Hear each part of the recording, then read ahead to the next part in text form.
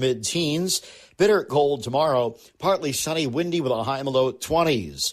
Check out our Storm Center at voiceofct.com, brought to you by Brown Roofing, BMW of Darien, and Sono Collision. I'm meteorologist Paul Piorek on WICC. In the real estate ecosystem, trust and transparency create harmony. But one elusive species disrupts this balance: the rogue agent. Their secrecy with off-market listings leave home buyers confused, frustrated, and inventory-starved. And that's bad news for sellers too. With Smart MLS, over 20,000 realtors unite, creating more demand, offers, and better results. Ask your agent if your home is on Smart MLS. Go to voiceofct.com and click on contests. Enter to win tickets to see Super Diamond, the Neil Diamond tribute at the Palace in Stamford Friday, January 30th. Tickets on sale now. Before you grab your keys, you've got the news, traffic, and weather from the voice of Connecticut. Back to Melissa in the morning, WICC 600 and 95.9. An autopsy report reveals new details in the death of 11-year-old Jacqueline Mimi Torres Garcia, whose body was found in a tote behind an abandoned New Britain house back in October of 2025. Police revealing, though, that little Jacqueline actually died back in 2024.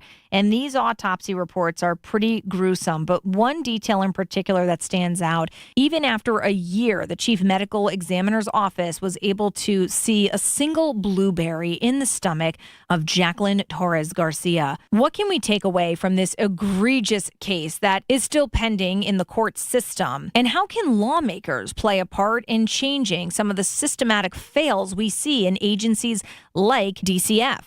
We spoke with State Senator Jason Perillo, who's also the ranking member of the Committee on Children here in Connecticut, to talk more about this following the autopsy results. I mean, honestly, it's shocking. And it sort of brings us back to the question that we've been asking from the start, right? Like, how did it get this far? How did nobody realize what was going on? And, the fact that, it's like, as you said, just such a terrible situation where the poor child was discovered completely starved and malnourished. We can't make sense of that. Mm-hmm. But as I said to you before, and this is really important, we need to keep our eye on the ball.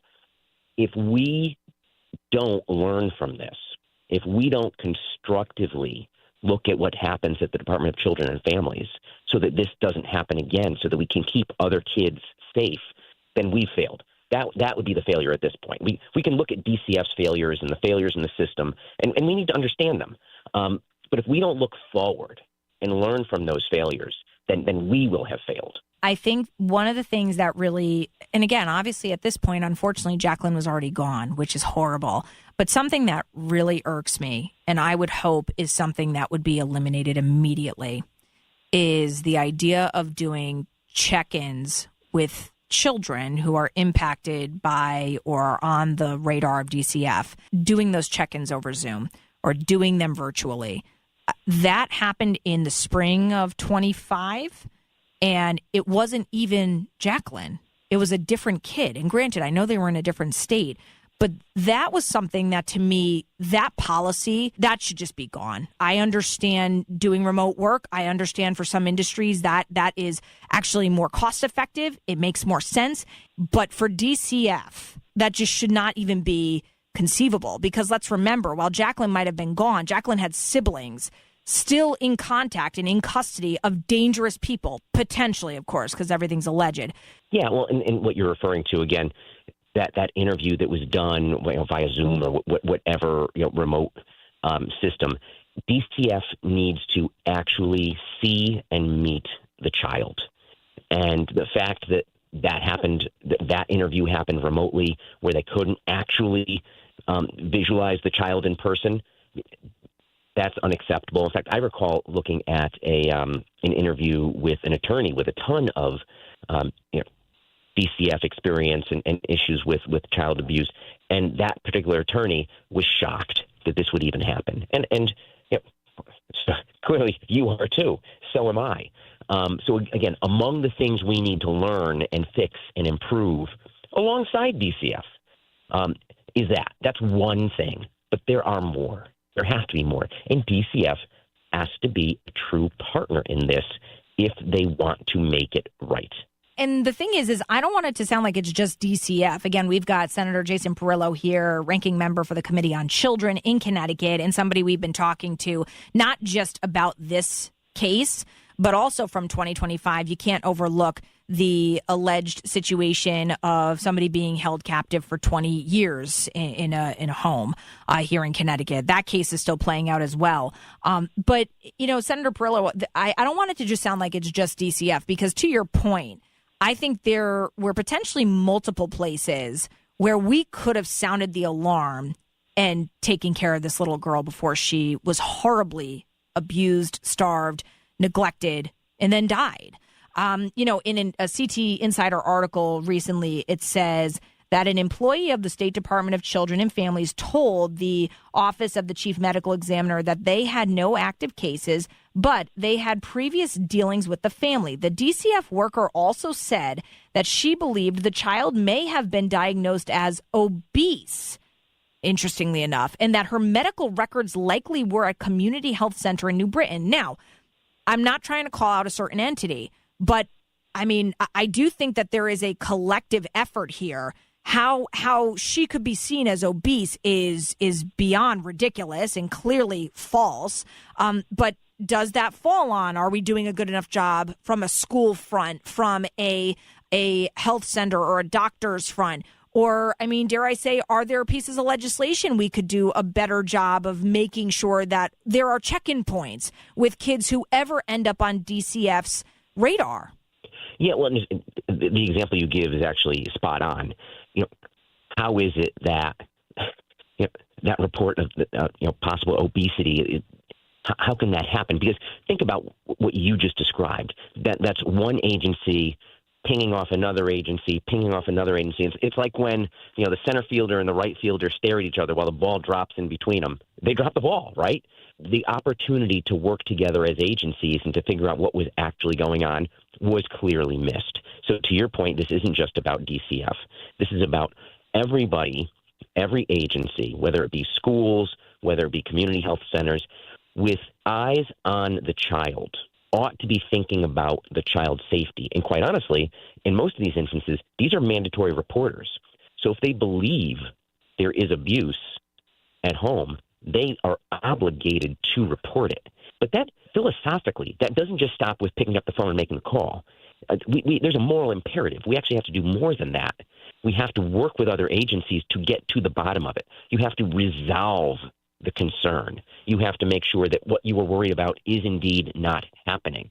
And in this case, that clearly didn't happen.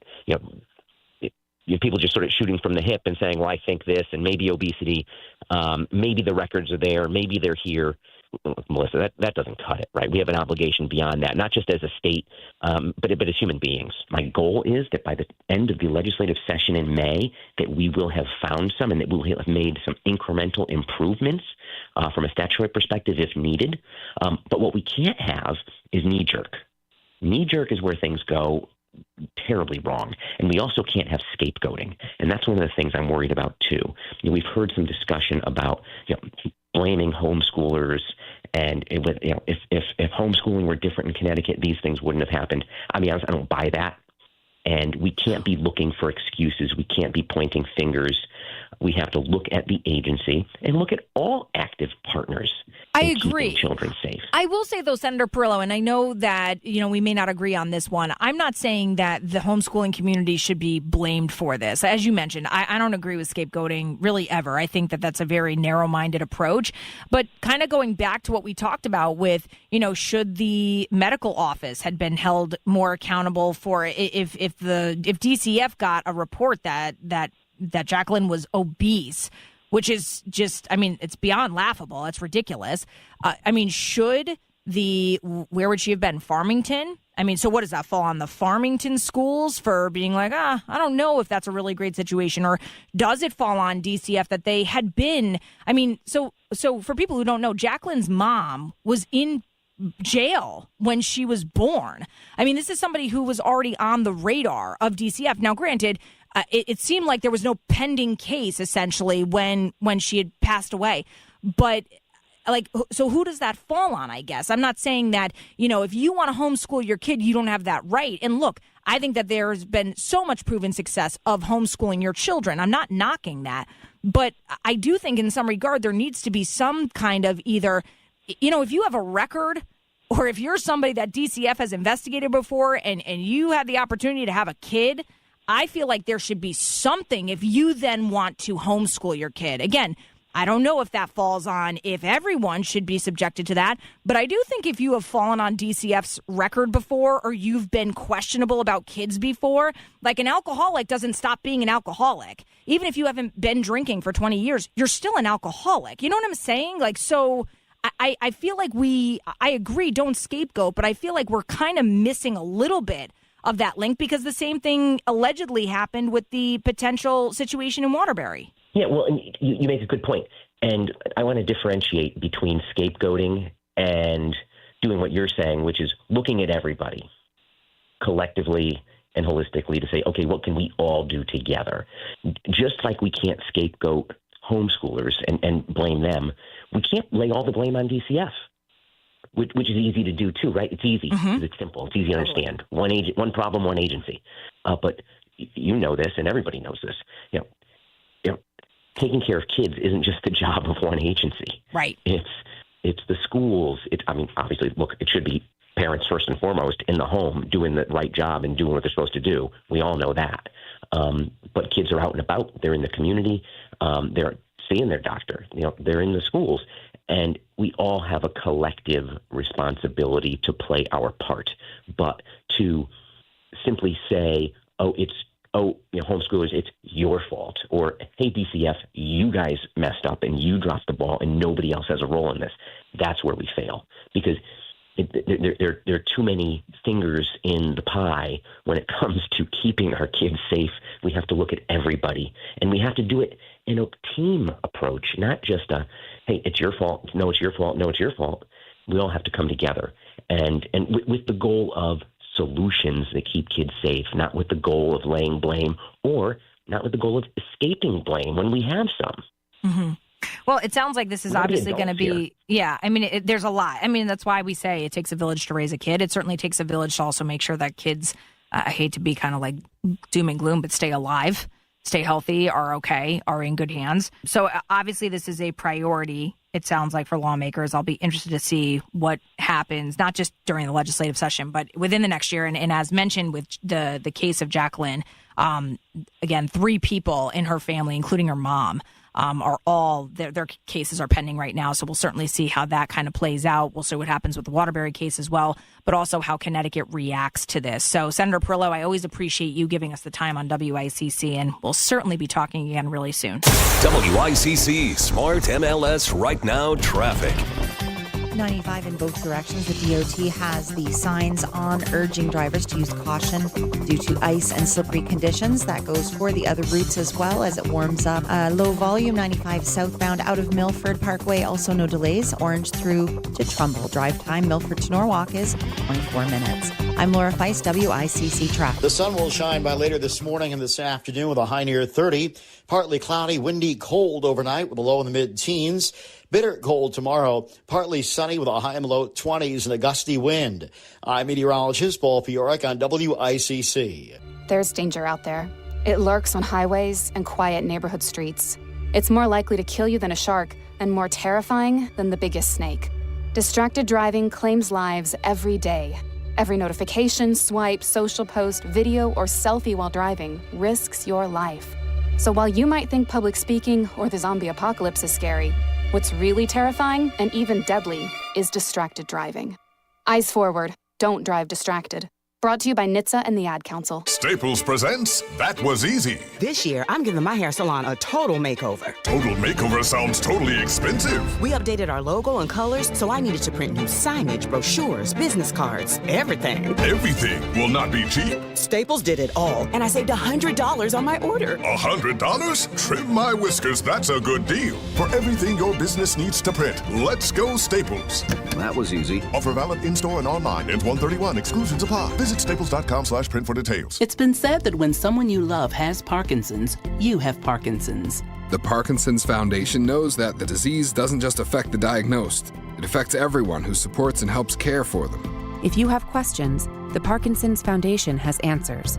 We can help you understand the disease and give you tips for living a better life. Find your answers at parkinson.org or call 1-800-473-4636. The Parkinson's Foundation. Better lives together. Your small business is your American dream. But don't go it alone. Get the mentorship and education you need with SCORE. For years, we've helped millions of entrepreneurs for free. Find a mentor at score.org. WICC, the voice of Connecticut. WICC Bridgeport, WFOX Southport, WEBE HD2 Westport, WPLR HD2 New Haven, locally owned by Connoisseur Media. This is CBS News on the Hour, your home for original reporting. I'm Deborah Rodriguez. Anti-ICE protesters in Minneapolis could be getting company. 1,500 U.S. military troops are now on standby in Alaska, ready to deploy to the Twin Cities. Police Chief Brian O'Hara tells CBS's 60 Minutes he's worried. All these tensions have been building, and I'm afraid we're going to have another moment where it all explodes. 60 Minutes' Cecilia Vega asked Immigration and Customs Enforcement's Marcos Charles. Are you bothered by seeing American citizens getting detained in these operations? I'm bothered by seeing people take action against my officers, using vehicles to try to ram them, assaulting my officers. Our new CBS News poll finds 54% of American voters believe the shooting death of Renee Good was not justified, with a clear divide along party lines. NATO allies responding to President Trump's threat to impose 10% tariffs if they don't back his bid to take over Greenland. I'm Vicki Barker at the Foreign Desk. In a joint statement issued after an emergency meeting, all 8 European nations said Trump's tariffs threat risks undermining transatlantic relations, and they warned of, quote, a dangerous downward spiral. And in a separate Facebook post, Denmark's prime minister said Europe won't be blackmailed. Police in southern Spain say at least 39 people were killed in a high-speed train collision, and they're still searching the twisted wreckage for bodies. The BBC's Guy Hedgecoe from Madrid. The thing that seems to be mystifying the authorities is that the train that derailed did not seem to be going round a corner, or going around a bend, rather, or certainly a steep bend, when the accident happened. So there's not been a sort of an obvious reason for the derailment to happen. A deep freeze has descended over a huge chunk of the U.S. Floridians even got some rare snow, including this man in the Panhandle. Kind of surprised more than anything, and not very excited about it. I mean, we live in the South, so it's not something we look forward to. Blizzard conditions made travel treacherous across the plains. Freezing rain made driving dicey from Jersey to Boston. Dolly Parton turns 80 today, and Tennessee's declared January 19th Dolly Day. CBS's Matt Wolf. Lainey Wilson at the Grand Ole Opry during Dolly Parton's birthday celebration over the weekend. The Queen of Country not in attendance due to ongoing health concerns, but at 80, she holds 11 Guinness World Records, including most studio albums by a female country artist. She's also got over 100 million records sold in her 6 decades behind the mic. This is CBS News. I'm Andrew Garrett. Follow and listen to The Takeout on the free Odyssey app or wherever you get your podcasts. I'm Bob Burke, founder and chairman of Burke America Parts Group, a family of brands that includes RepairClinic.com, an appliance and HVAC parts solution company that's grown into an international brand. Before AmericanEagle.com, we partially launched a new technology platform developed by another firm. American Eagle helped take our technology to a whole new level with digital marketing, software development, and business insights into our key markets, appliances, HVAC, and outdoor power equipment, and did so both on time and on budget. AmericanEagle.com has the resources, experience, and talent needed to produce solutions. Our new technology platform, developed by AmericanEagle.com, has produced tremendous results with higher traffic, conversion, engagement, and online revenue. If you have any home repairs you need to take care of, check us out at RepairClinic.com. If you need a world-class website or technology project, then I would highly recommend AmericanEagle.com. Call AmericanEagle.com at 773-NETWORK. That's AmericanEagle.com, 773-NETWORK. WICC 695.9, Connecticut Lottery Voice of Connecticut Local News Update. Residents across most of the state are waking up to a few extra inches of snow this morning. The winter weather advisory was in effect through early this morning. 3 to 5 inches of snow was forecast for portions of the state, including Stamford. After the snow comes the cold, as wind chills will make tomorrow morning's commute feel like the single digits. Several area events are being held today in honor of Dr. Martin Luther King in Stratford. The Sterling Community Center is holding its 4th annual Martin Luther King Jr. celebration from 9 a.m. until noon.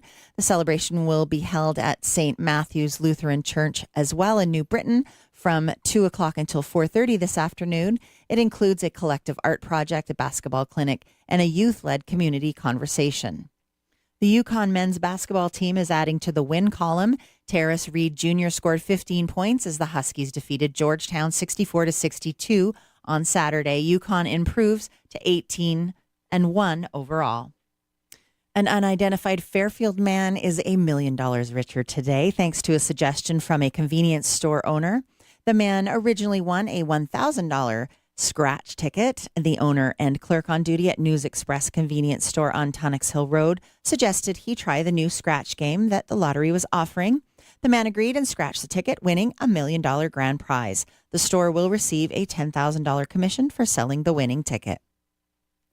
Drivers traveling down Dogwood Drive in Shelton may notice a new towering resident in a front yard. Shelton resident Leon Tyrell said his family, including 3 of his grandchildren and their dads, constructed a snowman estimated to be about 9 feet tall on Sunday morning. The project took a little more than an hour to complete, he said, and the snowman was named Archibald after Tyrell's future son-in-law, who is overseas. I'm Laura Feist, WICC News. WICC Smart MLS Right Now Traffic. 95 in both directions. The DOT has the signs on urging drivers to use caution due to ice and slippery conditions. That goes for the other routes as well as it warms up. Low volume 95 southbound out of Milford Parkway. Also no delays. Orange through to Trumbull. Drive time Milford to Norwalk is 24 minutes. I'm Laura Feist, WICC Traffic. Clearing by mid to late morning with a sunny afternoon on the way and a high near 30. Partly cloudy, windy, cold overnight with a low in the mid-teens. Bitter cold tomorrow. Partly sunny, windy with a high in the low 20s. Check out our Storm Center at voiceofct.com, brought to you by Brown Roofing, BMW of Darien, and Sono Collision. I'm meteorologist Paul Piorek on WICC. Hi, I'm Peter from Donut Delight. Donut Delight has used Steve Basso Plumbing, Heating, and Air Conditioning since 1994. From installing plumbing in our new stores to maintaining our existing stores and our personal homes. Their guys have always been very professional and great to work with. Donut Delight has been very happy with Steve Basso Plumbing, Heating, and Air Conditioning. Looking for a reliable plumbing or HVAC company? Steve Basso Plumbing, Heating, and AC has proven customer satisfaction since 1974. Go to BassoPHAC.com. That's BassoPHAC.com. There's always a great lineup of shows coming to the Richfield Playhouse. January 23rd, it's Vocal Group Hall of Fame inductees, Jay and the Americans. This magic moment. February 13th, it's Rock and Roll Grammy and Songwriter Hall of Fame's The Rascals' 60th Anniversary Tour. And February 28th, it's the Ultimate Beatles Tribute Band, the Fab Four. Jay and the Americans, the Rascals, and the Fab Four. 3 great shows, 1 great venue. Tickets at richfieldplayhouse.org. A look at the news near your neighborhood. The Fairfield University Graduate and Professional Studies around the region. Now on Melissa in the Morning, WICC 695.9, the voice of Connecticut. Well, hey there. Good morning at 9 past 6 o'clock in the morning on this Martin Luther King Jr. Day, Monday, the 19th of January 2026. It's Paul and for Melissa. Melissa in the Morning. We take you around the region. And yeah, as you just heard on the news, residents across most of the state of Connecticut waking up to a few extra inches of snow this morning. Nothing crazy. It tends to snow in January, just so you know. The winter weather advisory was in effect through early this morning. I think that officially ended around 4 o'clock or so this morning. 3 to 5 inches of snow forecast for parts of the state, including Stamford. The wind chills kick in tomorrow. An elderly man dead after an ATV accident in Southington yesterday afternoon. Police there responding to Mandel Drive in Southington just before 3 p.m. on Sunday. The official cause of death not determined yet. Police say no other vehicles were involved in that accident. To Hamden we go. One person dead after a shooting Saturday morning in Hamden.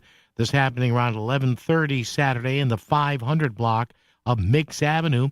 When cops got on the scene, one person was unresponsive, at least one gunshot wound there. That person taken to Yale New Haven Hospital, where they later died. Investigators say there were at least 3 suspects who approached the victim's vehicle with at least one firing, and then the group fleeing on foot. A dozen residents displaced by a fire in the city of Waterbury over the weekend. The fire breaking out in the basement of a multifamily apartment on Country Club Road after 5 p.m. yesterday evening. No injuries, 8 adults, 4 kids among those who have been displaced. Hartford police investigating the first homicide of 2026. Police say 26-year-old Teixeira Dorival was driving along Francis Avenue Friday night when he was shot. This resulted in Dorival crashing into a phone pole. He was taken to a local hospital where he died. No word on the motive for that shooting or any arrests. A man hospitalized after a shooting in Hartford. Police say the victim was gunned down early last night along the 100 block of Nelson Street. He was conscious when taken to the hospital. No word on a motive for that shooting. In East Hartford, an investigation underway after 3 people were stabbed there. Police say this took place yesterday morning on Francis Street. No word on the condition of the victims there. Several area events being held today in honor of Dr. Martin Luther King Jr. The Sterling Community Center in Stratford set to hold its 4th annual MLK Jr. celebration, 9 a.m. this morning until noon today. It'll be held at St. Matthew's Lutheran School. Another one in New Britain, 2 until 4:30 this afternoon. That one includes a collective art project, a basketball clinic, and a youth-led community conversation. West Hartford holding its 30th annual MLK celebration in the Town Hall Auditorium from 10 to 11:30 this morning. As we continue right here on Melissa in the Morning, right here on WICC. A security guard injured following a shooting in the town of Hamden. Police say a security guard was trying to intervene in a fight, apparently, between 2 people at the district, that's at 925 Treadwell Street early on Saturday morning. When he was shot, the victim was taken to a hospital with non-life-threatening injuries. That incident continues to be under investigation. And over the weekend, the UConn men's basketball team adding another check to the win column. Terrace Reed Jr. scored 15 points as the Huskies, who now improved to 18-1 overall, defeat Georgetown by a count of 64-62. All right, that's our look around the area this morning. Hey, hello, how are you? 203-333-9422, 333-WICC. That is the number. It's Paul and for Melissa on the Melissa in the Morning program. Monday, a federal holiday, the holiday where we honor Dr. Martin Luther King Jr., and there'll be, as we mentioned, area events all around. And we're here with you till 10. How about that? Got a few guests coming up later on of the day. Phone lines are open and the text line as well. So if you want to talk or text, it is the same number. We've been telling you that for months here now. 203-333-9422, 333-WICC. I've got the text screen all up and open here today, all cranked up to get your text messages in. Because, sometimes there's stuff you want to say on the radio, but you don't want to say it on the radio. Now, we love our phone calls. Don't get me wrong here. We love when the phone rings and we punch you up and magically your dulcet tones are on the air. But sometimes there's stuff you want to say like, I don't want to have my voice on the air because then if she recognizes me, then that's not going to be good. This, that, and the other, yada, yada, yada. So to eliminate the yada, yada, yada, we installed our text messaging system a few months back, and it's worked out great. I tell you something on the afternoon show, which I ply from Monday through Friday from 2 to 6 here. Some of the texts are very funny. I can't read them on the air, but they're really funny. Especially some of the, I shouldn't say this, but especially some of the text messages that tend to comment on what previous callers have said or their level of ingenuity, whatever. I'm just telling you, people are funny. So if you'd like to send me a whimsical, a serious, a nasty, a joking text, you can. 203-333-9422, 333-WICC. Hey, coming up on the program today, gentlemen I love to talk to all the time about politics in Connecticut. Dr. Jonathan Wharton, Southern Connecticut State University, is now we have a third entrant on the Republican side for the governor's race in the state, the former lieutenant governor of New York State, Betsy McCoy, and a former Republican state legislator, Harry Aurora. Now, I'm seeing that over the weekend. He may jump in as well. Of course, we'll be talking about what's going on, what continues to go on into and through Minneapolis, some serious stuff there. And come on, who's for taking over Greenland? Why don't we do that? All right. We'll go there. It'll be huge. It'll be wonderful. Oh, man. All right, 203-333-9422, 333-WICC. Whatever's on your mind. If you want to just say good morning, do a Monday Federal Day shout-out, call me up, yell at me, ask me some probing questions, whatever you'd like. We're here for you. It's Paul and for Melissa, the award-winning Melissa in the Morning program right here on WICC. WICC Smart MLS Right Now Traffic. 95 in both directions. The DOT has the signs on urging drivers to use caution due to ice and slippery conditions. That goes for the other routes as well as it warms up. Low volume 95 southbound out of Milford Parkway. Also no delays. Orange through to Trumbull. Drive time Milford to Norwalk is 24 minutes. I'm Laura Feist, WICC Traffic. Sponsored by RD Cinto. It's time to move your office to an RD Cinto property, and you'll avoid all this traffic. Learn more at Cinto.com. You deserve it. The sun will shine by later this morning and this afternoon with a high near 30. Partly cloudy, windy, cold overnight with a low in the mid-teens. Bitter cold tomorrow. Partly sunny with a high and low 20s and a gusty wind. I'm meteorologist Paul Fioric on WICC. You're not always near your radio, but you still want to stay informed on Fairfield County matters. There are lots of ways to enjoy WICC beyond your radio at 695.9. Stream us free at work on voiceofct.com or on your smartphone by downloading our app. And now it's easier than ever to listen on your smart speaker when you say, play WICC. The voice of Connecticut is always live, local, and free, wherever you are. This year marks 100 years of broadcasting for WICC. Thank you, the voice of Connecticut. WICC 695.9. So here's the question. In 1926, huh? I guess. Back in 1926 were ice missiles a story, a thing? If you used the term ice missile back when WICC signed on the air in 1926, would people have known what you're talking about? Interesting story here by Austin Mermina in the Hearst, Connecticut media sites, Connecticut Post. The state, and I remember a few years ago when this was put into play here, Connecticut's ice missile law is still catching drivers off guard after it snows. Now, I just to be completely honest here, I will let loose with a little bit of a Mea culpa, or is it a mea culpa? I guess it's mea.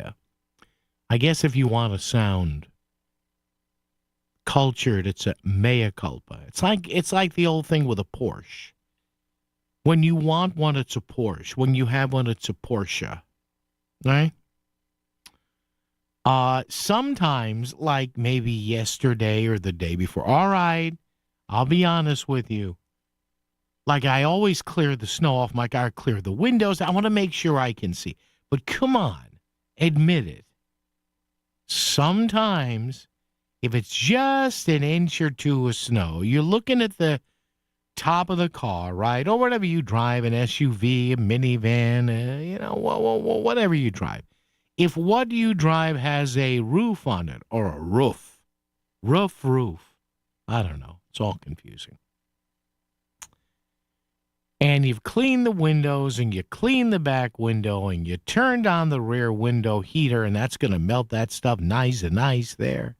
And you've cleaned off the two side windows on the driver's side and on the passenger side, and you've even cleared off the front window, right? And you're just about to get in the car, and you look at the top of the car, and it's got, I don't know, an inch of snow on it. Now, we're not talking about if the thing's got 7 or 8 inches on it after a blizzard, right? We know that. But, you look at the top of the car, and you say, nah, the wind will blow it off. Come on, admit it. It's okay. You can be honest with your Uncle Paulie here at 6:21 on a federal holiday, nice and nice early. Come on.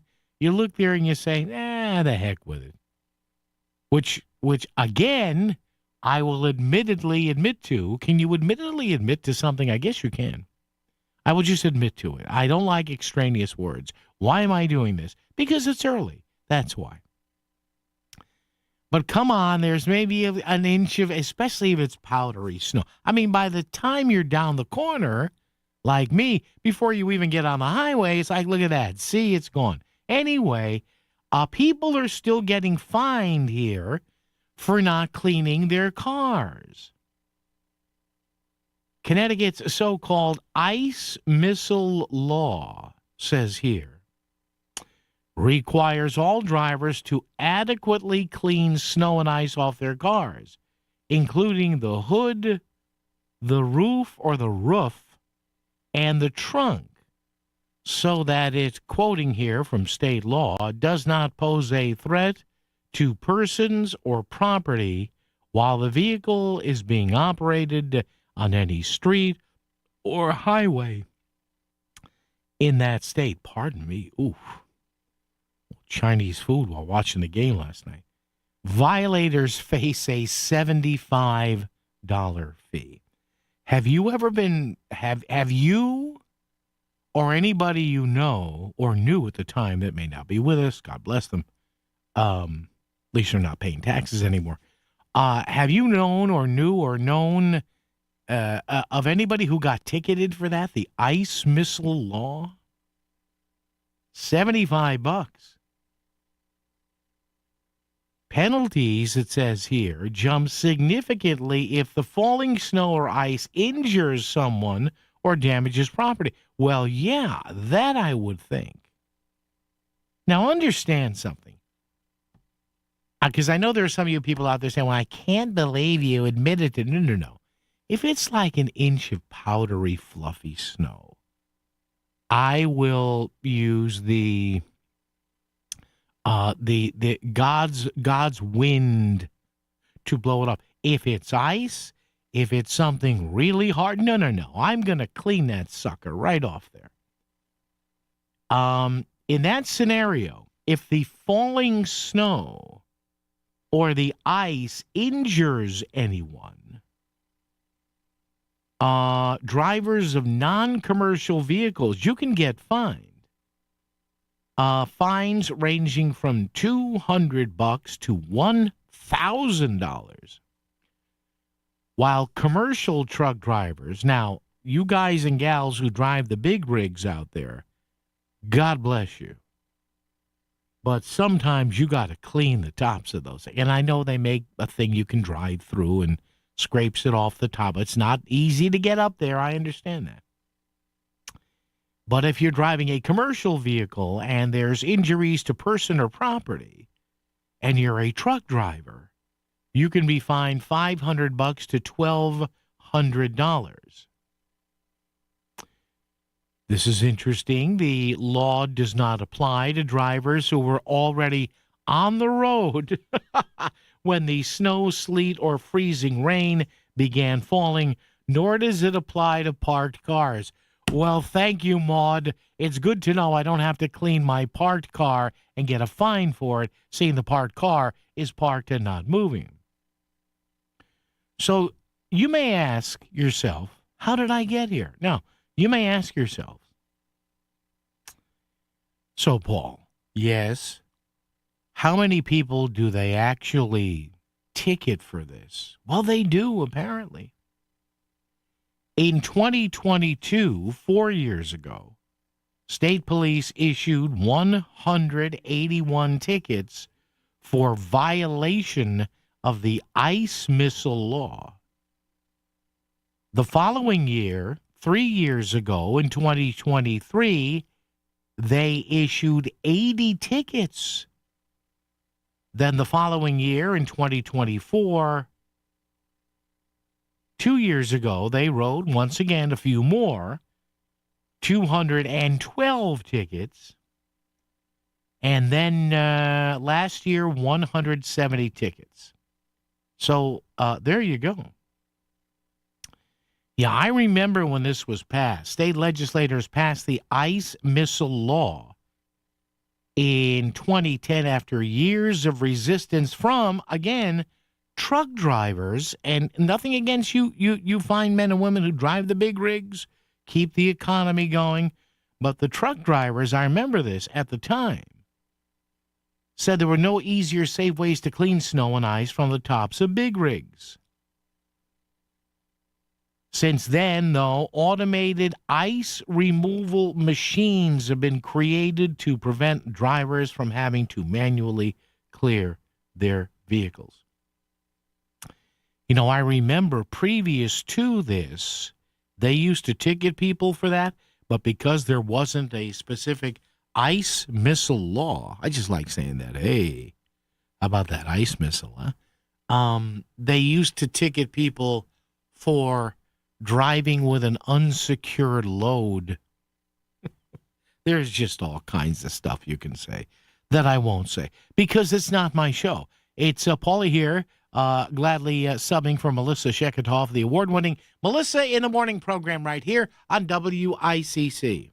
WICC Smart MLS Right Now Traffic. 95 in both directions. The DOT has the signs on urging drivers to use caution due to ice and slippery conditions. That goes for the other routes as well as it warms up. Low volume 95 southbound out of Milford Parkway. Also no delays. Orange through to Trumbull. Drive time Milford to Norwalk is 24 minutes. I'm Laura Feist, WICC Traffic. Clearing by mid to late morning with a sunny afternoon on the way and a high near 30. Partly cloudy, windy, cold overnight with a low in the mid-teens. Bitter cold tomorrow. Partly sunny, windy with a high in the low 20s. Check out our Storm Center at voiceofct.com. Brought to you by Brown Roofing, BMW of Darien, and Sono Collision. I'm meteorologist Paul Piorek on WICC. Bumped your bumper? Kissed a curb? With Sono Collision, your car will be back to top notch in no time. Because we don't just repair, we care. Visit sonocollision.com. Your car will thank you. Metal Supermarket's not where you buy your eggs, but where you buy all the metal you need. The world's largest small quantity metal supplier with over 8,000 types, shapes, and grades is now in Danbury and Bridgeport. Fabricators, construction crews, manufacturers, auto shops, and hobbyists find the metal you need cut to size and ready fast with no minimum order. Or browse our drops and remnants. Fill your cart at Metal Supermarkets in Bridgeport at 1085 Connecticut Avenue or Danbury at 4 Lee Mack Avenue. The silence of fresh powder. The power to get there. Discover the new Land Rover Defender at Land Rover Fairfield. Geared for epic days with top-tier equipment from CB Sportif in Westport. Master the season. Adventure calls. Must qualify for enrollment. Results may vary. We all hear the radio ads about the IRS. They tell you to be afraid, to be scared, and they try to frighten you into calling. I'm not here to do that. Tax Relief Advocates is different. TRA is here to tell you that if you owe money to the IRS, whether it's $5,000, $50,000, or $500,000, we have a solution. It doesn't matter if you're sitting in your car, at work, or with your kids. No matter where you are, call now. 800-583-5795. Don't lose hope. TRA can eliminate or reduce what you owe to the IRS. Generous programs are now available that can give you a fresh start. Our passion is taxes and helping individuals fix their IRS problems. We have over 1,000 5-star reviews on Google and an A+ with the Better Business Bureau. You don't need to be afraid of the IRS any longer. End your tax nightmare today by visiting us online at TRA.com or call 800-583-5795. That's 800-583-5795. Tax Relief Advocates. Real solutions for real people. This is WICC 695.9, the voice of Connecticut. CBS News Brief. The man who oversees ICE arrests and deportations, Marcos Charles, is defending the administration's threat to send 1,500 troops into the city to crack down on anti-ICE protesters. He tells CBS's 60 Minutes. The rhetoric that's coming out from a lot of our politicians is to not trust us, which is very odd to me. European leaders formalizing responses to President Trump's threat to slap 10% tariffs on NATO nations that don't back his bid to take over Greenland. CBS's Lee Kinnery. Denmark's prime minister said she's supported by allies, saying Europe will not be blackmailed. People across a large swath of the U.S. are battling snow and single-digit temps. Buffalo Mayor Sean Ryan. Preparation for storms is all about collaboration. We're all working together in partnership. And we're going to be ready depending on what Mother Nature brings us. Winter storm warnings in effect there until Wednesday afternoon. CBS News Brief. I'm Deborah Rodriguez. WICC 695.9, Connecticut Lottery Voice of Connecticut Local News Update. Residents across most of the state are waking up to a few extra inches of snow this morning.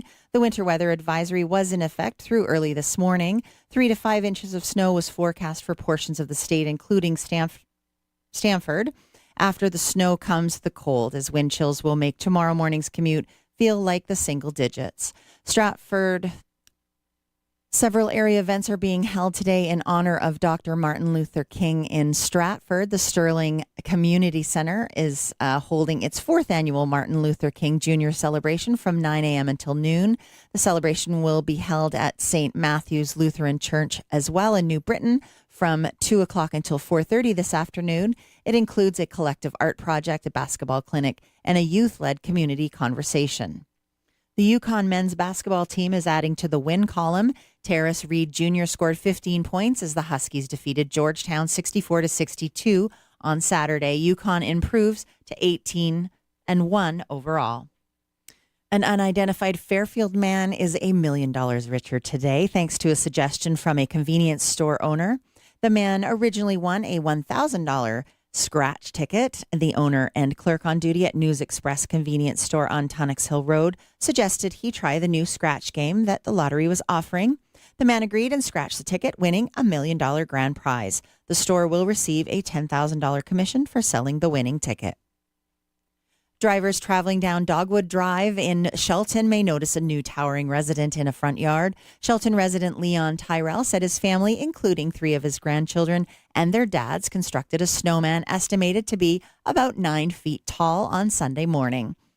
The project took a little more than an hour to complete, he said, and the snowman was named Archibald after Tyrell's future son-in-law, who is overseas. With your highlights, I'm Laura Feist, WICC News. WICC Smart MLS Right Now Traffic. 95 in both directions. The DOT has the signs on urging drivers to use caution due to ice and slippery conditions. That goes for the other routes as well as it warms up. Low volume 95 southbound out of Milford Parkway. Also no delays. Orange through to Trumbull. Drive time Milford to Norwalk is 24 minutes. I'm Laura Feist, WICC Traffic. The sun will shine by later this morning and this afternoon with a high near 30. Partly cloudy, windy, cold overnight with a low in the mid-teens.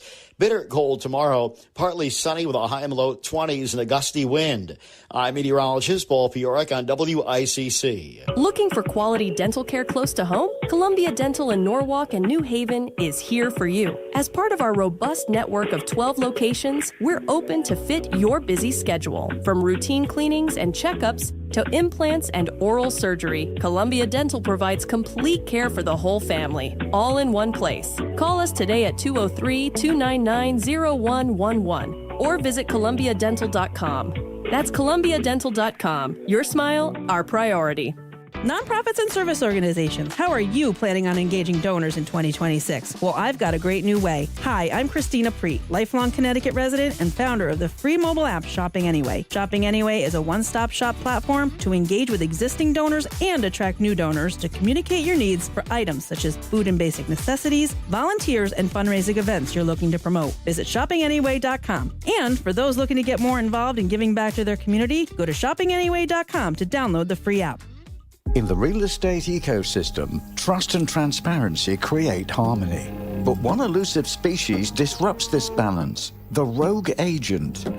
Their secrecy with off-market listings leave home buyers confused, frustrated, and inventory-starved. And that's bad news for sellers too. With Smart MLS, over 20,000 realtors unite, creating more demand, offers, and better results. Ask your agent if your home is on Smart MLS. Across the world, all over Connecticut, and all around Fairfield County. Now on Melissa in the Morning, WICC 600 and 95.9, the voice of Connecticut. Hey, how are you? Good morning. At, what is this now, 6:36? Yes. 6:36, that would be, let me see, 36, 2 minus 4, carry the 3, divided by 2, 24 before 7 o'clock here. It is Paul in for Melissa on the award-winning, I mean that seriously, the award-winning Melissa in the Morning program right here, WICC 600 AM, 95.9 FM, and of course online at voiceofct.com. It is a federal holiday, Dr. Martin Luther King Jr. Day today, so if you have the day off, enjoy the day. If not, take us with you right here on WICC.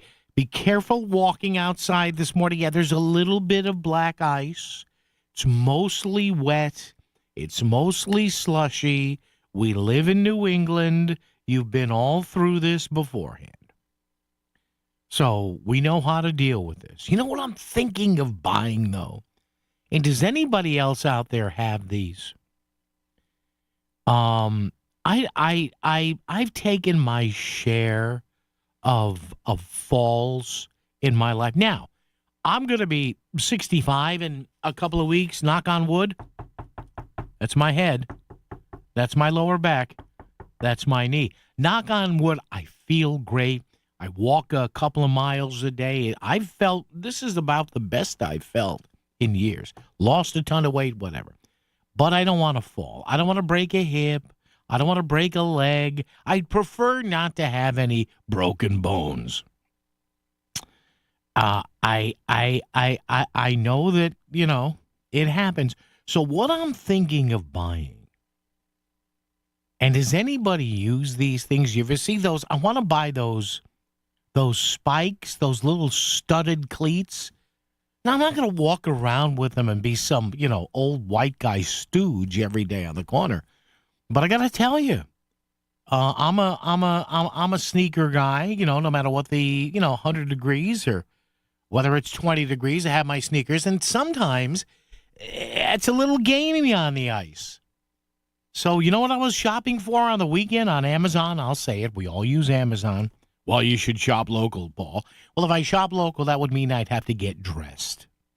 And sometimes you just don't want to put clothes on. Eric Eric did. Eric's got a visual right now. Right? All I said was, if I go out, dude, don't I have to wear some manner of clothes? This is why when you're home on Amazon, you don't have to point and click in whatever stage of undress you are. Oh, man. So anyway, you know, it was a little slippery around Casa de Pauli the other day.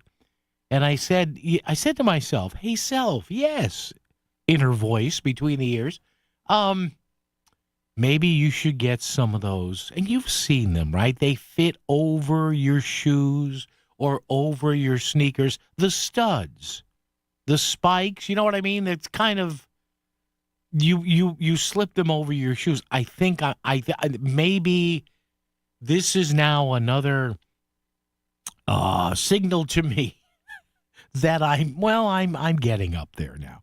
I embrace my almost 65 years on this planet. It's been a blast. It's been good. Hopefully I'm here for another 25 or 30. I'd like to be, depending upon my mental state.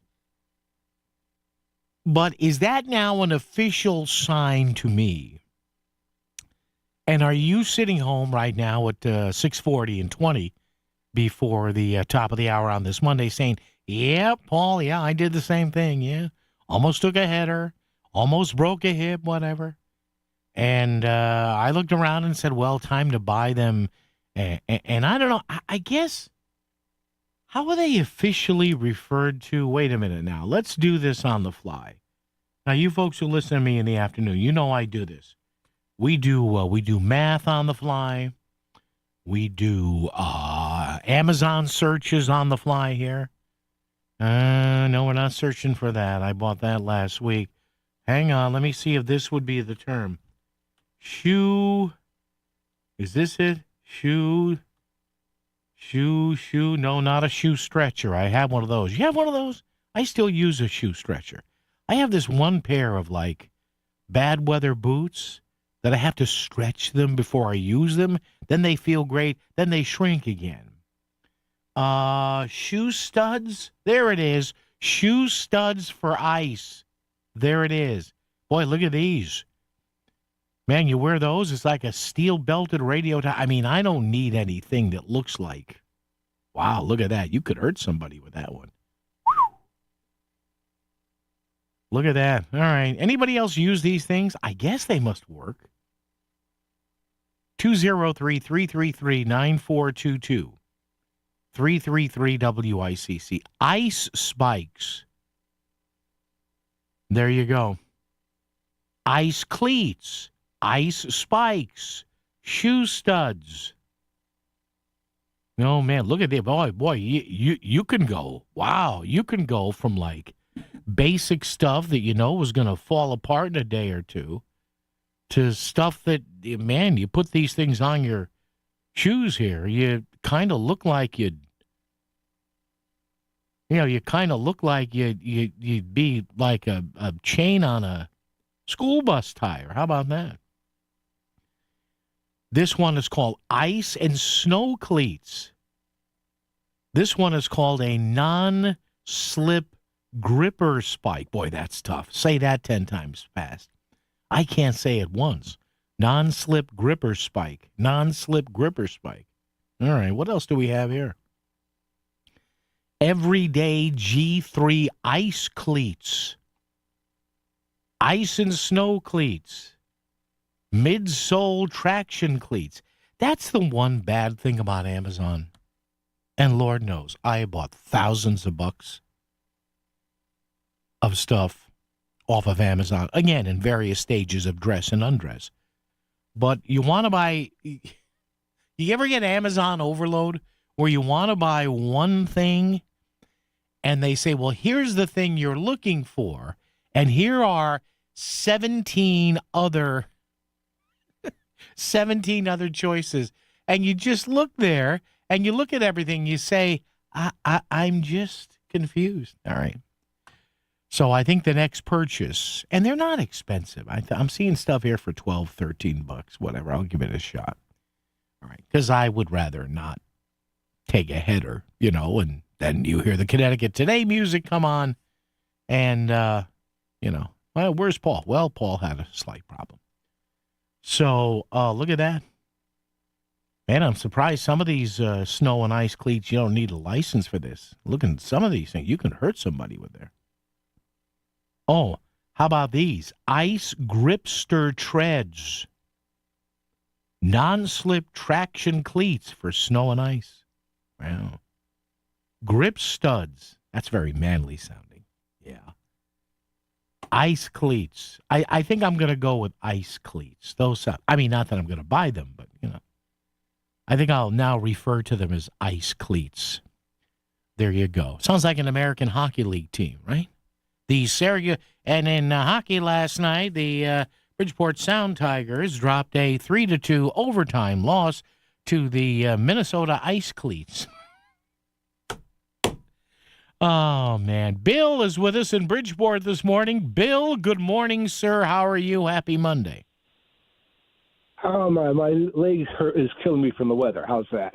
What's killing you? Years ago, what's killing you? Oh, your knee. Oh, you got one of those, huh? Yeah? 32 years ago this month, I went down on a sidewalk. Yeah. Shattered my kneecap. Oh. The business was too lazy to go to the hardware store across the street to get something to put on their sidewalk. Yeah. And it put me from going to try to go on the pro bowling tour. I got out of bowling completely because of it. Oh. And I'm going to be going for a replacement soon, as a matter of fact. All right, well, good for you, because eventually it's got to happen. That's probably what they told you, right? Oh, yeah. Yeah. I wanted to have it done years ago. Actually, I blame the doctor because he should have done it the way I said to do it. Just cut the knee, put the plastic kneecap in, and that's it. No, arthroscopic. 3 doctors, 4 procedures, and nothing but got worse. That's not good. That's not good. So at one time you were that good of a bowler, huh, Bill? Really? Oh, yeah. People didn't like to bowl against me and my team. Look at that. Huh? Did you ever have any 300 games? Did you ever have any 300 games? No, 277 was my highest. Okay, that's not bad. All right. That works. A lot of 240s, 50s, and 60s. Nah. No perfect game. I had a couple of buddies of mine that missed it, leaving 110. Oh, man, 299. Oh, my God. Made 299. Oh, man, so what are you doing? One buddy, and I watched one buddy in league actually bowl a perfect game. Nice. So what are you doing today? Just relaxing, kicking back a little bit? Yeah. Okay. That's it. Just chilling. Okay. All right. All right, Bill. Thank you, sir. Appreciate it there. Bill and Bruce. How about that? Bill was almost on the pro bowling tour, huh? Yikes. I'm not. I can't remember the last time I bowled. See, bowling is physical activity. Any brand of physical activity beyond breathing. No, I mean, I told you, I try to walk my 2.5 miles a day. You know? My favorite thing to do growing up was playing street hockey. I did have a little athletic ability at one time, right? I could probably still go to an automated batting cage today and probably go to the middle machine. You know, I mean, the Little League machine is like, 30 miles an hour, you know, and the you know, a lot of these places have a pro level machine, which is like 75, 80. No, middle machine is good. Give me like the 55, 60 mile an hour machine, which is like a batting practice fastball. I mean, I'm still pretty good in an automated batting cage. But other than that, we've retired. Not that I started doing anything, but you know.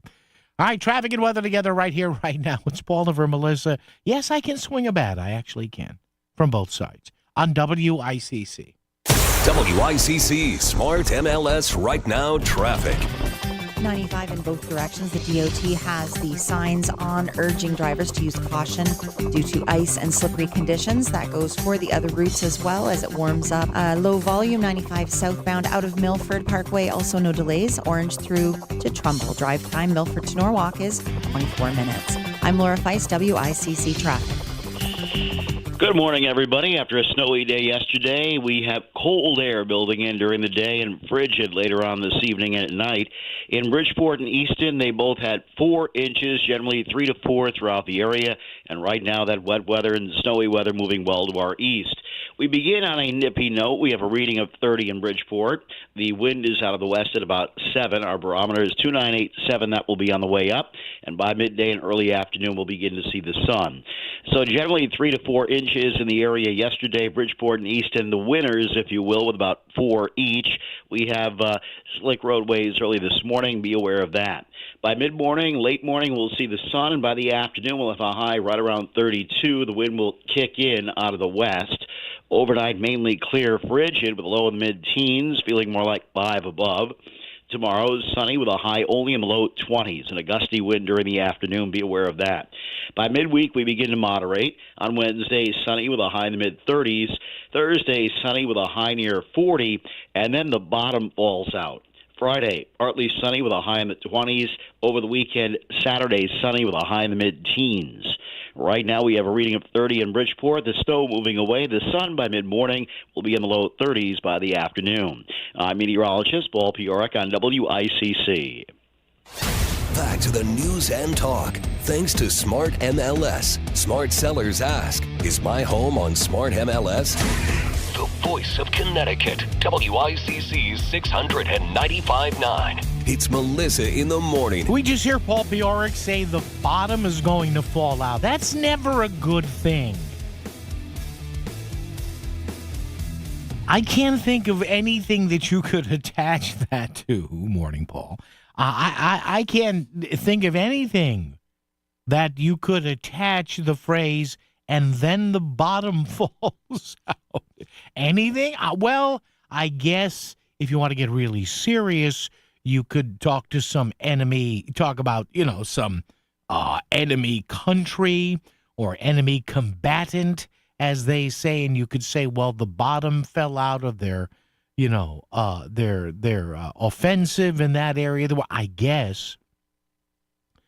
But generally, the bottom falls out. I assume Mr. Piorek was referring to temperatures, which actually weren't all that bad. You know what's really interesting too, and I finally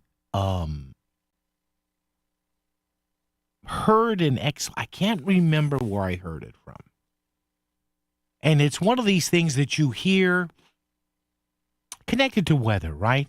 That you say to yourself, "Oh yeah, that makes perfect sense." You know how they say sometimes, instead of these conspiracy theories or trying to wrap yourselves around in any sort of pretzel shape, that the simplest explanation is usually the correct one. I was walking outside a couple of times yesterday, and, I'm up in Wallingford. I think we got about 3 inches of snow, 2.5, 3.5, whatever.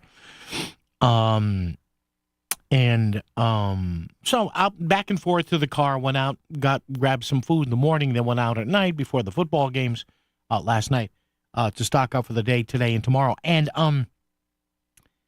you know how even in the middle of a storm, unless it's a blizzard, if it's not windy, right? Isn't it amazing how quiet it is? Now, unless you live, 10 feet from 95, 91, the Parkway or whatever. Isn't it wild how quiet it is when it snows? Even though it's not like midnight or 1 a.m. And I heard something last week. It was a feature playing on some station or some streaming service or whatever. And I said, yeah, I should have thought of that. And the reason, like, you step outside, or maybe if you have to go to your car, or maybe you just put the heavy coat on and jacket and go outside and look around when it's snowing.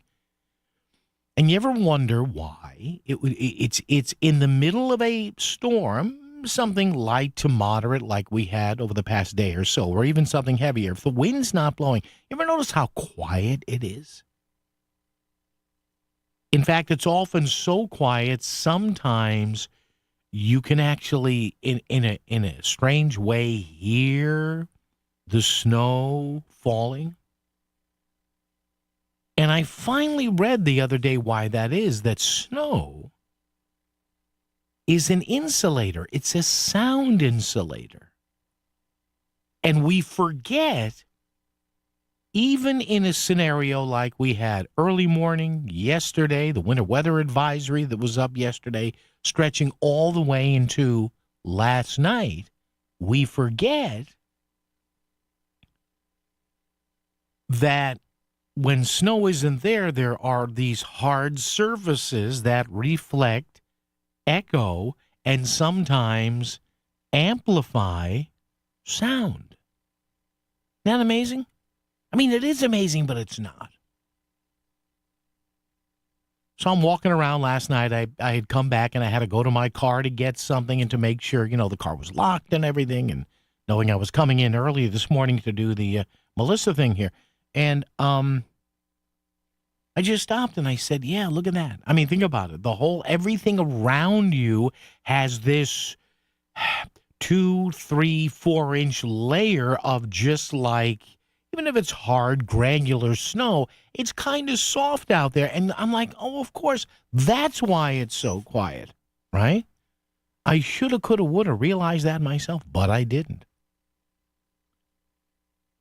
So just these weird things that you have encountered for however long you've been on this earth, 20, 30, 40, 50, 60, 70, 80 years, that you never think about. There are things around us that we never think about. It's another thing, too, I was thinking about the other day, because occasionally I do think. Then the pain sets in, and I have to stop. I was thinking, did it hurt? You funny guy. I'm funny? Funny how? God, what a classic scene. If you know, you know. I'm not explaining. I thought about this the other day, too. Think about this. Think about in your general neighborhood, wherever you live, in the middle of a city, in the middle of Bridgeport, Stamford, Norwalk. Maybe you have a house in Darien. Maybe you have an apartment in Sheldon. Wherever you live, right? Think about how we have our routines. And I don't know how this popped into my head the other day. Just kind of thinking, driving around, looking around. Think of how many streets, either main streets or little avenues or little residential lanes or whatever. Think of how many streets in your general area, wherever you live, off a main street, off of a major thoroughfare that you never walk down or you never even drive down. We are so set in our ways. I mean, think about it. You drive home every day. You drive to your sons, daughters, friends, family, work, right? Like coming here to Connoisseur from where I live in Wallingford, you're doing it, but you're not thinking about it. Same thing when you're around your general area. You're looking around, but take a look. Do me a favor. Just think about this over the next few days. There's no prize involved. I have nothing to give you. The prize closet, they don't give me a key to the prize closet here. And trust me, every radio station has a prize closet. You've probably heard that. But having said that, seriously, think about how many streets and roads and avenues and lanes and drives that you've never even driven on. And they may be quarter of a block, half a block from where you live. Think about that. I don't know. It's one of those things. I was just driving around the other day. And not that I should be saying, well, I'll go that way. It'll save me 30 seconds. No, I don't care about that. But, man, we become these creatures of habit. There's stuff we don't think about. How quiet snow makes wherever we live. Lanes, roads, avenues, streets that we look at, we never drive down. Oh, that's over there. A lot of us don't go over there. It's wild stuff when you think about it. And makes me sound somewhat literate, doesn't it? Traffic and weather together right here. It's Paul and for Melissa. Melissa in the morning on WICC. WICC Smart MLS Right Now Traffic. 95 in both directions. The DOT has the signs on urging drivers to use caution due to ice and slippery conditions. That goes for the other routes as well as it warms up. Low volume 95 southbound out of Milford Parkway. Also no delays. Orange through to Trumbull. Drive time Milford to Norwalk is 24 minutes. I'm Laura Feist, WICC Traffic. Clearing by mid to late morning with a sunny afternoon on the way and a high near 30. Partly cloudy, windy, cold overnight with a low in the mid-teens. Bitter cold tomorrow. Partly sunny, windy with a high in the low 20s. Check out our Storm Center at voiceofct.com. Brought to you by Brown Roofing, BMW of Darien, and Sono Collision. I'm meteorologist Paul Piorek on WICC. Hey, it's Melissa for Stanford Health. Did you know that world-class cancer care is available right here in Fairfield County? That's because Stanford Health, recognized for expertise, leadership, and innovation in person-centered care, has joined forces with Dana-Farber Brigham Cancer Center, ranked number 3 nationally for cancer care. When it comes to cancer treatment, you and those who matter to you deserve expert, compassionate care close to home. Stanford Health and Dana-Farber Brigham Cancer Center, here for you where it matters most. So in total, how much would you say you lost in this scam? I would say over $1 million. I worked really hard my whole life, and I wanted someone to share it with. I thought he really did love me, but he scammed me. It's not just the money. You almost lose a part of yourself. Every year, older Americans lose hundreds of millions of dollars to romance scams just like this. I'm Connecticut Attorney General William Tong. With AARP, we're working hard to stop these scams before they start. Visit aarp.org/fraudwatchnetwork. Recently, 1 in 4 people surveyed by Bankrate.com say they're literally losing sleep because of worries that they might not have saved enough to retire. Pretty much adds up because the number one fear of planning for retirement is running out of money. So if you're ready to get serious about planning for your future, you can start by listening to Mastering Your Wealth with host David Gagnon of First Financial Planners. Tune in Saturday mornings at 8 right here on WICC 600. Also get more details online at masteringyourwealthradio.com. You're listening to WICC 600 at 95.9. WICC Bridgeport, WFOX Southport, WEBE HD2 Westport, WPLR HD2 New Haven, locally owned by Connoisseur Media. This is CBS News on the Hour, your home for original reporting. I'm Deborah Rodriguez. We begin overseas, where the EU has just announced it'll hold an emergency summit Thursday on President Trump's threats to impose 10% tariffs on NATO allies that don't back his bid to take over Greenland. Britain's Prime Minister Keir Starmer. The use of tariffs against allies is completely wrong. It is not the right way to resolve differences within an alliance. CBS's Lee Canary. President Trump explained why he's doing this in a post, saying China and Russia want Greenland, and the U.S. acquiring it is essential for the Golden Dome, a weapons system in early development. Local leaders pushing back against the Trump administration's plan to send active duty U.S. troops into Minnesota to crack down on anti-ICE protesters.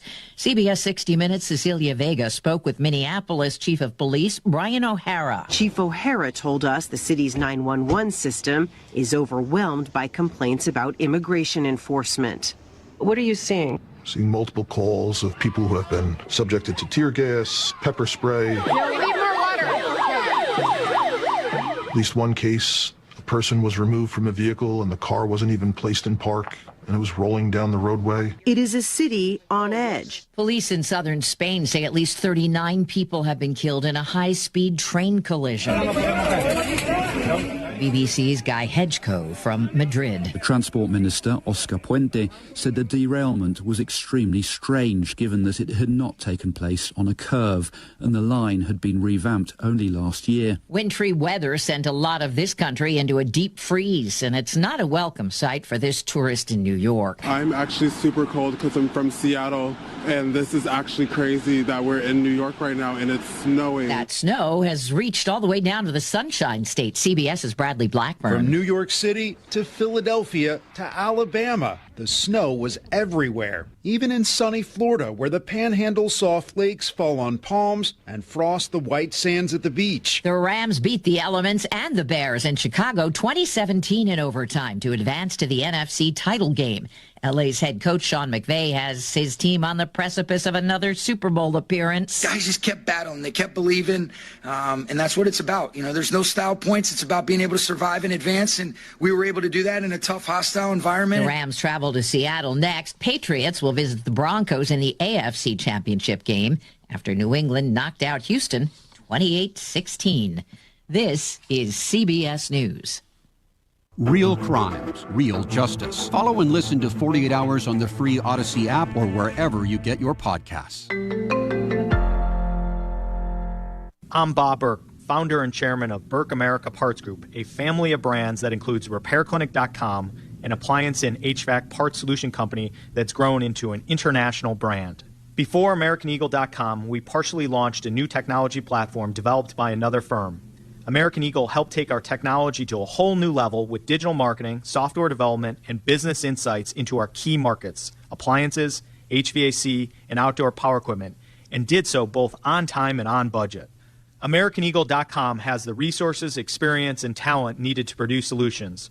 Our new technology platform, developed by AmericanEagle.com, has produced tremendous results with higher traffic, conversion, engagement, and online revenue. If you have any home repairs you need to take care of, check us out at RepairClinic.com. If you need a world-class website or technology project, then I would highly recommend AmericanEagle.com. Call AmericanEagle.com at 773-NETWORK. That's AmericanEagle.com, 773-NETWORK. WICC 695.9, Connecticut Lottery Voice of Connecticut Local News Update. Residents across most of the state are waking up to a few extra inches of snow this morning. The winter weather advisory was in effect through early this morning. 3 to 5 inches of snow was forecast for portions of the state, including Stamford. After the snow comes the cold, as wind chills will make tomorrow morning's commute feel like the single digits. Stratford. Several area events are being held today in honor of Dr. Martin Luther King in Stratford. The Sterling Community Center is holding its 4th annual Martin Luther King Jr. celebration from 9 a.m. until noon. The celebration will be held at St. Matthew's Lutheran Church as well in New Britain from 2 o'clock until 4:30 this afternoon. It includes a collective art project, a basketball clinic, and a youth-led community conversation. The Yukon men's basketball team is adding to the win column. Terrace Reed Jr. scored 15 points as the Huskies defeated Georgetown 64-62 on Saturday. Yukon improves to 18-1 overall. An unidentified Fairfield man is $1 million richer today thanks to a suggestion from a convenience store owner. The man originally won $1,000 on a $10 scratch ticket. The owner and clerk on duty at News Express convenience store on Tunsis Hill Road then suggested he try a new scratch game that the lottery was offering. The man agreed and scratched the ticket, winning $1 million grand prize. The store will receive a $10,000 commission for selling the winning ticket. Drivers traveling down Dogwood Drive in Shelton may notice a new towering resident in a front yard. Shelton resident Leon Tyrell said his family, including 3 of his grandchildren and their dads, constructed a snowman estimated to be about 9 feet tall on Sunday morning. The project took a little more than an hour to complete, he said, and the snowman was named Archibald after Tyrell's future son-in-law, who is overseas. With your highlights, I'm Laura Feist, WICC News. WICC Smart MLS Right Now Traffic. 95 in both directions. The DOT has the signs on urging drivers to use caution due to ice and slippery conditions. That goes for the other routes as well as it warms up. Low volume 95 southbound out of Milford Parkway. Also no delays. Orange through to Trumbull. Drive time Milford to Norwalk is 24 minutes. I'm Laura Feist, WICC Traffic. Clearing by mid to late morning with a sunny afternoon on the way and a high near 30. Partly cloudy, windy, cold overnight with a low in the mid-teens. Bitter cold tomorrow. Partly sunny, windy with a high in the low 20s.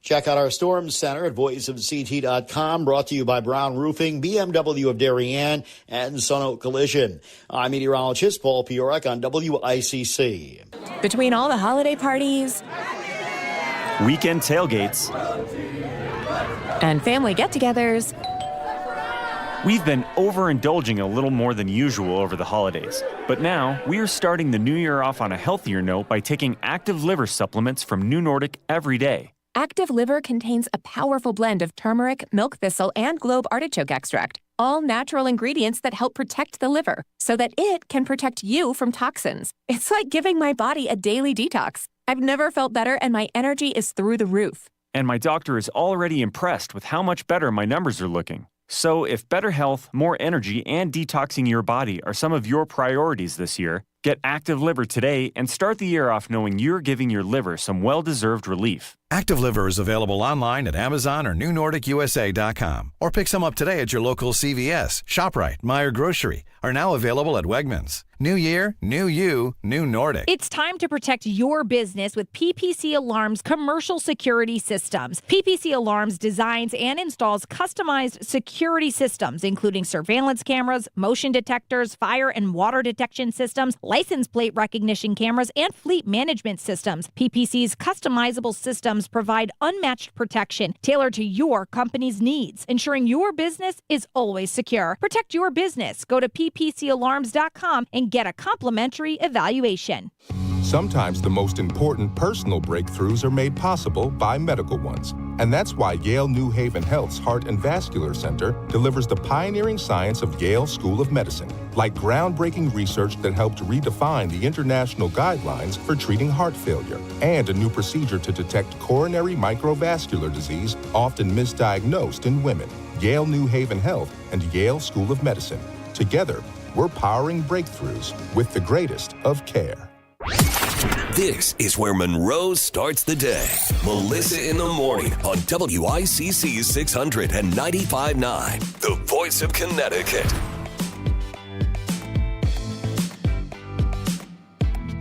You know, I'm going to say it again. Why is her music so much more groovy than mine? Look at that. Little rhythm guitar back there, little drum machine there. You know, and me in the afternoon, they stick me with the angry thing. I got, superhero music. I got to talk to one of the 37 bosses here at Connoisseur. I'm kidding. It's a joke. Relax. My God, he's getting mad. Oh, boy. 203-333-9422. 333-WICC. All right, it's Paul in for Melissa on the award-winning, world-famous Melissa in the Morning program. Coming up a little bit later on this morning, we shall chat with one of my experts I have on in the afternoon from time to time. A great political mind, Dr. Jonathan Wharton, Southern Connecticut State University, set to call us up and let us know what he thinks about the current state of Connecticut politics, including the Republican governor's race. You may have missed, if you don't follow it all that closely, we now have two candidates on the GOP side who've been on this radio station numerous times. State Senator Ryan Fazio of Greenwich and the now former multi-term mayor of New Britain, Aaron Stewart, both qualifying for public financing. And what that basically means is they have been able to raise on their own through fundraising about $260,000 of certain small donations and a certain number of the donations. Now, because Ryan Fazio and Aaron Stewart have done that, they have now qualified for $3 million. I think it's about $3.5 million to run a potential primary campaign against each other. Of course, assuming there is a primary, we're not sure. And then after that, the winner of said primary battle is going to get about $16 million or something like that to run against Governor Ned Lamont. Now, can you beat Ned Lamont with $16 million? I don't know. I mean, he spent $25 million last time in his second run against Bob Stefanowski. I think the time before that he spent 21 or 22. And listen, good for him. He can self-fund. But it's interesting, and I don't know how much Melissa's talked about this angle here on the program. Ned Lamont is actually now soliciting campaign donations. So you can use your own money, which Ned Lamont is. Guy's worth hundreds of millions of dollars from, his inheritance and also good business practices. He got in on the cabling business way at the beginning in the embryonic stages of cable television and cabling for computers. But Ned Lamont, for the first time in years since his first run in 2018 and his second run in 2022, he's actually soliciting money to maybe make it look like he's not just another deep-pocketed rich guy from Greenwich.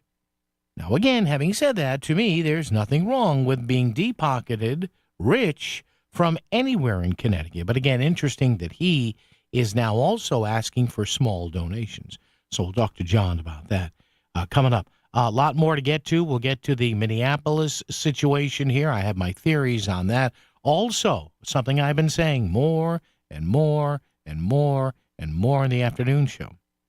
People can complain and whine and scream and yell about these red light cameras, speed cameras, whatever.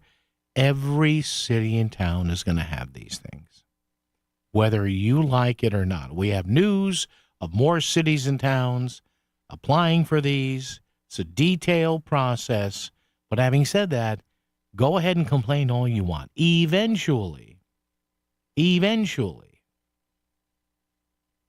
some will be quicker than others, but eventually you will see your city and town, wherever you live, whether it's so-and-so Connecticut or Hitsville, USA, you're going to have speed cameras, you're going to have red light cameras, and you're going to have stop sign cameras. So my advice to you folks out there, learn where the brake pedal is and learn where the cameras are.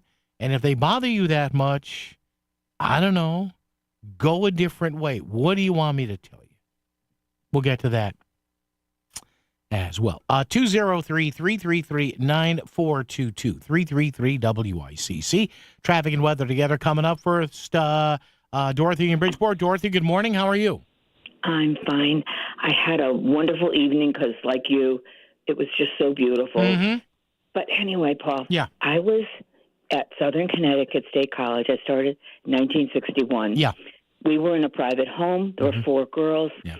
I was doing history as a minor, and Judy came over and she said, Dottie, they want some women from our college, Southern Connecticut, to go to LaShaw's restaurant. It was a Sunday night, Paul. Yeah. And I had never heard of the Third World Order.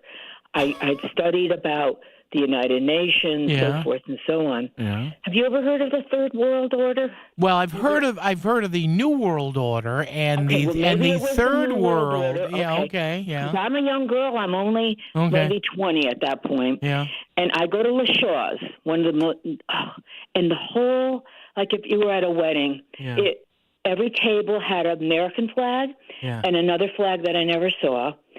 And at one point, the gentleman who I think Judy was recruited, she was from New Jersey. Yeah. The 3 of us. Anyway, it was so interesting. And these 4 beautiful college women, and there might have been a few more.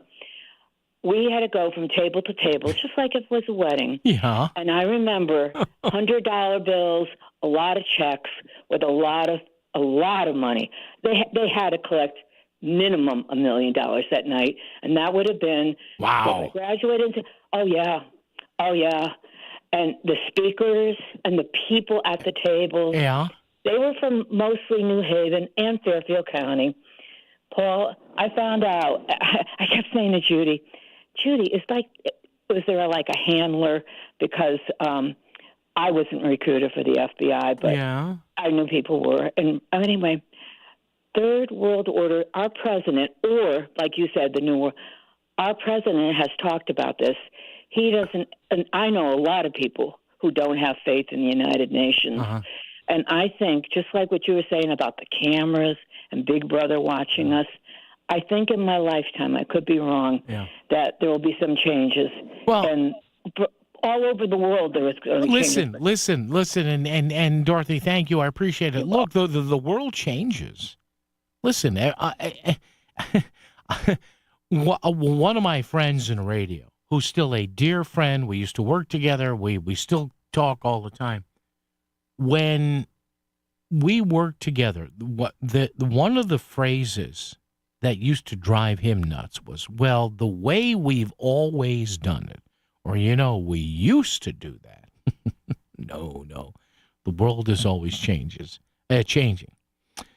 Dorothy, thank you, because I did not have a reference to Les Shaw's restaurant on my list this morning when I woke up. And Les Shaw's restaurants. I'm seeing an old newspaper ad for them. And I remember, and that was right off of what used to be exit 59 of the Wilbercross Parkway. Visit our exclusive cocktail lounge. The talk of the state. Wow, I thought I was the talk of the states. Paula for Melissa in the morning on WICC. WICC Smart MLS Right Now Traffic. 95 in both directions. The DOT has the signs on urging drivers to use caution due to ice and slippery conditions. That goes for the other routes as well as it warms up. Low volume 95 southbound out of Milford Parkway. Also no delays. Orange through to Trumbull. Drive time Milford to Norwalk is 24 minutes. I'm Laura Feist, WICC Traffic. Good morning, everybody. After the snowy day yesterday, we're watching a little ice on roadways and walkways early this morning. Be aware of that. We have readings right now nearing 30 by the water. Cooler inland with a breeze out of the west at about 8. And the barometer is 2987. That will be on the way up later this morning. So, again, be aware of the ice on the roads and walkways and driveways early this morning. By mid to late morning, we'll see the sun. And by later this afternoon, it will be a bright day. We'll see a lot of the sun during the afternoon with a high in the lower 30s and a breeze out of the west. Overnight, cold. We dip down into the mid-teens, clear with a gusty wind overnight with a wind chill near 5. Tomorrow, look for a lot of the sun again with a high only in the low 20s, blustery during the afternoon. On Wednesday, we moderate under a lot of the sun with an afternoon high in the mid-30s. Thursday, sunny with a high near 40, and then it gets cold, in a big way. Friday, fair with a high only in the mid-20s. Saturday, sunny with a high in the mid-teens. Yes, mid-teens. Sunday, we'll see some snow with a high in the mid-teens. So the weekend will be frigid in a big way.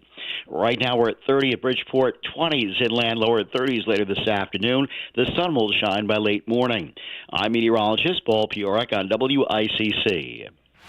You wanted a new and improved way to experience voiceofct.com, and now you have it. We've totally revamped our website, and it looks better on your smartphone than ever before. Voiceofct.com. You can still stream all of your favorite WICC local talk shows, listen to podcasts, find out about local events, sign up for our email newsletter, and it's easier to use than ever. It's the best way to stay informed in Fairfield County. Just bookmark us, voiceofct.com. We don't make it to 100 without you. Thank you for listening to the Voice of Connecticut, WICC 600 and 95.9. All right, 203-333-9422, 333-WICC. Talk or text. On this Martin Luther King Jr. Day, if you have the day off, thanks for hanging out with us. Even if you don't have the day off, thanks for hanging out with us. We appreciate that. I got a text here. Remember, talk or text. Same number, 203-333-9422, 333-WICC. I was talking earlier, in case you're just joining us, welcome into the program. Yeah. I said this weather reminds me to go to, my favorite chair in my house where I spend money I don't have. And sit there in various stages of undress, go to Amazon.com and order, ice studs or spikes for my, whatever I'm wearing on my feetses, because I don't want to slip and take a header or fall on, as my father used to say, your keister. It's a weird word, right? I fell on my keister. Okay.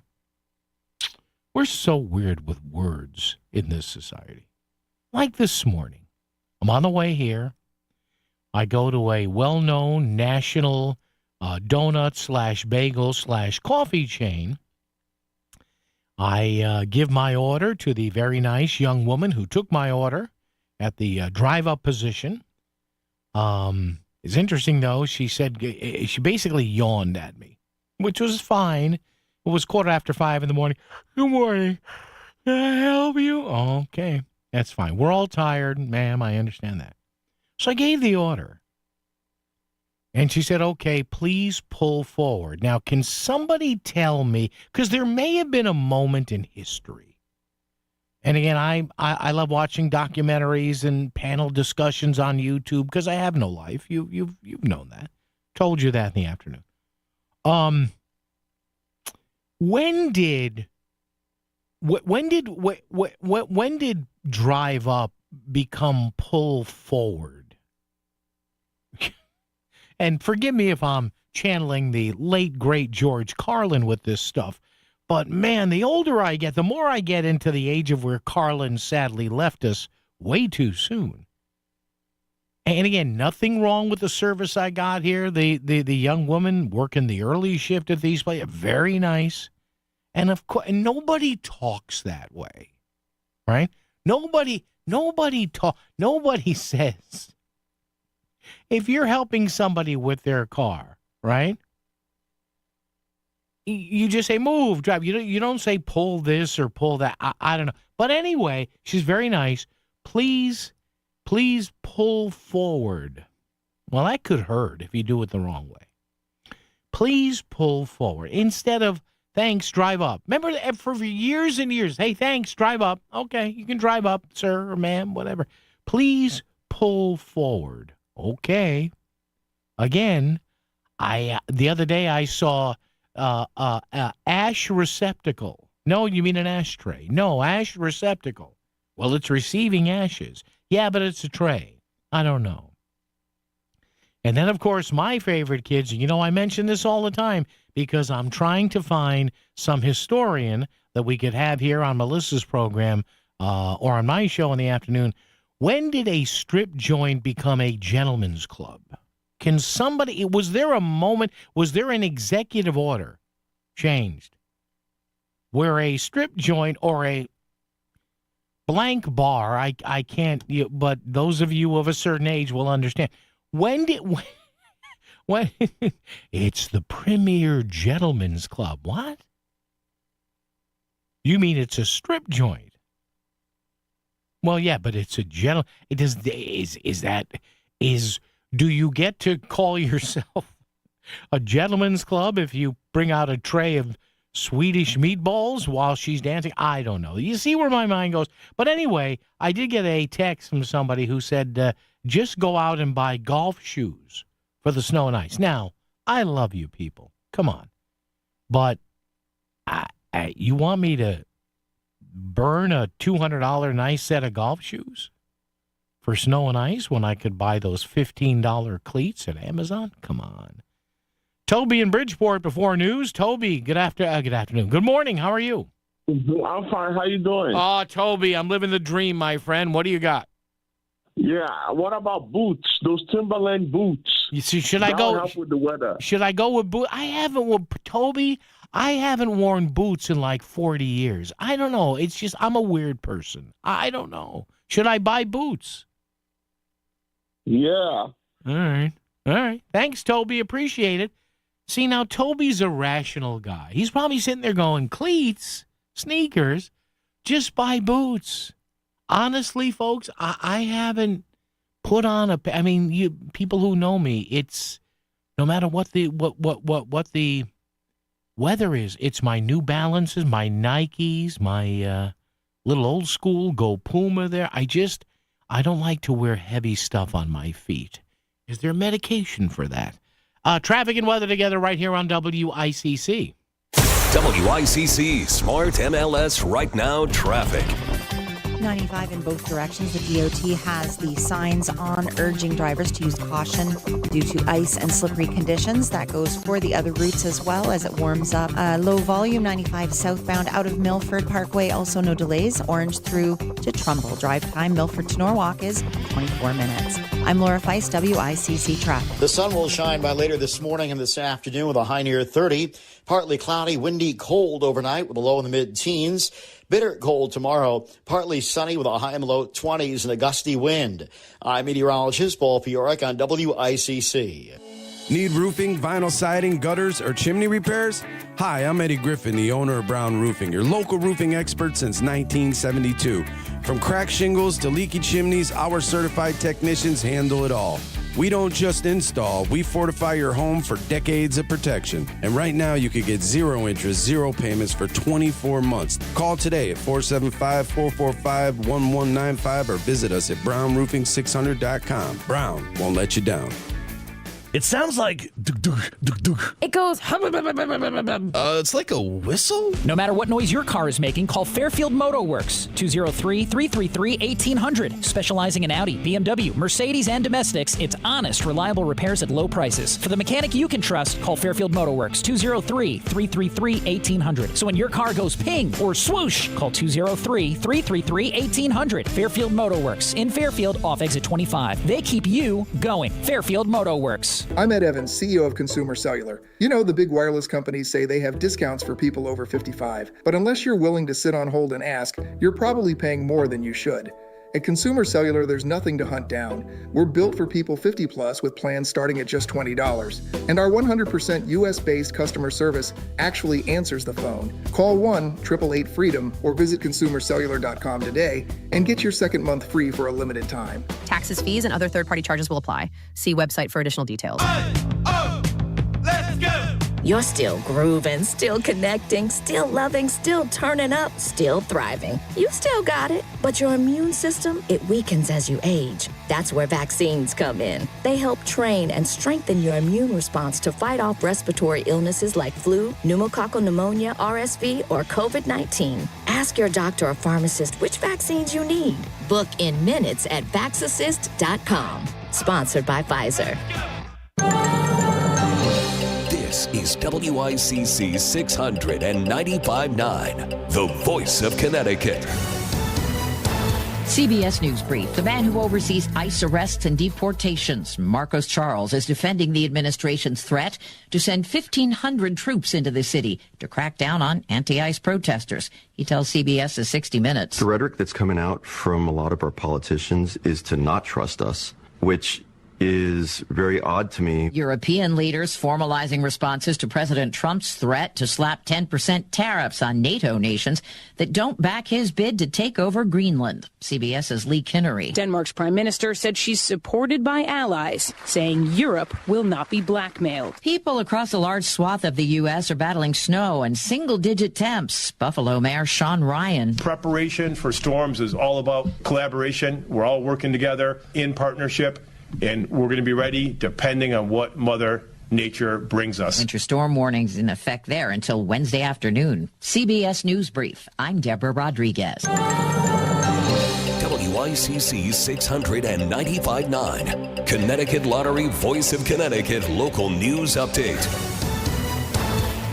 Residents across most of the state are waking up to a few extra inches of snow this morning. The winter weather advisory was in effect through early this morning. 3 to 5 inches of snow was forecast for portions of the state, including Stamford.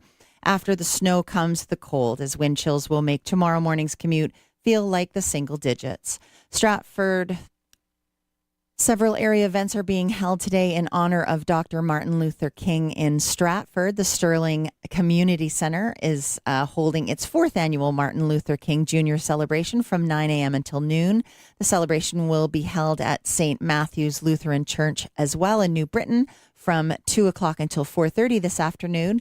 It includes a collective art project, a basketball clinic, and a youth-led community conversation.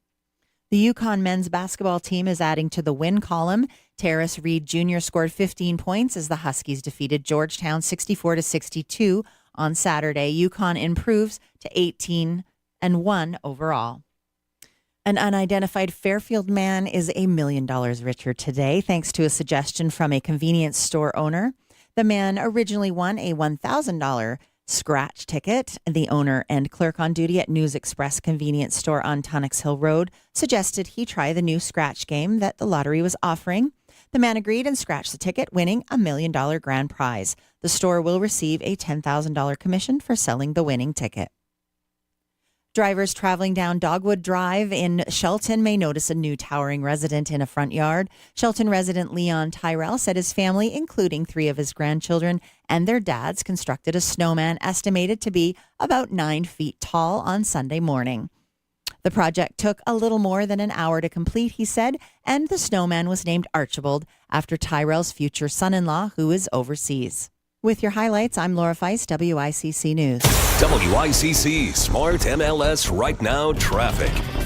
95, no delays out of Bridgeport through to Westport. DOT has the warning signs in both directions to watch for ice and take extra caution due to the slippery conditions. Parkway also very light volume for the Martin Luther King Jr. holiday commute today. I'm Laura Feist, WICC Traffic. Clearing by mid to late morning with a sunny afternoon on the way and a high near 30. Partly cloudy, windy, cold overnight with a low in the mid-teens. Bitter cold tomorrow. Partly sunny, windy with a high in the low 20s. Check out our Storm Center at voiceofct.com, brought to you by Brown Roofing, BMW of Darien, and Sunoak Collision. I'm meteorologist Paul Piorek on WICC. Looking for quality dental care close to home? Columbia Dental in Norwalk and New Haven is here for you. As part of our robust network of 12 locations, we're open to fit your busy schedule. From routine cleanings and checkups to implants and oral surgery, Columbia Dental provides complete care for the whole family, all in one place. Call us today at 203-299-0111 or visit columbiadental.com. That's columbiadental.com. Your smile, our priority. Hi, I'm Lori Molnar, Director of Development at Bridgeport Rescue Mission. Bridgeport Rescue Mission is a faith-based nonprofit fighting poverty, hunger, homelessness, and addiction across coastal Connecticut. We have some wonderful career opportunities currently available. Donor Relations Manager full-time, Case Manager for the Women's Program, bilingual required, Administrative Assistant part-time. 2 non-paid internships, Social Media Storyteller, and Administrative Assistant. Please reach out to Human Resources at brmct.org today. Discover the finest flooring in Southern Connecticut at Courtesy Carpet. With over 50 years experience, from intricate area rugs and durable vinyl to elegant stair runners, they have it all. Shop anywhere, but see them before you buy. Visit L&J and their team on Route 111 in Monroe or at courtesycarpet.com. Financing is available, so you can get the floors you love today. Trust the experts in quality flooring, because at Courtesy Carpet, your satisfaction is their courtesy. Where you come first for news, fast and free. WICC 695.9, the voice of Connecticut. Back to Melissa in the morning. All right, hey, how is everybody? You all right? Yeah? Stay in bed if you don't have to get. Now, keep the radio on or the streaming device, WICC 600 AM, of course. That's not going anywhere. Coming up on 100 years for 600 AM. Also, 95.9 FM, maybe not 100 years, year and a half. And streaming, of course, voiceofct.com. 600 AM, 95.9 FM, and voiceofct.com. So keep us in bed with you all snuggled up and warm this morning. Paul and for Melissa in the morning right here on WICC. 203-333-9422, 333 WICC. So, again, federal holiday, Dr. Martin Luther King Jr. Day today, as Laura's mentioned in the news, and as you see all over, a lot of tributes to Dr. King and readings of his words and speeches and all of that. So we will be enjoying that today as well. 203-333-9422, 333 WICC. Again, what I guess generally 3 to 4 to maybe 5 inches of snow around us. I know the unofficial number for Bridgeport, I guess Paul Piorek was telling us, was somewhere in the general vicinity of 4 inches of snow. So I I don't mean to, what's the word I'm looking for here? I don't mean to joke. Well, I kind of do mean to joke about this, but look, snow is we tend to get it. Yeah, I don't know whether you've noticed, but we tend to get snow, the white stuff, from about the middle or near the end of November, all through December, January, February, tails off a little in March, and in April we'll get maybe the freak snowstorm, sometimes first week of the Major League Baseball season, you say, oh, they're playing, look at the snow flurries while they're playing. Middle of April, though, it's gone. So mid-November to December, January, February, March, April. So what's my point? Well, every year for about 5 months, we have to deal with snow. And I understand that we have to deal with it in a way that keeps people safe. Maybe we have to check up on those that are not quite, as mobile as some of us still are, even at advanced years.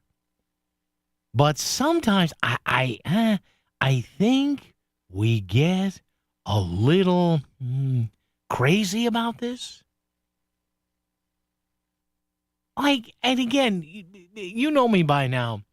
This is where my mind goes on these things. Now, maybe it's because the chemical imbalances in my mind, the older I get, the more pronounced. Hey, Paul never used to be that way. Well, look at him. He's bald now, fat, and he's 64 and a half. But you wonder, for example, what are we? January 19th, 2026, all right? Now, WICC is 100 years old. This coming, actually, the actual anniversary is in November.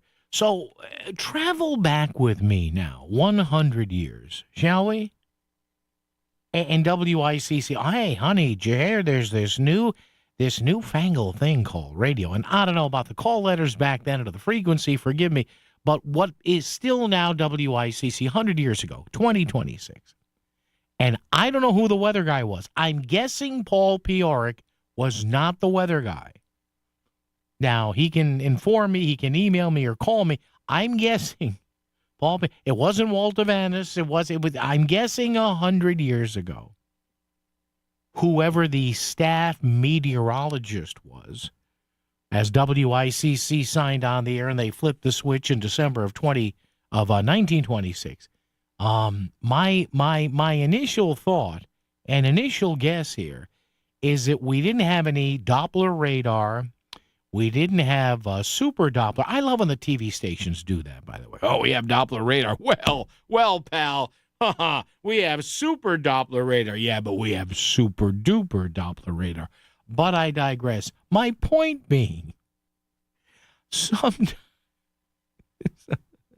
okay, now my mind is flashing to some TV station owner.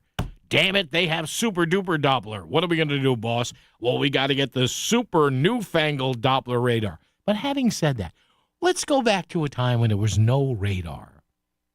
I'm guessing the original iteration of WICC did not have a digital forecasting model of AI. Sometimes I just say to myself, let's make believe. Now, I know back in 1926, we didn't have the, I-95, better known as the Governor John Davis Lodge Expressway, whatever it is. I-91 didn't exist. The Merritt Parkway, the Wilbur. We had Route 1. That's basically it. And the equivalent of Route 1, whatever was from Route 10, I guess, was the equivalent. Route 1 we have on the shoreline, north to south, east to west, technically, whatever. And we had Route 10 from the downtown of New Haven all the way up through Hamden, Southington, into Hartford, and up north. And I wonder if the people back then, early 20s, mid-30s, and I'm sure there were early weather forecasters, and they did forecast weather in the early going. What they did was they did telegraphy or talk to people further west. and they would say, okay, here are our conditions. We have snow, we have rain, and they would follow those reports across the country. But don't you think sometimes, well, my mind goes, that if the people in the 1920s and 30s looked at us right now, you think they'd be sitting there by the crackling fire and the wireless saying, it's snow, relax. And again, I understand safety measures. I get it. But don't you ever think, and you sit back sometimes and say, geez, did Grandma and Grandpa go this crazy over snow?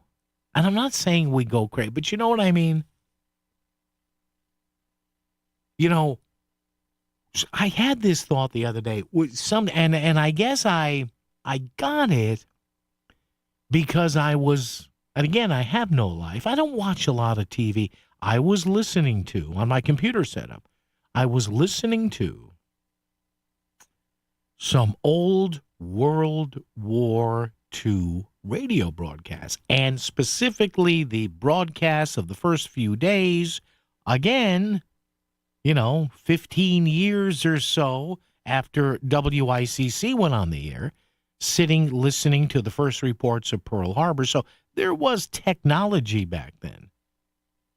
But, I'm sitting here listening the other day going, isn't it amazing people survived with one or two, and I'm doing air quotes now, channels of information. And today we have 437 different channels of video on our streaming services or whatever. You have, I guess the last count, we had 12,000 traditional radio stations in America. We have satellite radio, we have streaming this, we have Spotify, we have Tidal, whatever.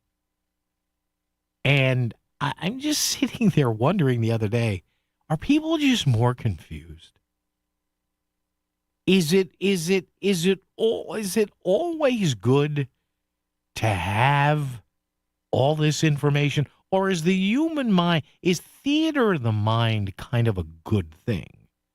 Now, again, sometimes you don't get hard facts on theater. Sometimes stuff can be hidden from us.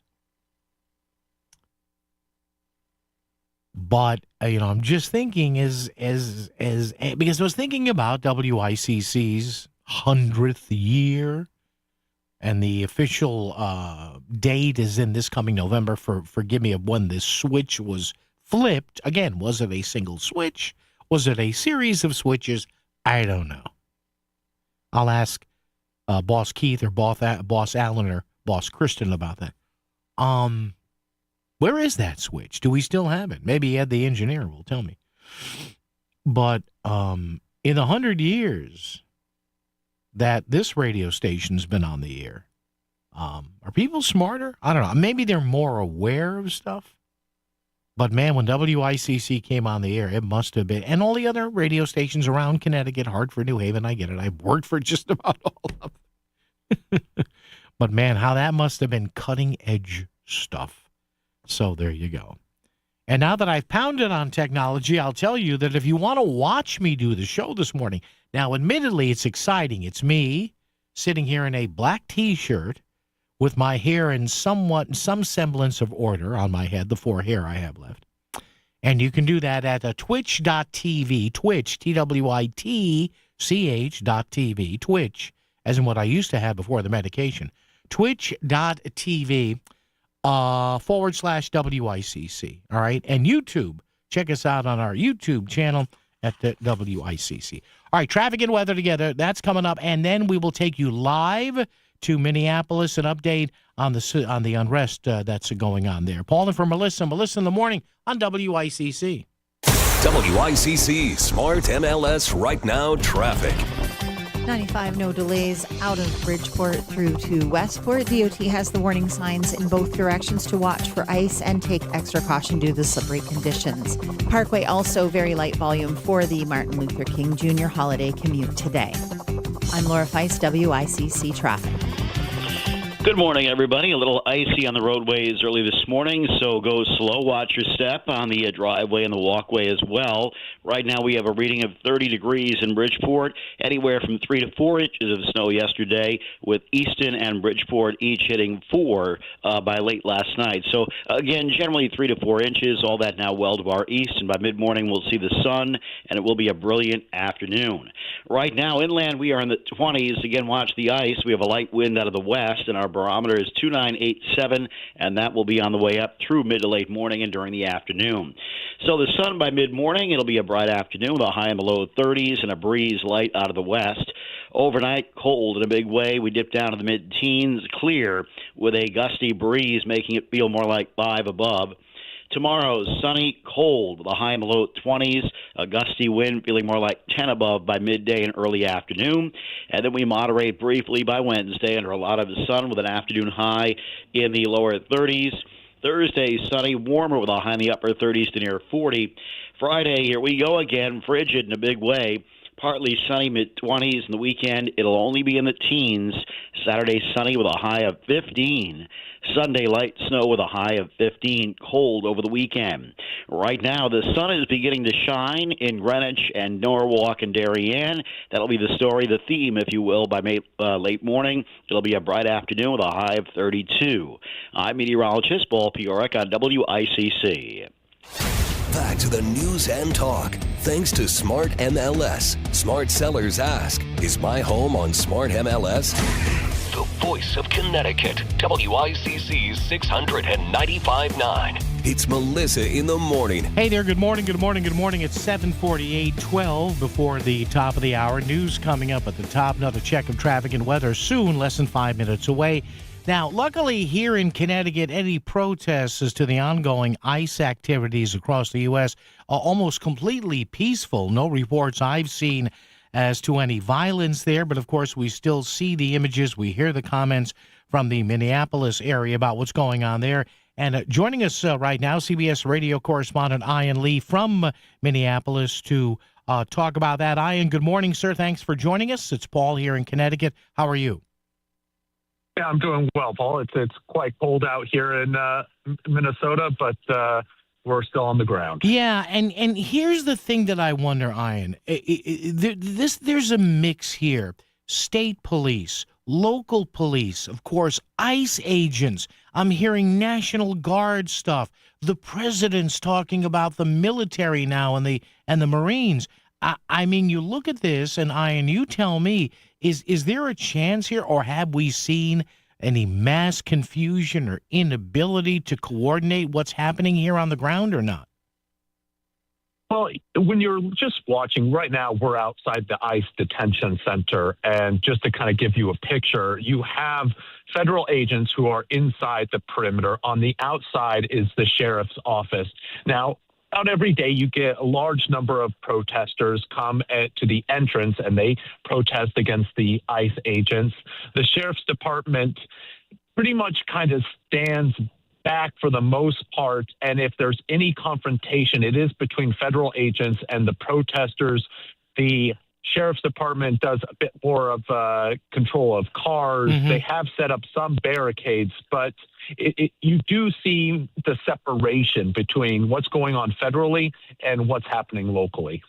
Ian, is there any sense there on the ground, and of course the guest is Ian Lee, CBS News correspondent on the ground in Minneapolis. Ian, is there anything that you folks in the press corps may be hearing there on the ground that there might be a sense that we're approaching maybe, or not, the point of diminishing returns on this? In other words, I'm wondering here, and I wonder on my regular show, at what point do some of these protesters say, hey, you know, we've made our message clear. There's been a lot of us on the media across the country. Maybe we should back away. Or is that showing no indication of happening? I see no indication of that happening. But, you know, I think it's something interesting to point out that when you're at these protests, there's at most hundreds, if not maybe a couple of thousand people show up. And the biggest protest, you know, this is a very large metropolitan area. So, you know, you aren't seeing, you know, tens of thousands, hundreds of thousands of people. Again, it's winter, it's cold, but you do see this core of very hardcore protesters who are very vocal in their opposition to what's happening, and it doesn't look like they're going to go away anytime soon. In fact, they feel they have the upper edge against the ICE agents because it is cold and winter, and they say they know how to deal with that. Interesting. Ian, thank you. Ian Lee, CBS News radio correspondent in Minneapolis. Ian, you take care, be safe, and we'll chat down the road, I'm sure. Thank you. Thank you. All right, there you go, folks. So somebody on the ground there. He's brought you Ian Lee live right outside the ICE detention center in Minneapolis. See, and if you listen to me in the afternoon, I don't tell you who to vote for. I couldn't care less who people voted for. You vote for somebody, they turn out to be great or they suck, all right. Then you have the next person. They turn out to be great or they stink on ice like a rotten fish head, whatever. It's how the system works. But I'm wondering, and I've said this on the afternoon show a lot, I'm wondering here if, and this is why I asked Ian Lee on the spot for us there in Minneapolis, if there was any idea or any thought that we've made our point now, this video getting out there, it's, the point of diminishing returns. And you know what that is. You can keep doing something and doing it maybe to a harder extent or a higher extent, but actually what you get out of it diminishes, right? The point of having said that, diminishing returns. And I was wondering over the past couple of weeks if the narrative that's out there, which is, you've heard it now, abolish ICE. ICE is not going. ICE has been around for 20 years. But I get the impression, now I could be wrong here, but ask yourselves, does the abolish ICE narrative turn into what happened about 6 years ago? Remember, with the tragic killing of George Floyd, road cop, Derek Chauvin had his knee on his neck. And what happened with all the anger in the wake of that? What did we have? Remember the three words we had? Defund the police. Now, from a political point of view, how did that work out? How'd that work out? Now, I'm not saying there weren't valid concerns about police policy there, but again, between defund the police and they had to kind of walk that back, and now a lot of states, like here in Connecticut, police accountability bill 2, 3, 4 times. Has that helped anything?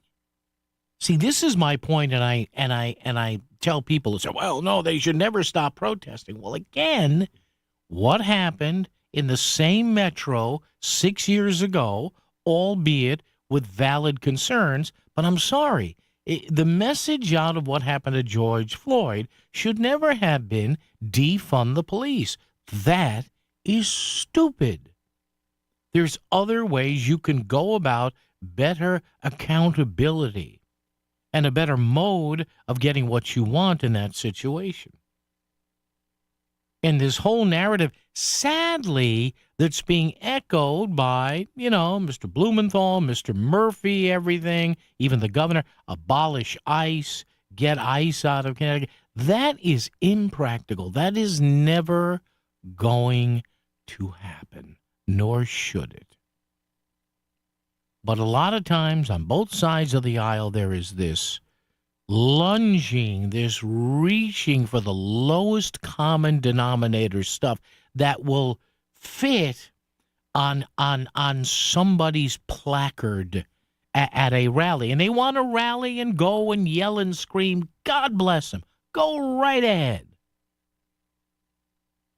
Defund the police. That fits rather nicely on a sign at a protest. Abolish ICE. That fits nicely on a sign at a protest. Oh, and by the way, if you notice, this, and I understand this has something to do with the tragic killing, and she did not have to die.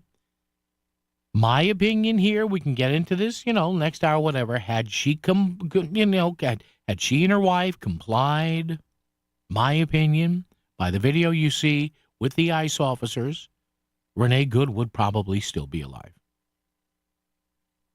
But again, for some reason, I don't know what it is about Minnesota or about Minneapolis here, but you look at other areas around the country, this is largely, to the extent that it's happening or not, Minnesota, not happening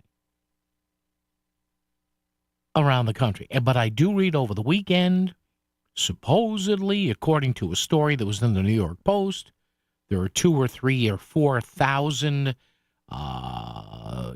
ICE agitators getting ready to do this in New York City. Grab the popcorn on that. Paulie for Melissa. Melissa in the morning right here on a Monday on WICC. WICC Smart MLS Right Now Traffic. 95, no delays out of Bridgeport through to Westport. DOT has the warning signs in both directions to watch for ice and take extra caution due to the slippery conditions. Parkway also very light volume for the Martin Luther King Jr. holiday commute today. I'm Laura Feist, WICC Traffic. The sun will shine by later this morning and this afternoon with a high near 30. Partly cloudy, windy, cold overnight with a low in the mid-teens. Bitter cold tomorrow. Partly sunny with a high and low 20s and a gusty wind. I'm meteorologist Paul Fioric on WICC. Sell your home smoothly when you call Car Beauty. Go to CarBeautyRealEstate.com. Hey y'all, it's your boy Gary LaVox of Rascal Flats, and it's true, we are hitting the road one more time next year, and I love traveling through Connecticut. I'm looking so forward to our show coming up in Uncasville. There are so many amazing folks there, like my friend Jonathan Carbeauty of Carbeauty & Company Realtors. If you're thinking about selling your home, you need to talk to John and his team. And hey, you can find out what your home is worth in less than 30 seconds. Just go to Carbeauty & Company Realtors website and click What's My Home Worth? It's free, it's easy, and we'll get you moving on. When you need an agent you can trust, and we'll give you the most selling options, that's Jonathan Carbeauty and Carbeauty & Company Realtors. And remember, Sell your home smoothly when you call Car Beauty. Go to CarBeautyRealEstate.com.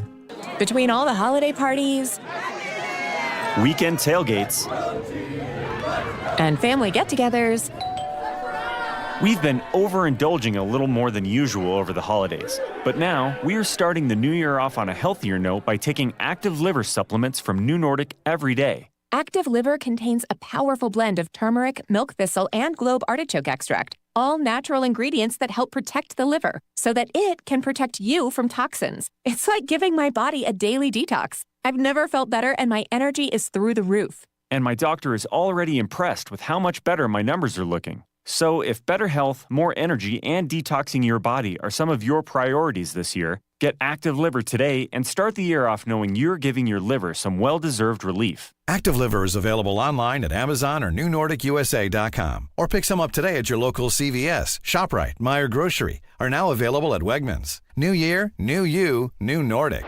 You're listening to WICC, the voice of Connecticut. WICC Bridgeport, WFOX Southport, WEBE HD2 Westport, WPLR HD2 New Haven, locally owned by Connoisseur Media.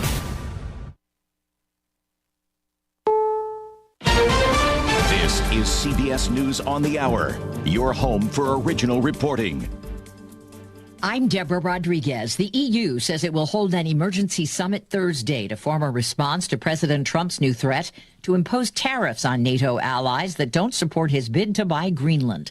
British Prime Minister Keir Starmer. Any decision about the future status of Greenland belongs to the people of Greenland and the Kingdom of Denmark alone. Correspondent Willie James Inman. He questioned Denmark's right of ownership over Greenland and claimed, quote, the world is not secure unless we have complete and total control of Greenland. And later this week, the president is expected to travel to Davos, Switzerland for the World Economic Forum, where this topic of Greenland will surely come up with other European leaders. At least 8 more countries say President Trump has invited them to join his new Board of Peace. And there's a hefty price tag. I'm Vicki Barker at the Foreign Desk. The Kremlin Kremlin says Vladimir Putin is among the leaders invited to join what President Trump has called his peace board. It says the Russian president is studying the proposal. A U.S. official confirms that a $1 billion contribution buys a permanent place on the board. No contribution required for a 3-year appointment. The board was conceived to oversee Gaza's transition to peace, but the New York Times reports the draft proposal it's seen doesn't mention Gaza. Minnesota mobilizing its National Guard as the Trump administration threatens to send in 1,500 troops to crack down on anti-ICE protests.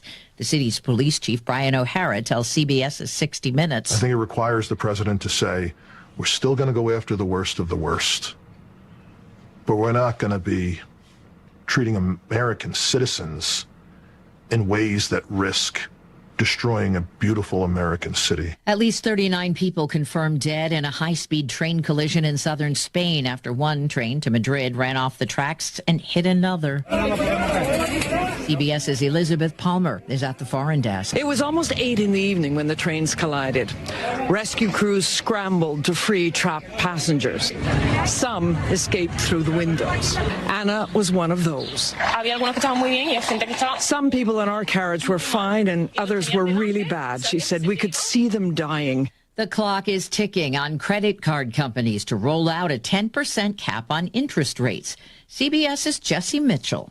The White House has not made clear what actions will be taken if the industry does not follow through with lower interest rates. Researchers have found such a cut would save Americans around $100 billion in interest a year. Markets closed today for the Martin Luther King Jr. holiday. This is CBS News.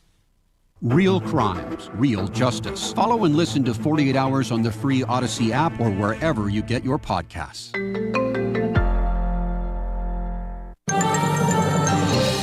WICC 695.9, Connecticut Lottery Voice of Connecticut Local News Update.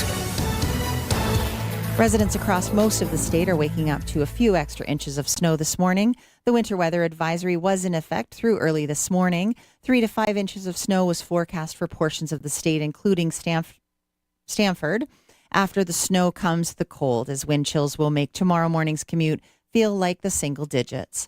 Stratford, a Derby man has turned himself into police in connection with a fatal accident on Route 8 last year. That crash killed a 14-year-old girl.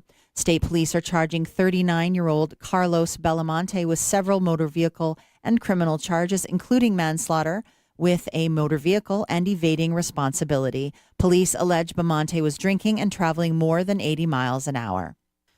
Fairfield's Democratic First Select Person Christine Vitale is fighting to stay in office. After only 6 months since taking over after the death of First Selectman Bill Garmer, the town's Republicans have petitioned for a special election. This will take place on February the 3rd.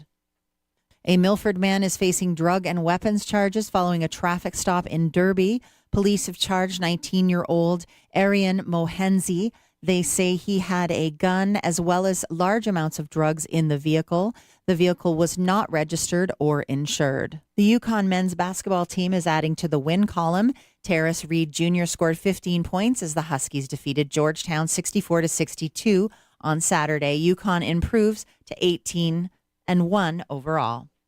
An unidentified Fairfield man is $1 million richer today thanks to a suggestion from a convenience store owner. The man originally won $1,000 on a $10 scratch ticket. The owner and clerk on duty at News Express convenience store on Tunsis Hill Road then suggested he try a new scratch game that the lottery was offering.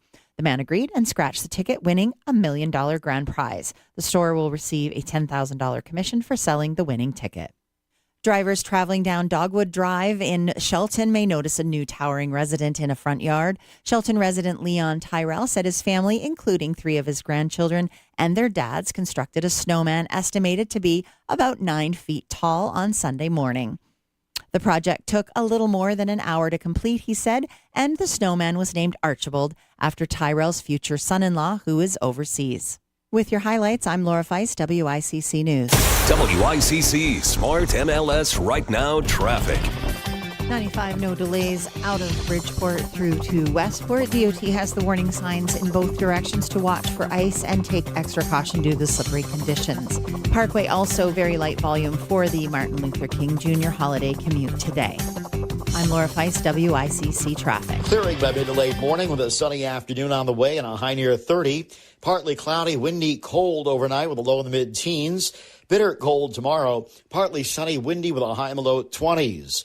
Check out our Storm Center at voiceofct.com, brought to you by Brown Roofing, BMW of Darien, and Sono Collision. I'm meteorologist Paul Piorek on WICC. We all have the ability to make a difference, to come together, to change a life, to make a wish come true. By supporting Make-A-Wish Connecticut, you are bringing hope and joy to children fighting critical illnesses. Children like me.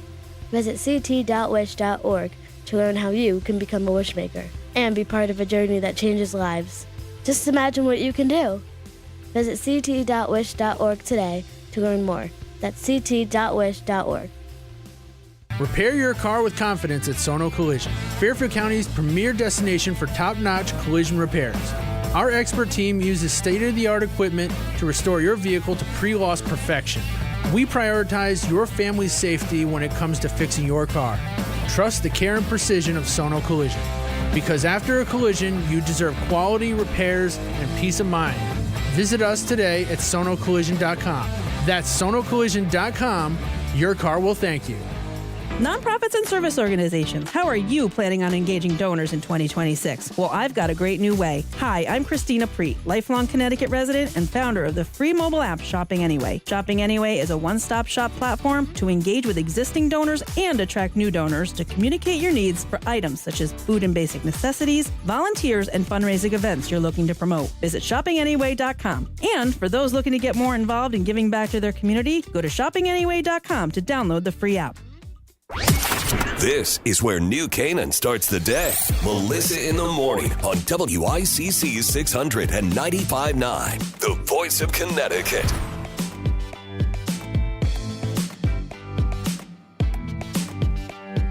All right, hey, how are you? 3 big hours down, 2 to go. It's Paul and for Melissa. Good morning, good morning, good morning. How is everyone? At what are we at? 808, 809? At 203-333-9422, 333-WICC. All right, it's Paul and for Melissa. Melissa in the morning program on this Monday, Martin Luther King Jr. Day. Dr. Martin Luther King Jr. On this Monday, the 19th of January. I always hearken to this day, and one of the most famous things Dr. King said was judging somebody not by the color of their skin, but on the content of their character. Yeah, that's about it. I think that's being a decent human being wrapped into one there. Not only the content of their character, but another phrase I've adopted over the years that I try to conduct myself with, in all seriousness, as much as I'm a goof sometime, do the right thing when nobody's looking. In other words, Dr. King's phrase I've always liked, judge somebody by the content of their character, content of their character, and also something else that was said. He didn't say it, but I read it long ago that class is doing the proper thing or the right thing when nobody is watching. So there you go.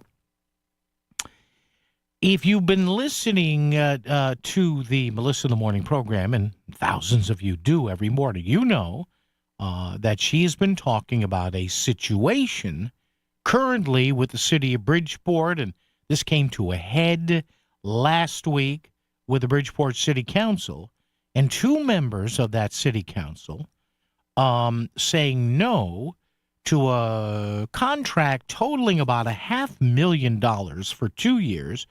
So a 2-year contract totaling $500,000 for the city of Bridgeport to lease the use of, I think it's 2 drones, the flying drones, the cameras, to be used in general by the Bridgeport Fire Department to take a look at blazes and fires from different angles once firefighters get there and when they're on the way there, and for the Bridgeport Police Department to ostensibly look for bad people who may be criminals, and also maybe for both departments to look for maybe if somebody is elderly that may have walked away from an assisted living or a nursing home setting or a memory care setting, or maybe looking for kids that might be,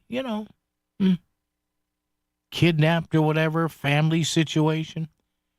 So that's when we ran into, in my mind, what looks like a battle of BS here. And I'll leave the acronym. You can figure it out. Why are you saying that, Paul? Well, we were told early on by the coverage, my good buddy Brian Lockhart in the Hearst, Connecticut paper said, well, a couple of members of the Bridgeport City Council killed the contract because it wasn't done properly logistically. They didn't know about it.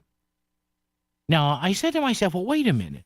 I find it really hard to believe that every detail of a $500,000 contract was kept quiet for 2 years, and then you had a big rollout of this proposal back, I think it was on January 6th, almost 2 weeks ago tomorrow, of the mayor there, Mayor Joe Gannon being there, the police chief there, the fire chief there, say, hey, look at this drone technology we have. And then we come back last week and they say, well, nobody told us about it, huh? What? Which, like I said, brought back in my mind, triggers a great song. The late, great Aretha Franklin at one time used to sing, who's zooming who? Meaning, who's lying to who here? So Melissa did a little digging. She had a rather lengthy interview for a couple of people with Flock last week. This after she took a call from a city council person who said, well, maybe Flock's relationship with ICE is affecting this. You had a past president of the city council saying, no, this is not unusual. We always do contracts this way. Bottom line is, everybody is wrapped in knots over this, and now there's going to be another presentation. Who knows? Because politics is getting in the way of a tool that can be used by the Bridgeport Police Department and maybe by the Bridgeport Fire Department. So my question is this going to be an all or nothing? If you're not a criminal or if you're not an illegal, why do you care a drone might see you? If you haven't kidnapped anybody, if you're not a rogue parent who maybe shouldn't have a child with you or him or her, what are you worried about? If you're not an arsonist or a criminal, why do you care that the company may have information on somebody who, may be an arsonist or a criminal in some way? Now, the reason I bring this up again, and folks, we're losing our minds over this undocumented migrant, illegal immigrant. We're losing our minds. We don't look at cogent law anymore. You have, and my God, some of the stuff I read over the weekend, again, from Chris Murphy and Dick Blumenthal and Governor Lamont, oh my God, stop it. This immigration thing is like becoming a Catholic sacrament, the way they worship it here. So I point this out to emphasize the fact that rational individuals can work things out to help everybody. Connecticut Town adopts a Flock, and again, Flock is the major company here that works with cities and towns on these drones and on the license plate readers and whatever. Flock camera policy is adopted by a Connecticut town after privacy concerns. And this is a story by Victoria Sundquist in the Connecticut News Junkie. We'll get to that momentarily. But again, and it's a pretty good-sized town that said, okay, there are some concerns here. Let's work on that. So let's see maybe if the city of Bridgeport and the people on the city council and the ex officios and everybody can sit down and do what the town of Windsor did. What do they do, you say, Paul? We'll tell you about that coming up right here. That's the tease on WICC. WICC Smart MLS Right Now traffic. 95, no delays out of Bridgeport through to Westport. DOT has the warning signs in both directions to watch for ice and take extra caution due to the slippery conditions. Parkway also very light volume for the Martin Luther King Jr. holiday commute today. I'm Laura Feist, WICC Traffic. Good morning, everybody. After a snowy day yesterday, it is icy on roadways early this morning. Be aware of that. 26 right now in Bridgeport, so it is cold. We do have a light west wind at about 5. Our barometer is 2988. That'll be on the way up, and our humidity is on the way down. Our wind chill right now is about 19, so a little bit of a nip in the air, no doubt. We'll see the sun by late morning through the afternoon with a high in the low 30s. The breeze will be light out of the west. Overnight, it will be bitter cold. Overnight lows dipping down to the lower teens with that blustery wind making it feel more like 5 above by daybreak. Tomorrow is sunny with a high only in the low 20s. Then we moderate briefly on Wednesday under a lot of sun with a high in the mid-30s. Thursday is sunny with a high in the upper 30s, and then frigid by week's end. Friday, partly sunny with a high in the mid-20s. Saturday and Sunday only in the teens, a little light snow by Sunday. Right now it is 26 in Bridgeport. We have a light breeze out of the west. We'll be in the low 30s during the afternoon under a lot of the sun. I'm meteorologist Paul Pioric on WICC. For the latest news in Southern Connecticut, WICC is where you turn first on 600 AM and now 95.9 on FM. Hear your favorite live and local shows during the week. Melissa in the Morning, The Lisa Wexler Show, Connecticut Today with Paul Piselli on both 600 and 95.9. Plus more live and local news updates on weekends to keep you informed. You found the voice of Connecticut. WICC 600 and 95.9. Connecticut's radio leader for 100 years. WICC 600 and 95.9. The voice of Connecticut. All right, got a couple of text messages here from a nice individual. The roads are very slippery in places. Okay, take your time there. Many cars in Bridgeport have a half an inch of powder on a good inch or more of ice. Yikes. And this one, Paul, they're called gentlemen's clubs because they serve food, steak and other foods. The other places don't, see? So it is about the meat. Sorry. 203-333-9422, 333-WICC. So apparently the same controversy over this company called Flock. Remember Melissa had the two people from Flock on last week. This is the drone company.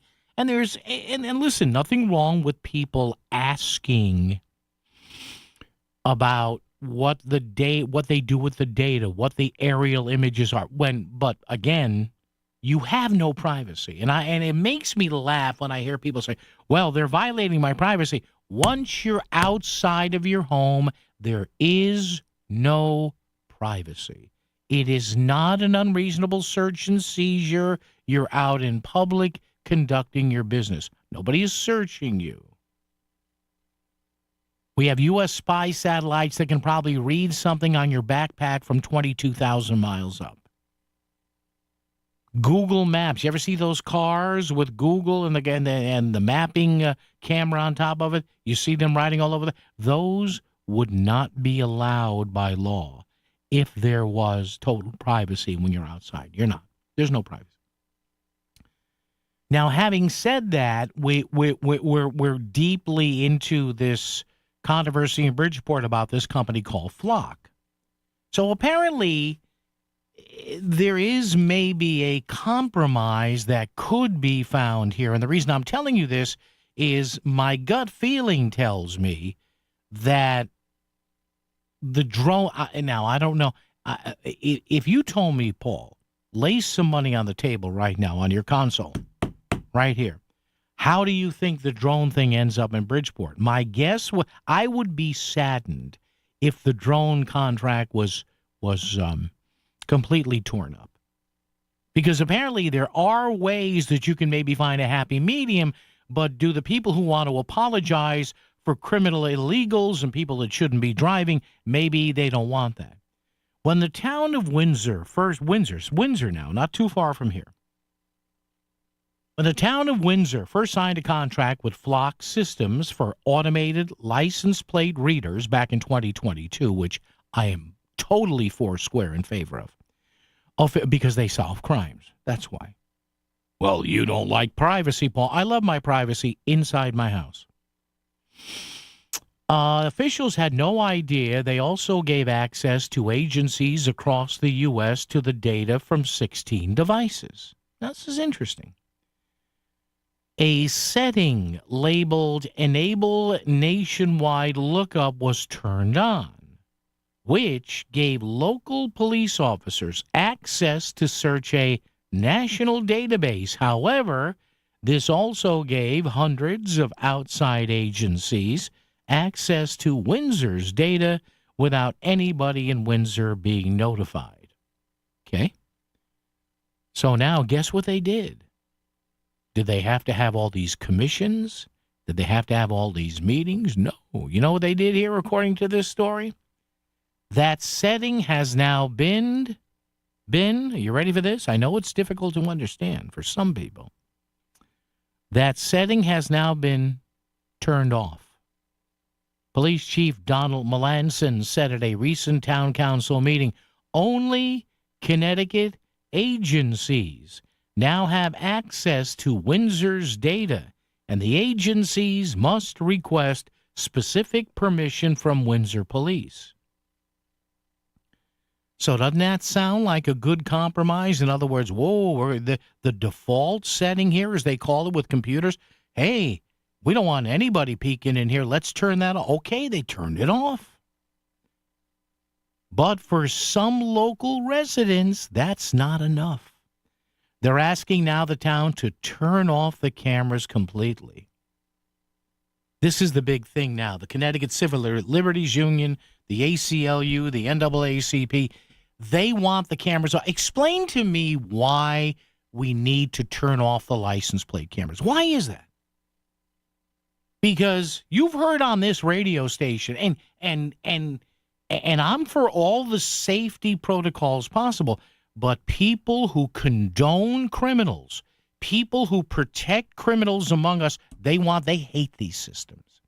Even when local police have said, hey, we found stolen cars with this system. We have been able to solve crimes with this system, get kidnapped people back. But again, in modern-day Connecticut in January of 2026, I guess we're looking out for the criminals before we're looking out for average people. Now, again, you may say, well, Paul, the data may be improperly used or there may be a breach of protocols. All right, show me where that's happened. If what all these people scream and yammer and cry and moan about are these intrusions into civil liberties, if they happen, you know what? Good on you. Let me give you a fist bump and let's go with this. But do we hear about this?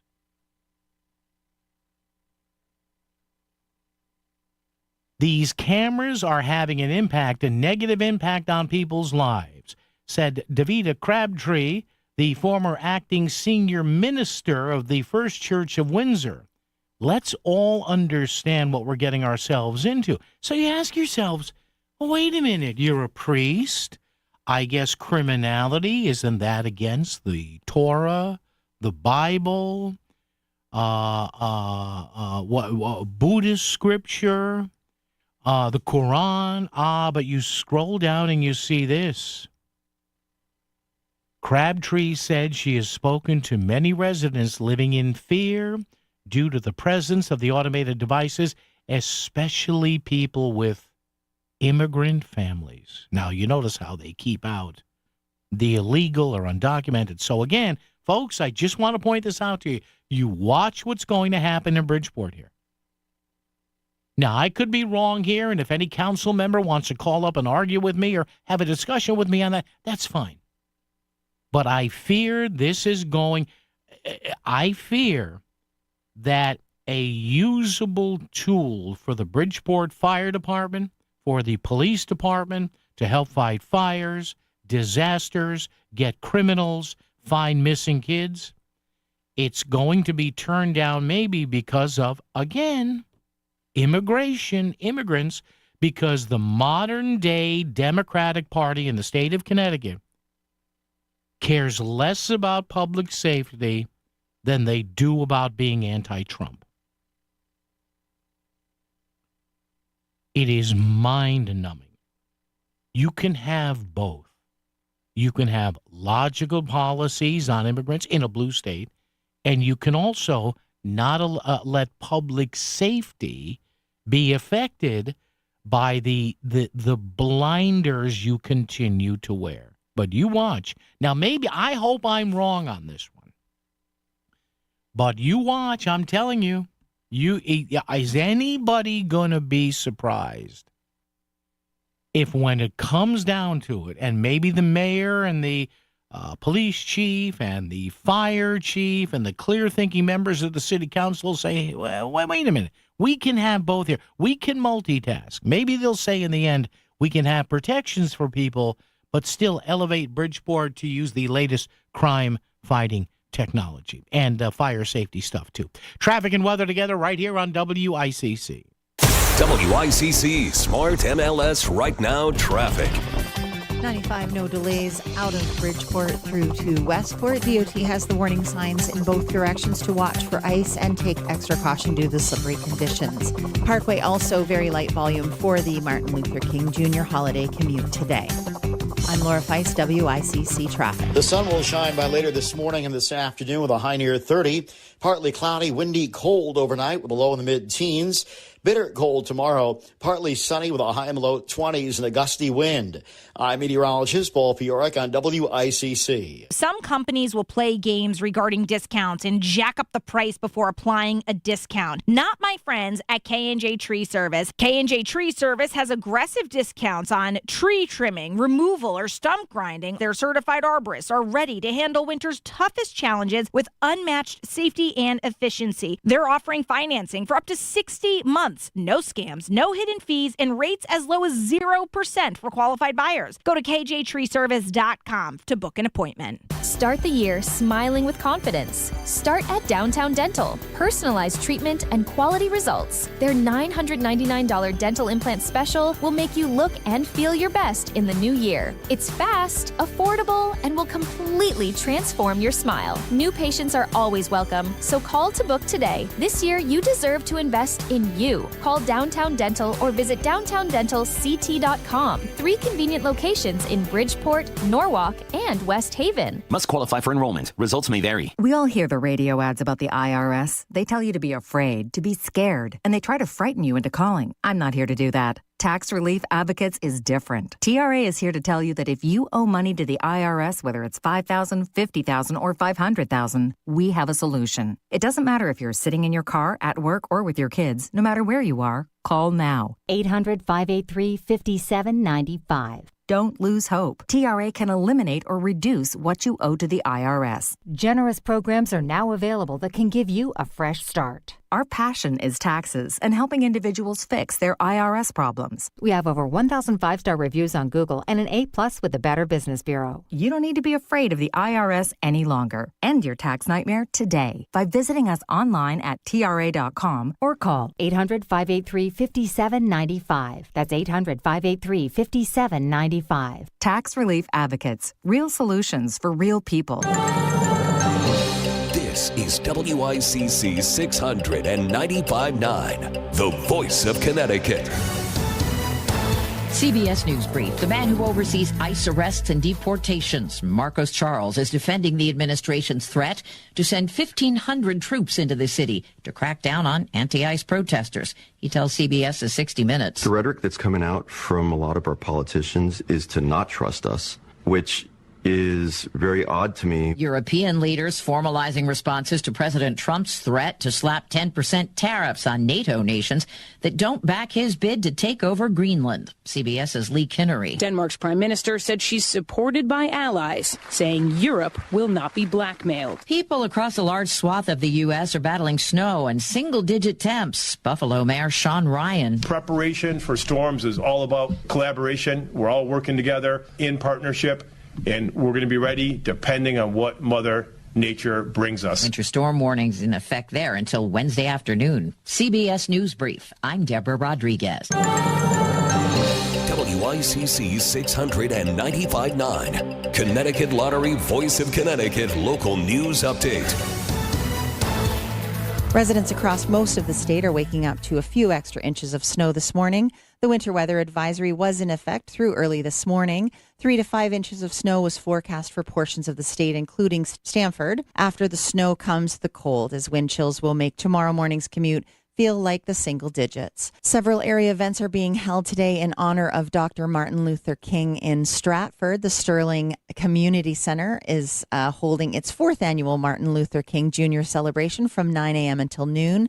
The celebration will be held at St. Matthew's Lutheran Church as well in New Britain from 2 o'clock until 4:30 this afternoon. It includes a collective art project, a basketball clinic, and a youth-led community conversation. The Yukon men's basketball team is adding to the win column. Terrace Reed Jr. scored 15 points as the Huskies defeated Georgetown 64-62 on Saturday. Yukon improves to 18-1 overall. An unidentified Fairfield man is $1 million richer today thanks to a suggestion from a convenience store owner. The man originally won $1,000 on a $10 scratch ticket. The owner and clerk on duty at News Express convenience store suggested he try a new scratch game that the lottery was offering.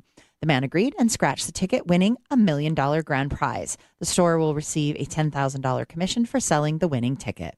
Drivers traveling down Dogwood Drive in Shelton may notice a new towering resident in a front yard. Shelton resident Leon Tyrell said his family, including 3 of his grandchildren and their dads, constructed a snowman estimated to be about 9 feet tall on Sunday morning. The project took a little more than an hour to complete, he said, and the snowman was named Archibald after Tyrell's future son-in-law, who is overseas.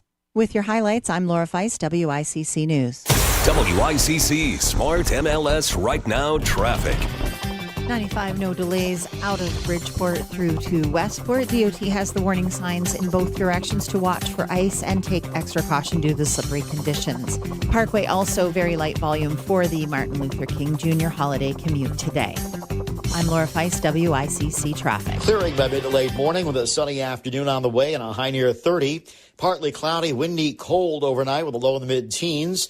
Bitter cold tomorrow. Partly sunny, windy with a high in the low 20s. Check out our Storm Center at voiceofct.com, brought to you by Brown Roofing, BMW of Darien, and Sono Collision. I'm meteorologist Paul Piorek on WICC. Hi, I'm Peter from Donut Delight. Donut Delight has used Steve Basso Plumbing, Heating, and Air Conditioning since 1994. From installing plumbing in our new stores to maintaining our existing stores and our personal homes. Their guys have always been very professional and great to work with. Donut Delight has been very happy with Steve Basso Plumbing, Heating, and Air Conditioning. Looking for a reliable plumbing or HVAC company? Steve Basso Plumbing, Heating, and AC has proven customer satisfaction since 1974. Go to BassoPHAC.com. That's BassoPHAC.com. A cancer diagnosis comes with so many questions. Should you get a second opinion? What's the right treatment? How do you tell your kids?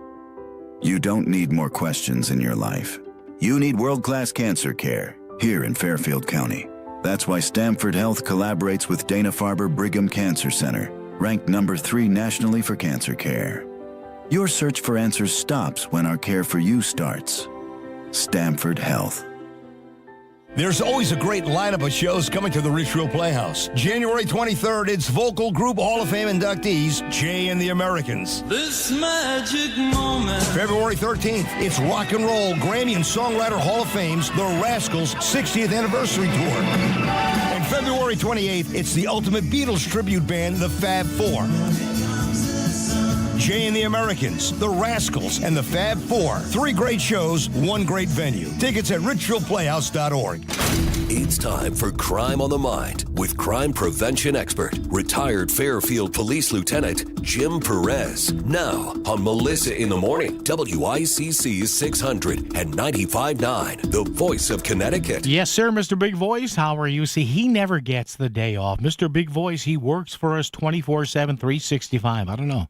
I better talk to his agent there. This guy's with us usually every Monday here. Jim Perez, retired Fairfield County officer. Jim, is Paul in this morning for Melissa? Jim, how are you? Happy New Year.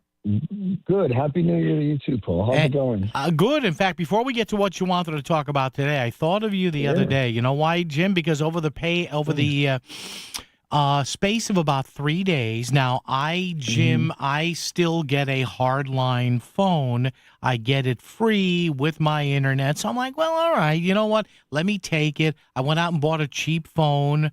And if my cell phone goes out, I can still make calls. So I see the flashing thing on it, Jim, right? That I have 3 messages. So, of course, nobody knows that number except me. I said, oh, these have to be scams. So, so Jim, 3 times in a row, I get this, hello, Paul, and here it comes, Jim. Can you hear me? Can you hear me? And 3 times, Jim, in 2 days. So, like you always say, never say yes, I can hear you, right? Right. Did you say anything at all? Oh no, because I let it know. I don't even answer it. It just goes to voicemail. You know what? I'm glad you do that. Oh, and guess what? Do not answer, because now what's happening, and this is not the topic of our conversation today, but it certainly is in a way. But this now what happens is what they do is they want you to say, yes, I can hear you, so they can actually capture your voice. Yeah. And then what they'll do through AI is they'll actually replicate your voice. They'll come up with their own narrative, and they'll actually add your voice to it, and it'll sound like it's just you. Oh. Yeah, but so I'm glad you didn't do that. Oh, no. And listen, it doesn't matter if you get a new phone, because what happens is the number is computer generated. So these hackers have machines that they'll just start from 0000000, and they'll just keep going in seconds.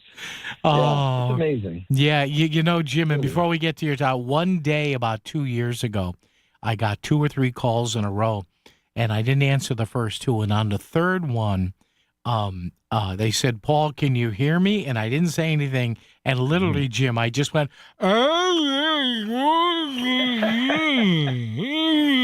awesome. Paul, let them replicate that. Paul, is this you? So anyway, Jim, I just wanted to let you know about that. What's on your mind today, sir? What's on your mind? Well, you know, I was thinking, let's talk a little bit about icy roads, right? This is the time of year where the temperatures are dropping. They're going to continue to drop in the next few days, which means that any precipitation whatsoever, even a dusting, can turn into an ice rink. And so just so people understand, we've had over 500,000, yearly actually this happens, it's over 500,000 crashes, also involving over 136,000 injuries and over 1,800 deaths just from ice. Oh. Now these stats are 3.6 times higher than all other severe weather-related combined. So we're talking tornadoes, hurricanes, lightning, floods, heat, high winds, whatever. So this is worse. So I think that people need to understand that, you know, overconfidence is the number one reason why people lose control of their vehicles during icing or during winter weather. And so, you know, there's just little tips that, you know, that people should be aware of, or that they should know when you're going out there and driving, especially as it starts to get dark out, because there'll always be black ice somewhere. And black ice, if for those who may not know, which I'm sure everybody knows, is a very thin, invisible layer of ice that is deceiving. So you're driving on the road and you think that it's dry because it looks dry, and all of a sudden you start to skid all over the place. So what do you do? Well, you know, it's very simple. In these cases, you should slow down significantly. Don't brake abruptly, because that can be a very bad thing. And increase your following distance, 5 to 7 seconds. So avoid cruise control, sudden movements, things like that. If you can on your vehicle, use a lower gear, because that'll kind of force you to kind of go a little bit slower. Yeah. And always remember that bridges will always freeze first. So if you're going over a bridge, or just not over block pavement, but like over a bridge, understand that that's going to be the first to freeze before the road does. So don't get overconfidence. Overconfidence is your enemy in the winter. Yeah, and speaking of that, Jim, and of course, Jim Perez, the guest, Crime on the Mind. Jim, I've talked to, being in this business and obviously maybe in your business too, I talked to a lot of car dealers over the years. And a couple of them told me the same thing. That when they're selling vehicles, particularly, Jim, four-wheel drive or all-wheel drive, right? Then the way it's marketed. One dealer told me, Jim, he said, I sold this vehicle to this person, and he said I stressed to her because she had never owned an all-wheel drive or a four-wheel drive before. He stressed to her, he said, listen, four-wheel drive, even in the wrong conditions, can mean four-wheel slide. And a lot of people, Jim, he told me, get enamored by these electronic systems, which are great. And, one of them saved my bacon once. I was able to maintain control of the car. But again, no matter how many systems you have in that car, Jim, you know that if the driver's at fault, bad things can happen. Yeah, and again, it comes down to this, overconfidence. So you think that because you're in this big metal box, right, that you're high up off the ground, that you're safe, you have all these, advanced, equipment and technology. But you're right. The road is the road. If you're going to slide down a hill, you're sliding, whether you're all-wheel, four-wheel, two-wheel, no wheels. Yeah. You're sliding. So I think that people need to understand that, you have to, it's almost like you have to have a very healthy respect for a vehicle, and you have to understand what your limits are. But when you're traveling in bad weather, especially like now and in the next few days, you really should take your time, because I'm going to tell you something right now. People might not realize this, but one crash can severely change your life. And what I mean is you can get permanent injuries. You can inflict permanent injuries on someone else. You can get sued. You can lose all your money. You can do everything you've worked for years. Is it really worth it because you want to get there just a few seconds faster? Yeah. It's just not worth it. And I think that people need to realize that, police departments all over the place are constantly trying to monitor and reduce the risk of these crashes. And I know that the state of Connecticut is very good with giving out grants to police departments, and we certainly use them. In Fairfield, we use them. We use those grants all the time, and we're constantly enforcing them. And it's something that it's money spent well. And I think that it's all for a reason. So people need to kind of understand that. But another thing that I want people to know is that if you're driving and you find yourself in a situation where you can't control the car, the very first thing you need to do is step off the brake or the gas. Step off the gas. Don't hit the brake abruptly. Do not overreact. And the thing is, if your car is sliding to the right, then turn your wheel to the right. If your car is sliding to the left, then turn your wheel towards the left. You got to slide into the skid, or because that's how you. All the while, now think about all these things that you have to do. It comes out of nowhere, right? This is where training comes into effect. It comes out of nowhere, and you start to panic, and you're really freaking out because that tree's coming up real fast.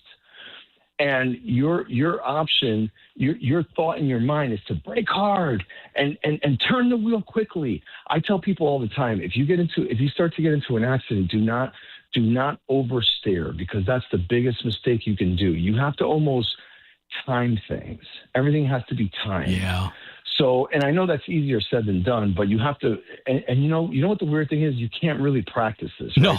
No. We don't have parking lots where, imagine you pay $5 and you get to drive around like a nut for an hour, so you can kind of figure things out. Hey, Jim, no insurance company would allow that to happen. Yeah. Can you imagine? I mean, we could outfit the cars to be like bumper cars, I guess, but I'll tell you, there's no place to do that. So you have to really mentally script this stuff out, and you have to mentally play it over in your head over and over again, so it becomes second nature. Because when an emergency happens, you're going to panic. Yeah. That's a natural reaction. It's okay. It's how you react to the panic that makes the difference between success or not. Yeah, and finally, Jim, I did have a situation once like that. Now, this is going back to, I want to say, 1996 or so, I remember I made a trip, actually, because this is how etched in my mind it was, to check out a retirement home for my mother. So I'm coming back, and a snow squall comes in, and I'm driving. Some people may know the road, Route 68, which goes between I-91 and Wallingford into Durham and Northford.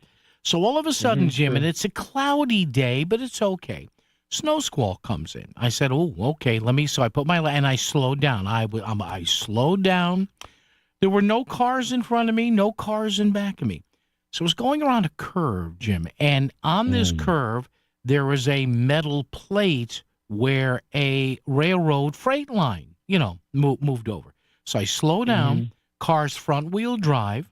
So I get over the first part of the plate, no problem.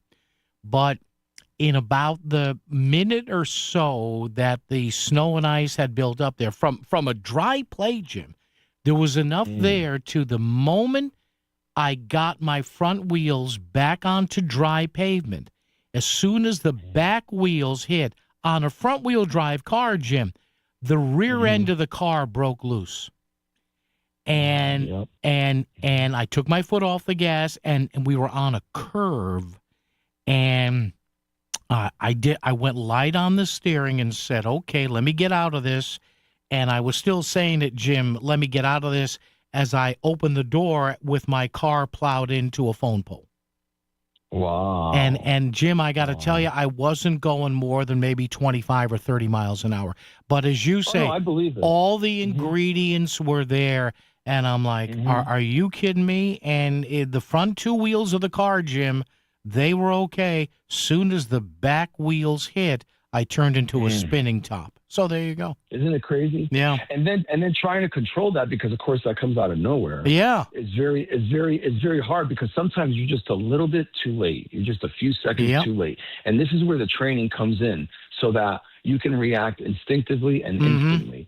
And another thing that people, and I'll leave you with this also, people need to pack an emergency kit, which should include some type of sand for traction if you get stuck, warm clothes, blankets, and emergency supplies. You should always have a little bag. It's called a go bag. Yeah. We do that during hurricane season, right? You put together a go bag of certain things that are important. But equally in the winter, with a few minor changes, you should have that same bag in there, so in your car constantly, because you never know when you're going to need it or when you're going to need to help someone else. Yeah, absolutely. Jim Perez, Crime on the Mind. Jim, always great to chat with you. Happy New Year, man, and we'll talk down the road. Happy New Appreciate Year. it. You got it, brother. Thank you, Jim. Take care. Yep. That's scary stuff, man. I plowed right. I mean, there was nobody in front of me, nobody in back of me, except the phone pole that I hit because Mother Nature took over. Traffic and weather together right here on WICC. WICC Smart MLS Right Now Traffic. 95, no delays out of Bridgeport through to Westport. DOT has the warning signs in both directions to watch for ice and take extra caution due to the slippery conditions. Parkway also very light volume for the Martin Luther King Jr. holiday commute today. I'm Laura Feist, WICC Traffic. Good morning. You are right. It is icy outside early this morning on the roadways, walkways, and driveways. We have readings in the 20s right now. Our dew point is down to 19. The wind is very light out of the west, and our barometer on the way up at about 2988. The sun is shining after about 4 inches of snow in Bridgeport and Easton yesterday, on average 3 to 4 inches. All that now moving well to our east. We'll see the sun through midday and early afternoon with a high in the low 30s. The wind will be light out of the west. Overnight, cold. We dip down to the low teens with a gusty west wind, feeling more like 5 above by daybreak tomorrow. Tomorrow, we'll see the sun again with a high only in the lower 20s, feeling more like 15 with a gusty west wind through the afternoon. On Wednesday, sunny with a high in the mid-30s. Thursday, sunny and milder, upper 30s to near 40, and then frigid by week's end and the weekend.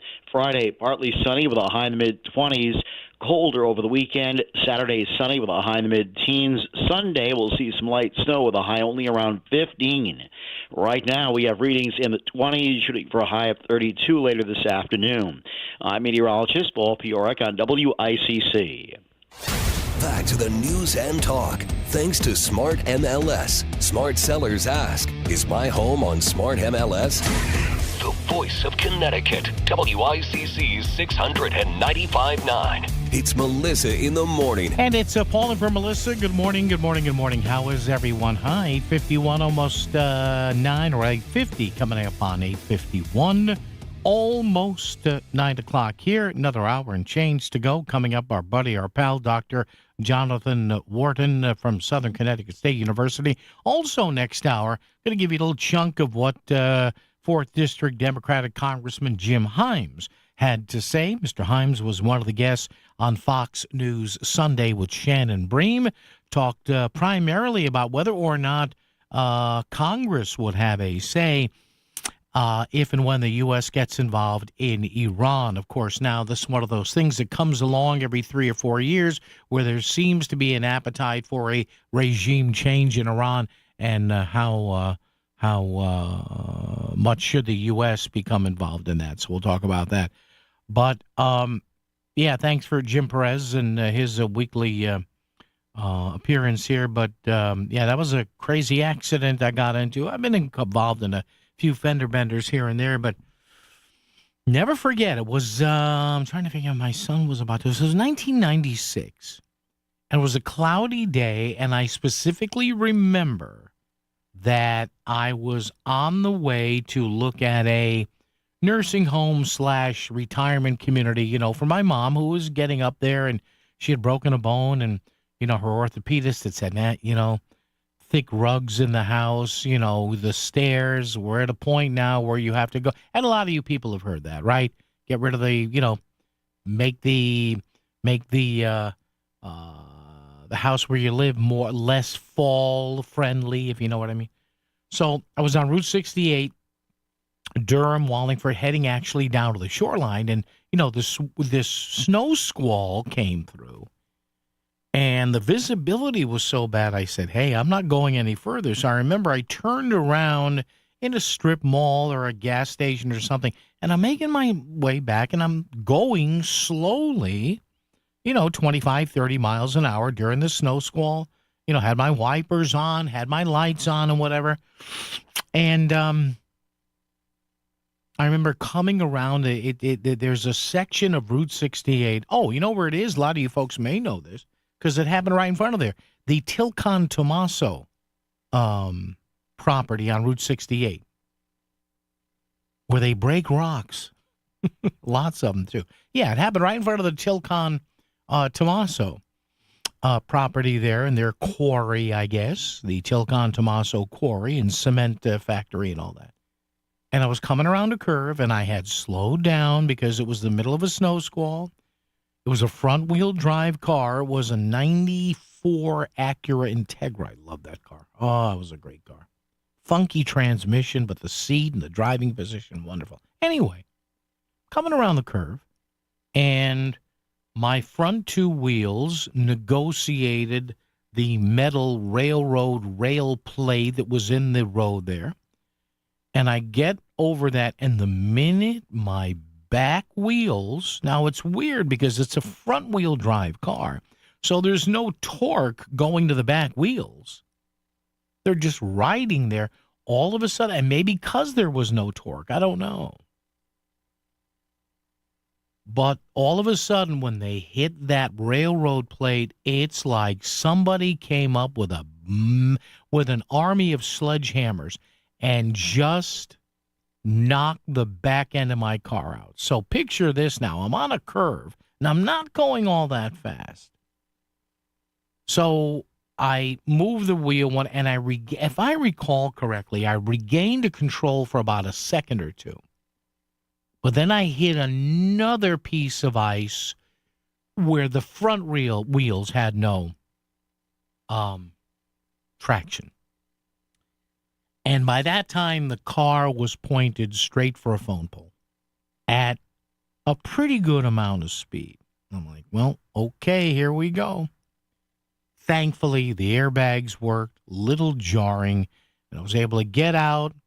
My left knee, I remember, banged up against the knee bolster to the left side of the steering wheel. Other than that, I was okay. But to illustrate the forces of what happened in that accident. And unfortunately, the car was totaled.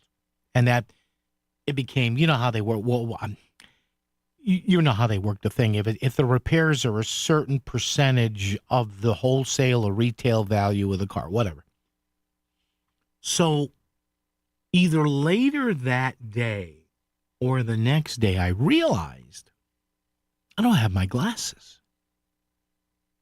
And I said to myself, well, wait a minute. The glasses are in the car. You never got them out of the car. So I went back to the dealership where they had totaled the car in Wallingford. And I said, hey, he goes, yeah, is that your car? He said, you want to clean it out? I said, well, I got everything out, but I want to double check for the glasses because I can't find them. So to make a long story short, with the force of me lurching forward and being locked in by the seatbelt tensioners, the force of the car hitting the pole, the force of the airbag coming out. You know, Sir Isaac Newton would love this. You know where I found my glasses? Oh, they were in the car. But think about this. My glasses that I was wearing as I lurched forward when I hit the pole and the airbag came out, my glasses flew off of my face, bounced off the airbag, which I didn't even see, and flew back over my shoulder. You know where I found them? Above the back seat on the little deck that runs from the top of the headrest and the back seat to the window. And I just stood there and said, wow, that's some pretty good physics 101 there. Traffic and weather together right here on WICC. WICC Smart MLS Right Now Traffic. 95, no delays out of Bridgeport through to Westport. DOT has the warning signs in both directions to watch for ice and take extra caution due to the slippery conditions. Parkway also very light volume for the Martin Luther King Jr. holiday commute today. I'm Laura Feist, WICC Traffic. The sun will shine by later this morning and this afternoon with a high near 30. Partly cloudy, windy, cold overnight with a low in the mid-teens. Bitter cold tomorrow, partly sunny with a high and low 20s and a gusty wind. I'm meteorologist Paul Fioric on WICC. In the real estate ecosystem, trust and transparency create harmony. But one elusive species disrupts this balance, the rogue agent. Their secrecy with off-market listings leave home buyers confused, frustrated, and inventory starved. And that's bad news for sellers too.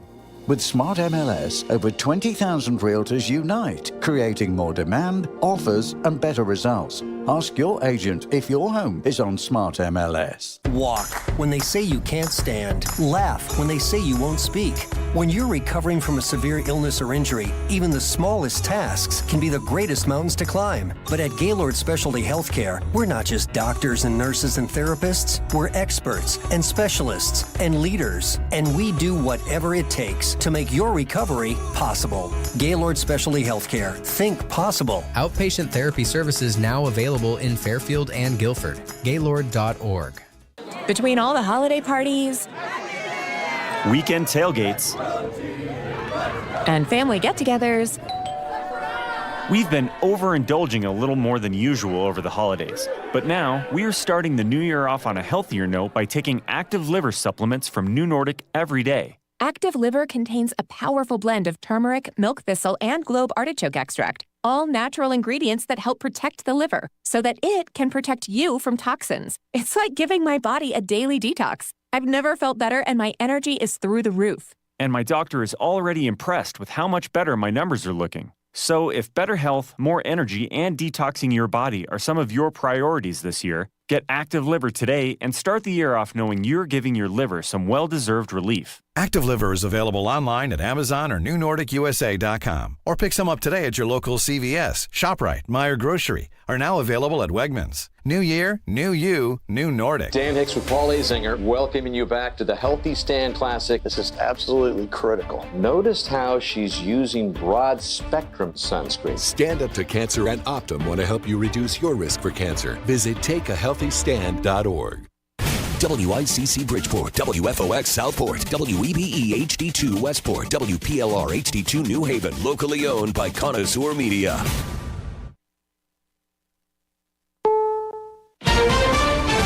is CBS News on the Hour, sponsored by Pfizer. I'm Deborah Rodriguez. Members of the European Union will meet Thursday to come up with a response to President Trump's new threat to impose 10% tariffs on NATO allies who don't support his bid to take over Greenland. Canadian Prime Minister Mark Carney. There's a full commitment, not surprisingly, as is appropriate, of NATO partners to the security of Greenland. Correspondent Holly Williams. That NATO alliance is really the cornerstone of the world order set up by the U.S. in the aftermath of World War II. Now some of those countries in Europe feel that they're being strong-armed by President Trump. This is just not normal American diplomacy. Anti-ICE protesters in Minneapolis could soon be under the watchful eye of 1,500 U.S. military troops. They're on standby in Alaska, ready to deploy to the Twin Cities. 60 Minutes' Cecilia Vega asked ICE head of arrests and deportations, Marcos Charles. Are you bothered by seeing American citizens getting detained in these operations? I'm bothered by seeing people take action against my officers, using vehicles to try to ram them, assaulting my officers. Drivers in parts of the Midwest and the Northeast have been dealing with heavy snow, gusty winds, and whiteout conditions. CBS meteorologist Rob Marciano is in the New York City suburbs. In northern New Jersey, snowplows were out in full force, working to clear the wintry weather off the roads. As long as it doesn't stay too long and get ugly, we're good. South of Boston in Middleborough, Massachusetts, a postal worker was taken to the hospital with minor injuries after the storm flipped the mail truck onto its side. Even people in parts of Florida's panhandle got a wintry mix. Snow coated parts of Georgia and Alabama, too. Prince Harry's latest legal battle against the British tabloids has opened in a London courtroom. I'm Vicky Barker at the Foreign Desk. Prince Harry strode briskly into London's High Court, acknowledging one reporter shouted, "Good luck, sir," with a brief thank you. He's expected to take the stand himself later this week. Harry and 5 other celebrities accused the Daily Mail of phone hacking, among other breaches of their privacy. It's down to the Final Four in the NFL. Matthew Stafford and the Rams knocked off the Bears 2017 at OT. It's a team effort. We got a resilient group. Love being a part of it. Obviously, things we can do better, but we found a way to win the football game, and in January and February, that's what matters. They'll travel to Seattle for the NFC Championship game. Patriots beat the Texans 28-16. They'll play in Denver for the AFC title game. The winners will meet at the Super Bowl February 8th. Markets close for Martin Luther King Day. This is CBS News. You still got it, but your immune system weakens as you age, making it harder to fight flu, pneumococcal pneumonia, RSV, and COVID-19. Ask your doctor or pharmacist which vaccines you need. Sponsored by Pfizer. I'm Bob Burke, founder and chairman of Burke America Parts Group, a family of brands that includes RepairClinic.com, an appliance and HVAC parts solution company that's grown into an international brand. Before AmericanEagle.com, we partially launched a new technology platform developed by another firm. American Eagle helped take our technology to a whole new level with digital marketing, software development, and business insights into our key markets, appliances, HVAC, and outdoor power equipment, and did so both on time and on budget. AmericanEagle.com has the resources, experience, and talent needed to produce solutions. Our new technology platform, developed by AmericanEagle.com, has produced tremendous results with higher traffic, conversion, engagement, and online revenue. If you have any home repairs you need to take care of, check us out at RepairClinic.com. If you need a world-class website or technology project, then I would highly recommend AmericanEagle.com. Call AmericanEagle.com at 773-NETWORK. That's AmericanEagle.com, 773-NETWORK. WICC 695.9, Connecticut Lottery Voice of Connecticut Local News Update. Residents across most of the state are waking up to a few extra inches of snow this morning. The winter weather advisory was in effect through early this morning. 3 to 5 inches of snow was forecast for portions of the state, including Stamford. After the snow comes the cold, as wind chills will make tomorrow morning's commute feel like the single digits. Several area events are being held today in honor of Dr. Martin Luther King in Stratford. The Sterling Community Center is holding its 4th annual Martin Luther King Jr. celebration from 9 a.m. until noon. The celebration will be held at St. Matthew's Lutheran Church as well in New Britain from 2 o'clock until 4:30 this afternoon. It includes a collective art project, a basketball clinic, and a youth-led community conversation. The Yukon men's basketball team is adding to the win column. Terrace Reed Jr. scored 15 points as the Huskies defeated Georgetown 64-62 on Saturday. UConn improves to 18-1 overall. An unidentified Fairfield man is $1 million richer today thanks to a suggestion from a convenience store owner. The man originally won $1,000 on a $10 scratch ticket. The owner and clerk on duty at News Express convenience store suggested he try a new scratch game that the lottery was offering. The man agreed and scratched the ticket, winning $1 million grand prize. The store will receive a $10,000 commission for selling the winning ticket. Drivers traveling down Dogwood Drive in Shelton may notice a new towering resident in a front yard. Shelton resident Leon Tyrell said his family, including 3 of his grandchildren and their dads, constructed a snowman estimated to be about 9 feet tall on Sunday morning. The project took a little more than an hour to complete, he said, and the snowman was named Archibald after Tyrell's future son-in-law, who is overseas. With your highlights, I'm Laura Feist, WICC News. WICC Smart MLS Right Now Traffic. 95, no delays out of Bridgeport through to Westport. DOT has the warning signs in both directions to watch for ice and take extra caution due to the slippery conditions. Parkway also very light volume for the Martin Luther King Jr. holiday commute today. I'm Laura Feist, WICC Traffic. Clearing by mid to late morning with a sunny afternoon on the way and a high near 30. Partly cloudy, windy, cold overnight with a low in the mid-teens. Bitter cold tomorrow. Partly sunny, windy with a high in the low 20s. Check out our Storm Center at voiceofct.com, brought to you by Brown Roofing, BMW of Darien, and Sono Collision. I'm meteorologist Paul Piorek on WICC.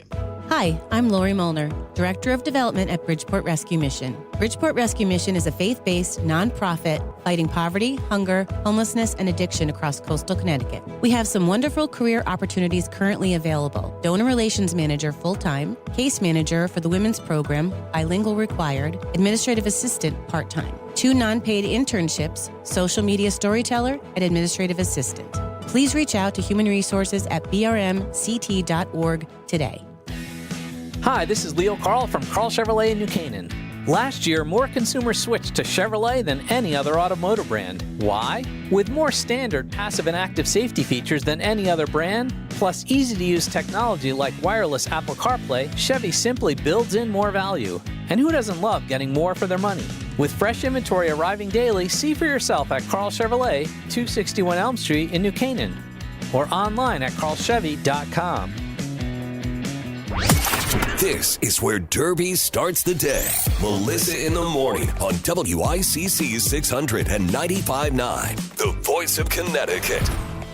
All right, one more big, beautiful hour left here at 203-333-9422, 333 WICC. Good morning, good morning, good morning. It's Paul and for Melissa. Hey, coming up after the news at the bottom of the hour, going to give you a little segment of Connecticut 4th District, Fairfield County. Democratic Congressman Jim Himes was on Fox News Sunday yesterday talking to Shannon Bream about how much deeper, if at all, the U.S. should get involved in Iran. And one of the things I aim to do for you folks is to bring you this stuff because unlike me, you actually have social lives and you don't sit there watching our congressional delegation on the Sunday shows. But I do. Let's cast a political eye now on what's coming up maybe in November, the governor's race, races for the executive, the constitutional officers here in the state, General Assembly. I have this gentleman on numerous times throughout the year, Dr. Jonathan Warden on the afternoon show. He is a professor of political science and urban affairs at Southern Connecticut State University in New Haven. John, good morning to you. Thank you for taking the time today, sir. I appreciate it. How are you, and Happy New Year? Happy New Year and happy Martin Luther King Day. Yes, Thanks for sir. including me, Paul. Yes, sir. Thanks for taking the time. John, let's talk about the governor's race a little bit. Now, obviously, barring anything cataclysmic, Governor Ned Lamont will be the nominee. He's got one challenger. Not too much support there. But, John, I did notice something interesting. The governor went out of his way to say the other day, yeah, we'll take donations from people. Like, I may be ready to drop another $25 million on this campaign, but it was interesting, John, to say, hey, I still would like people to have a stake in this. What do you make of that? Well, I think it's just to prove that there's support out there for him. He's just trying to at least demonstrate that, look, he won't take the public financing money because obviously he's got enough money of his own, but to claim that at least he's got the support, that's not surprising. And by the way, I wouldn't shoo away Josh Elliott so easily. It's funny, I saw both of them at the Chambers breakfast last week. Yeah. And Josh Elliott was right there, actually the table next to me. And I'm not saying he's a formidable candidate, but he certainly has a presence for what it's worth. And I think as long as he gets that 15%, which is really what you need at the convention in May for the state Democratic Party, he'll appear on the ballot for the primary. So he's just trying to, at the very least, get on that ballot. That's what matters. Yeah, and so let me follow up with this, John, with you. Could there possibly be, John, in that scenario, a Zohran Mamdani moment here in Connecticut or not? Is there a possibility out there? There's always been some interest on, the left-leaning side of the Democratic Party. As much as people are saying or proclaiming that Lamont is a liberal and he's a socialist and he's really the biggest centrist you probably find in years. And so I think that for a while, even before Josh Elliott even appeared, there's always been some rumblings about finding a pathway for progressives to have a voice at the table. Mm-hmm. But before we get into the Republican side, let's take that a step further, John. So you look at that pathway. Is there that big of a schism now in the Democratic Party when you get to the voter level, or is this noise just coming from people who think that Bernie and AOC and Zohran Mamdani are the future of the party or not? Because remember, John, everybody laughed off Trump 10 years ago, and look what happened. Mm-hmm. Yeah, no, you can't ignore the different factions that exist within political parties. I mean, it's just by nature the result of political parties. And so there is a consideration there. And to your point, even a generational one, I think there's a tendency to write off some younger voters because, traditionally they don't necessarily vote or engage. But we've seen from the data, especially in the last few years, more younger voters showing up. And there are leaning more progressively, and might not sound much, but we're talking about anywhere from 3 to 5% of an increase in the last couple of elections, and we certainly saw that even in a place like New York. Yeah, and the fascinating thing I saw there, John, you've probably seen the same numbers, is that a big piece of Zohran Mamdani's support were not necessarily, he's for the low-income demographic. No, I was shocked to see that a lot of his support were, white or Asian voters, $70,000 to $150,000 a year. John, that doesn't necessarily mean socialist. Maybe the affordability thing is something to hit on. It is, and interestingly enough, because of the economy, and it's lingering, and certainly everything related to the cost of living expenses going up, and that's no secret. There is interest out there for a lot of voters to say, hey, look, this is not just a national issue. It's also a state and local issue. In a place like New York, you can't ignore that. You're talking about a place like New York where the taxes are, along with federal taxes, eating away almost 40% of your paycheck, if not half. Yeah. Even for those people that you're saying who are making over $100,000. That's a good chunk of change, Paul. Yeah. Let's go to the Republican side. The guest, once again, Dr. Jonathan Wharton, Southern Connecticut State University. Before we get on the fringes here, John, interesting. Two candidates now, the former mayor of New Britain, Aaron Stewart, the current Greenwich Republican State Senate member, Ryan Fazio, two telegenic young candidates, kind of definitely a different generation, and who both, John, have qualified for public financing. So, and in that aspect of it, this fascinates me. It does, because both of them in their 30s, right? I mean, they are your quintessential millennials. And I got to be frank with you, I love them both. I always have for years, and I've known them both. They're very good at out there campaigning. They have different strategies of how they go about that. Ryan Fazio is certainly a name brand there in Fairfield County, might not necessarily be so well known statewide, but he's certainly the policy wonk and engages and involves. And Aaron Stewart is more kind of the cheerleader, the one who's out there and engaging in communities and all. And so she's been known for running for statewide office in the past, especially back in 2018, when you might remember she tried to run for governor and then ultimately at the last minute of the convention going for lieutenant governor. So this is quite interesting to see the internal rumblings of a millennial candidates there. And John, now we had the entrance about a week and change ago of Betsy McCoy. Newsmax personality, served one term as the lieutenant governor under George Pataki. She's never won elected office on her own. And, you know, John, I hang out on, because I have no social life, I hang out on some of these political boards on social media. Yeah. And John, you know, I'm wondering what now, I tend to be not a conspiracy guy, but I see what's going on here. And I wonder if, as you say, is Betsy McCoy's goal just to generate enough support and get on a Republican primary ballot and then maybe appeal to, I don't know, the side that went for Leora Levy versus Themis Claridis back then? How do you look at all this? Well, you know, it's interesting because you're hearing now, as you know, especially after the weekend, Aaron Stewart proclaiming that, you know, it's the Greenwich bunch versus, you know, me.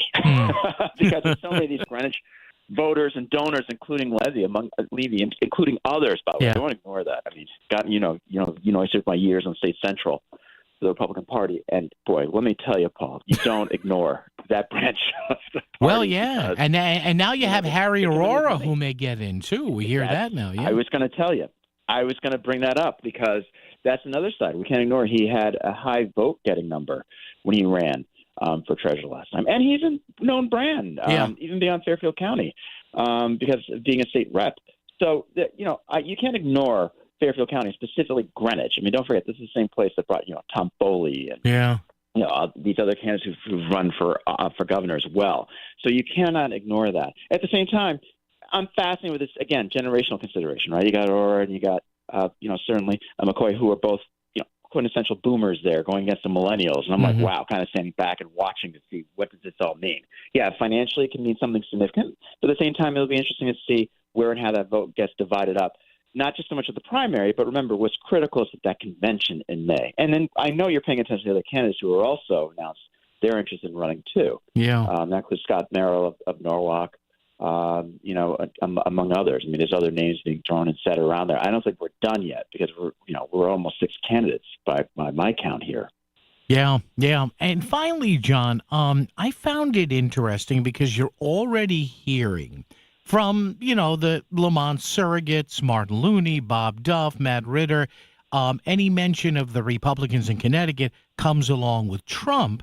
And then you take a look at the campaign kickoff video for Aaron Stewart, and there's a picture of her in the Oval Office with the president. So, no matter look, John, somebody on either side of the aisle in this campaign could reduce electric bills to zero, and in the same process cure cancer. And I think it's still going to be about Trump. What do you think? Well, because the Democrats make it that way. And it's been back and forth with a lot of these candidates in terms of whether they support them outwardly or not.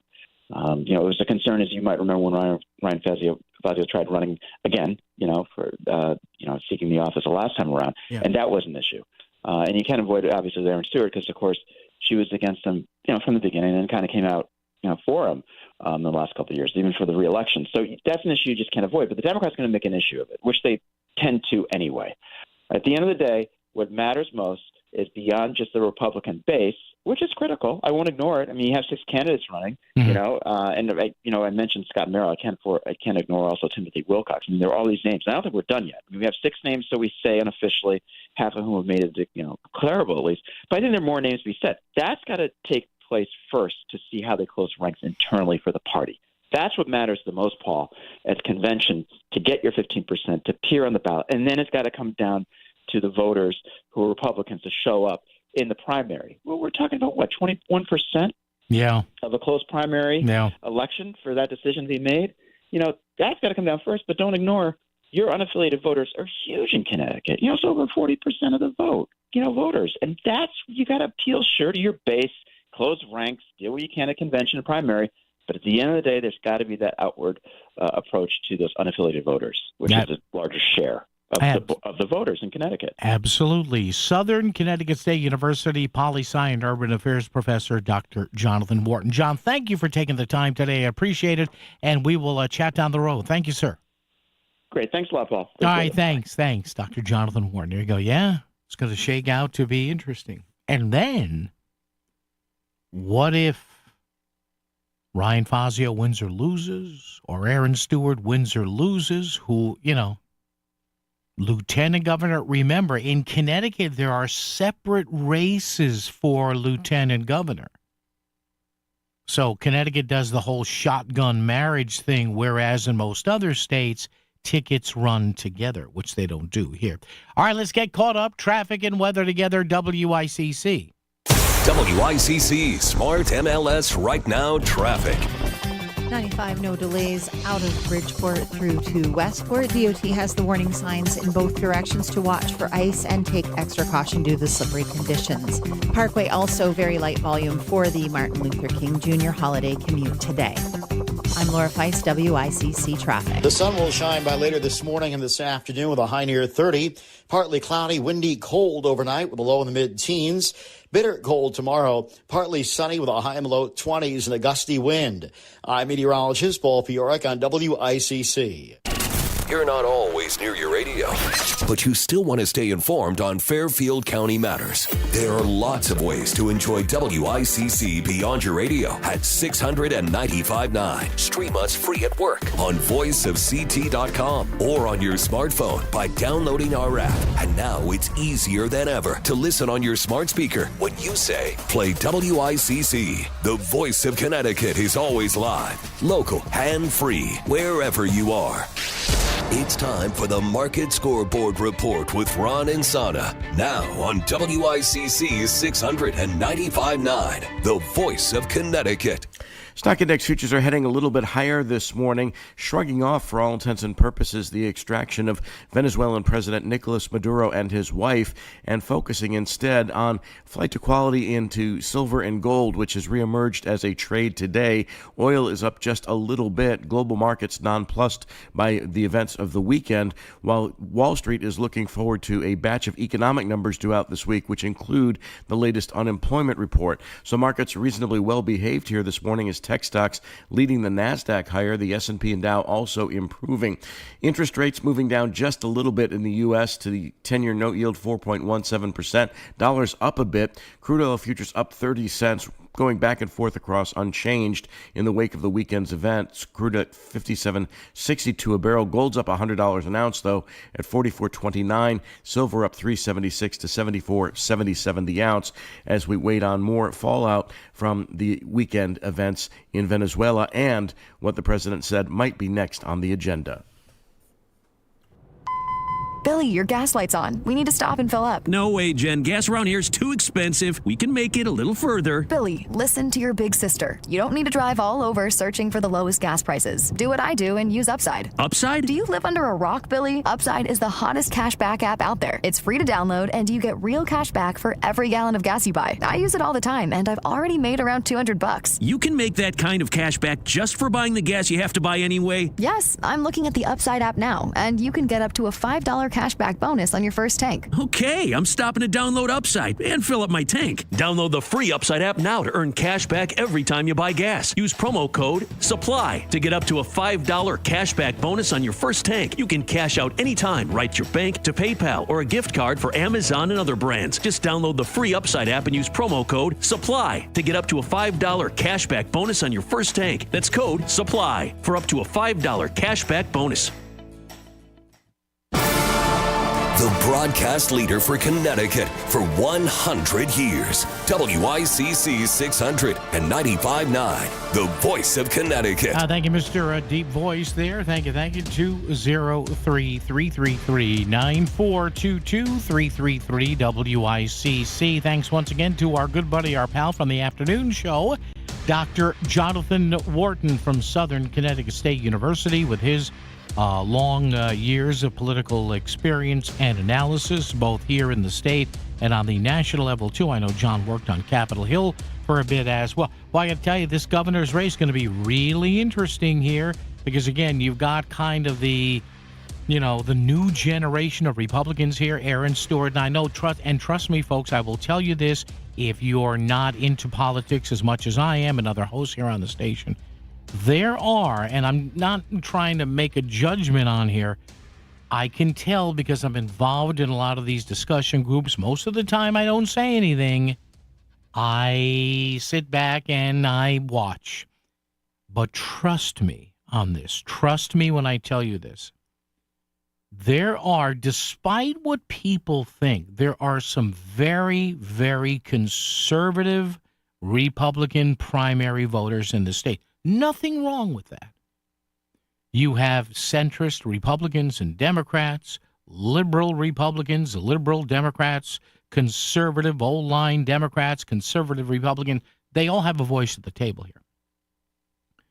But remember what happened to, a few years ago, Themis Claridis, who was polling about evenly with Richard Blumenthal in that Senate race?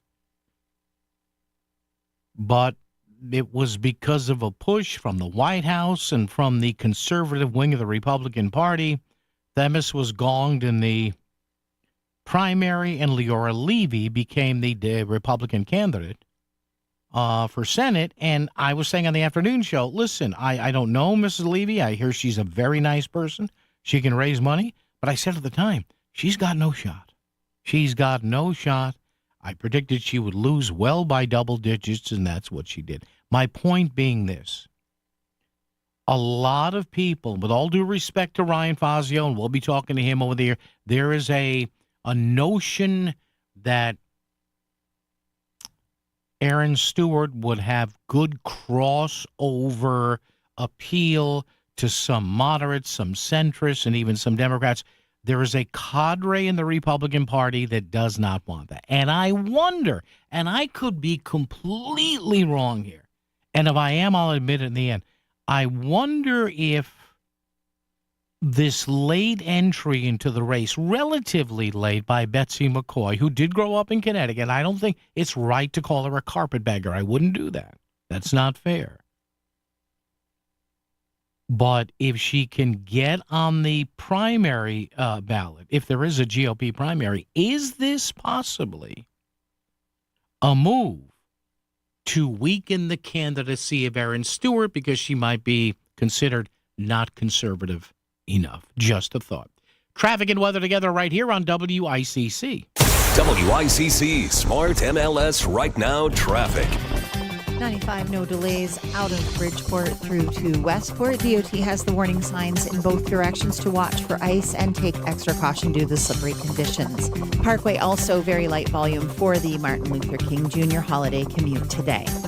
I'm Laura Feist, WICC Traffic. Clearing by mid to late morning with a sunny afternoon on the way and a high near 30. Partly cloudy, windy, cold overnight with a low in the mid-teens. Bitter cold tomorrow. Partly sunny, windy with a high in the low 20s.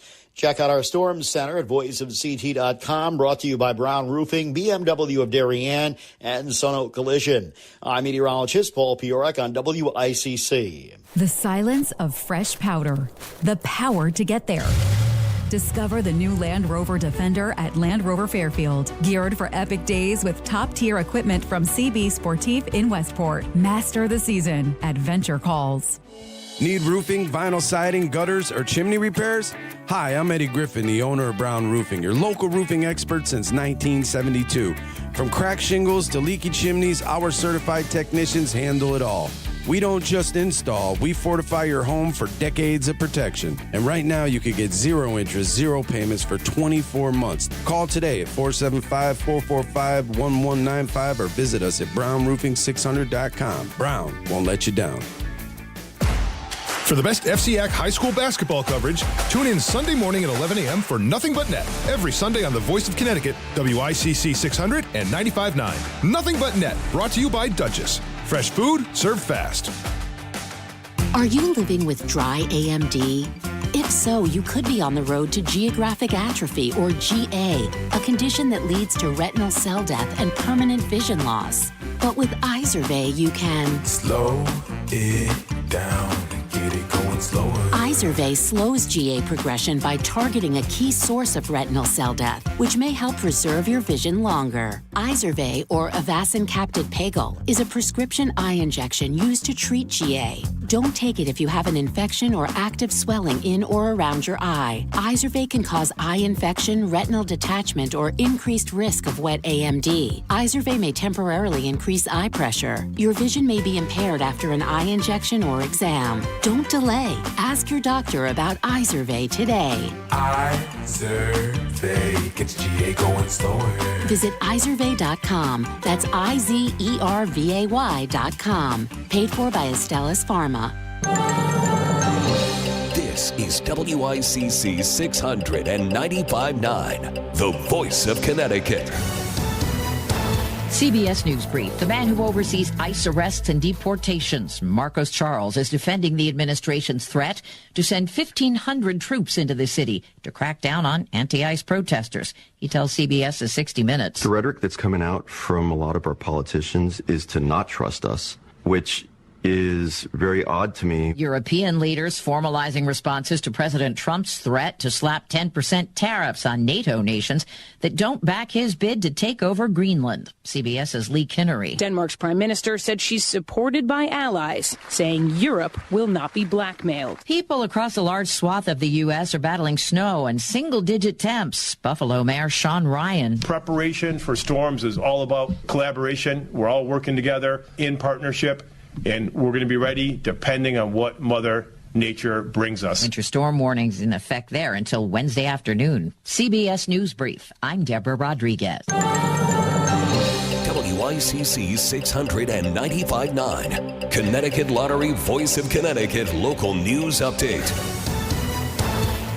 Residents across most of the state are waking up to a few extra inches of snow this morning. The winter weather advisory was in effect through early this morning. 3 to 5 inches of snow was forecast for portions of the state, including Stamford. After the snow comes the cold, as wind chills will make tomorrow morning's commute feel like the single digits. Several area events are being held today in honor of Dr. Martin Luther King in Stratford. The Sterling Community Center is holding its 4th annual Martin Luther King Jr. celebration from 9 a.m. until noon. The celebration will be held at St. Matthew's Lutheran Church as well in New Britain from 2 o'clock until 4:30 this afternoon. It includes a collective art project, a basketball clinic, and a youth-led community conversation. The Yukon men's basketball team is adding to the win column.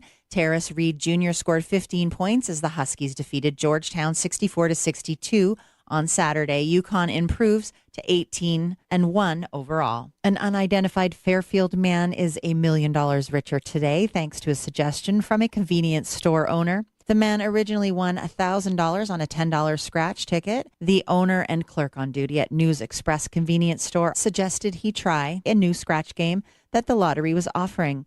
The man agreed and scratched the ticket, winning $1 million grand prize. The store will receive a $10,000 commission for selling the winning ticket. Drivers traveling down Dogwood Drive in Shelton may notice a new towering resident in a front yard. Shelton resident Leon Tyrell said his family, including 3 of his grandchildren and their dads, constructed a snowman estimated to be about 9 feet tall on Sunday morning. The project took a little more than an hour to complete, he said, and the snowman was named Archibald after Tyrell's future son-in-law, who is overseas. With your highlights, I'm Laura Feist, WICC News. WICC Smart MLS Right Now Traffic.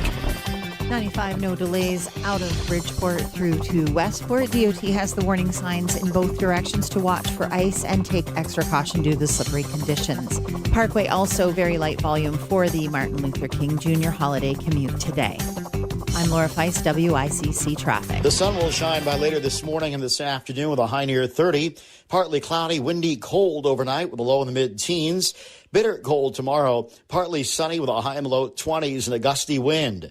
I'm meteorologist Paul Fioric on WICC. Hi, I'm Melanie Miranda, owner of Apex Radon Solutions, your local certified radon mitigation company. January is National Radon Action Month, and radon is something every homeowner should take seriously. Radon is an invisible, odorless gas, and it's the second leading cause of lung cancer in the U.S. The good news, testing is simple. This January, Apex Radon Solutions is offering free radon test kits to help protect your home and your family. Let's see how low your radon can go. Learn more and request your free radon test kit at apexradonsolutions.com. At Abriola Parkview Funeral Home in Trumbull, we understand that planning for life's milestones is important. But what about planning for your funeral? While it may be difficult to consider, pre-planning can ease the burden on your loved ones during a challenging time. By planning now, you can ensure that your wishes are honored without leaving emotional or financial strain on your family. Visit Abriola.com to learn more about our compassionate pre-planning services. Plan today for peace of mind tomorrow. Staples presents That Was Easy. This year, I'm giving my hair salon a total makeover. Total makeover sounds totally expensive. We updated our logo and colors, so I needed to print new signage, brochures, business cards, everything. Everything will not be cheap. Staples did it all, and I saved $100 on my order. $100? Trim my whiskers, that's a good deal. For everything your business needs to print, let's go Staples. That was easy. Offer valid in-store and online. Ends 1/31. Exclusions apply. Visit staples.com/print for details. News all morning, every morning. WICC 600 and 95.9, the voice of Connecticut. Back to Melissa in the morning.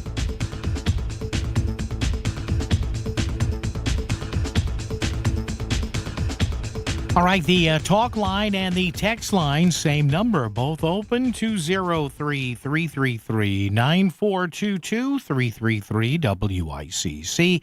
Case you missed it, over the weekend, a very influential member of Connecticut's congressional delegation was making the national rounds talking about whether or not the U.S. and the White House should initiate any sort of offensive capabilities or the military as to what's going on in Iran. Now, you know, this happens every 3 or 4 years. I know it happened during the Bush years, once during the Obama years, whatever. Where the forces of change, young folks in Iran, they want to get the mullahs out there. They want to get the Iranians to a freer state. They want to be more Western friendly. Iran still wants to maintain its theocracy. Technically, it may not be a theocracy. I don't know. But we know what the deal is with Iran. And you cannot underestimate the fact that. You just can't. If you say no to this, you're not being intellectually honest with yourself. Iran is the center of all terrorism in the world. They just are. I know you can call me up and argue with it, argue with an expert. I've discussed this with people for years. You have a flow chart of what goes on around the world with terrorism in the Middle East, in parts of Africa, in parts of Europe. It is largely tied to Iran. So, question is, should the U.S.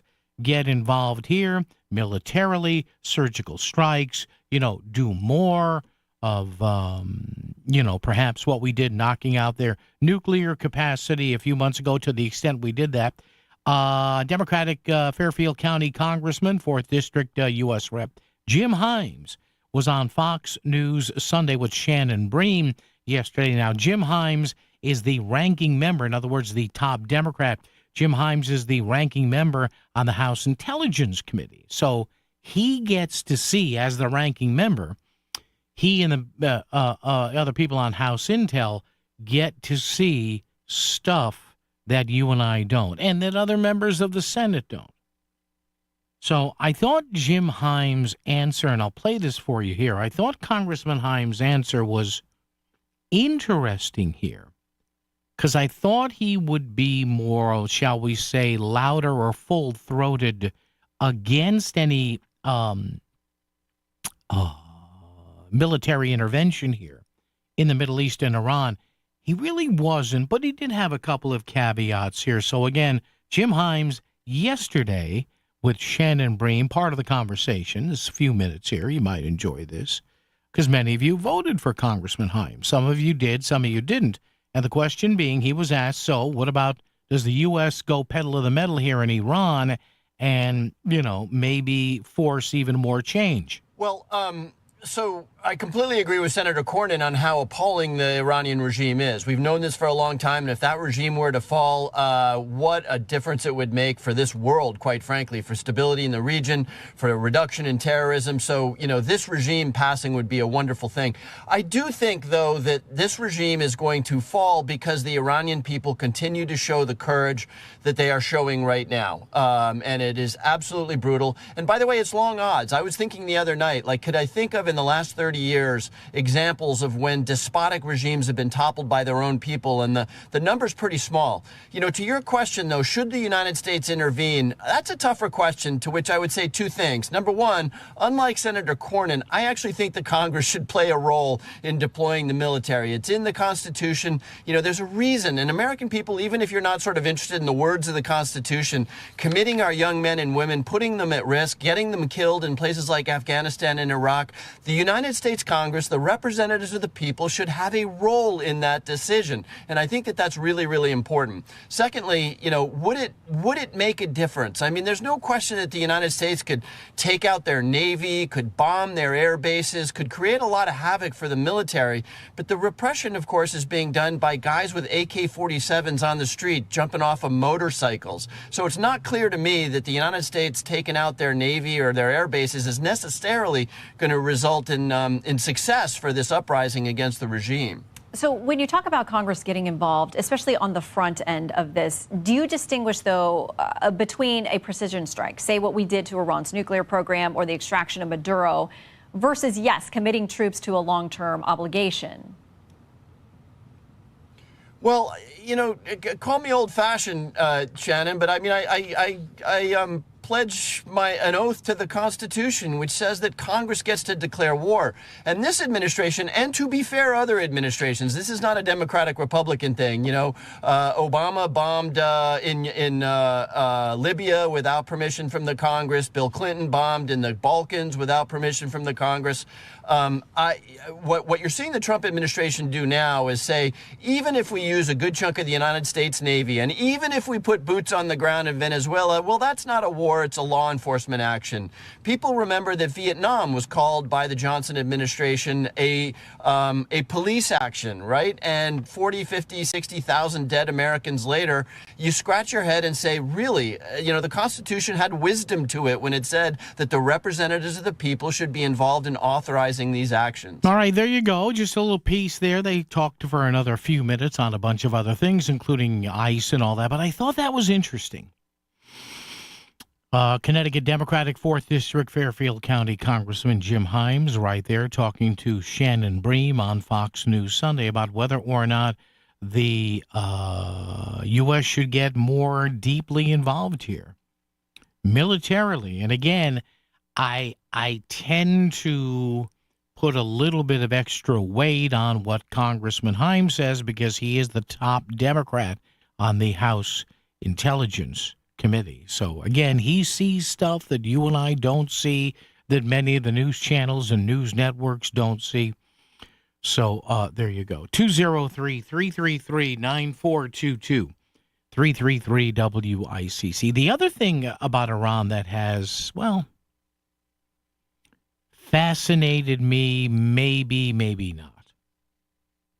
Do you notice, and I'm sure you do, and if you listen to me in the afternoon, this is one of the pet issues I keep bringing up here, because I tend to look at things from who is quiet than who is loud. To me, I don't want to say judge people, but if you're trying to assess a political situation, it's easy to hear from the usual suspects, right? If there's anything racial, they'll run to Al Sharpton. If there's anything to do with, big business, the forces that be in the media, they'll run to Bernie Sanders. They'll, run to AOC, whatever. And that's fine. That, they can get a microphone in front of your face. Say what you want. Having said that, do you notice, and you may have heard me say this in the afternoon. Notice of who's being very quiet here, right? Many of the same people who, when the Israel-Hamas war was at its height, and tragically thousands were being killed after the attack on Israel on October 7th of 2023.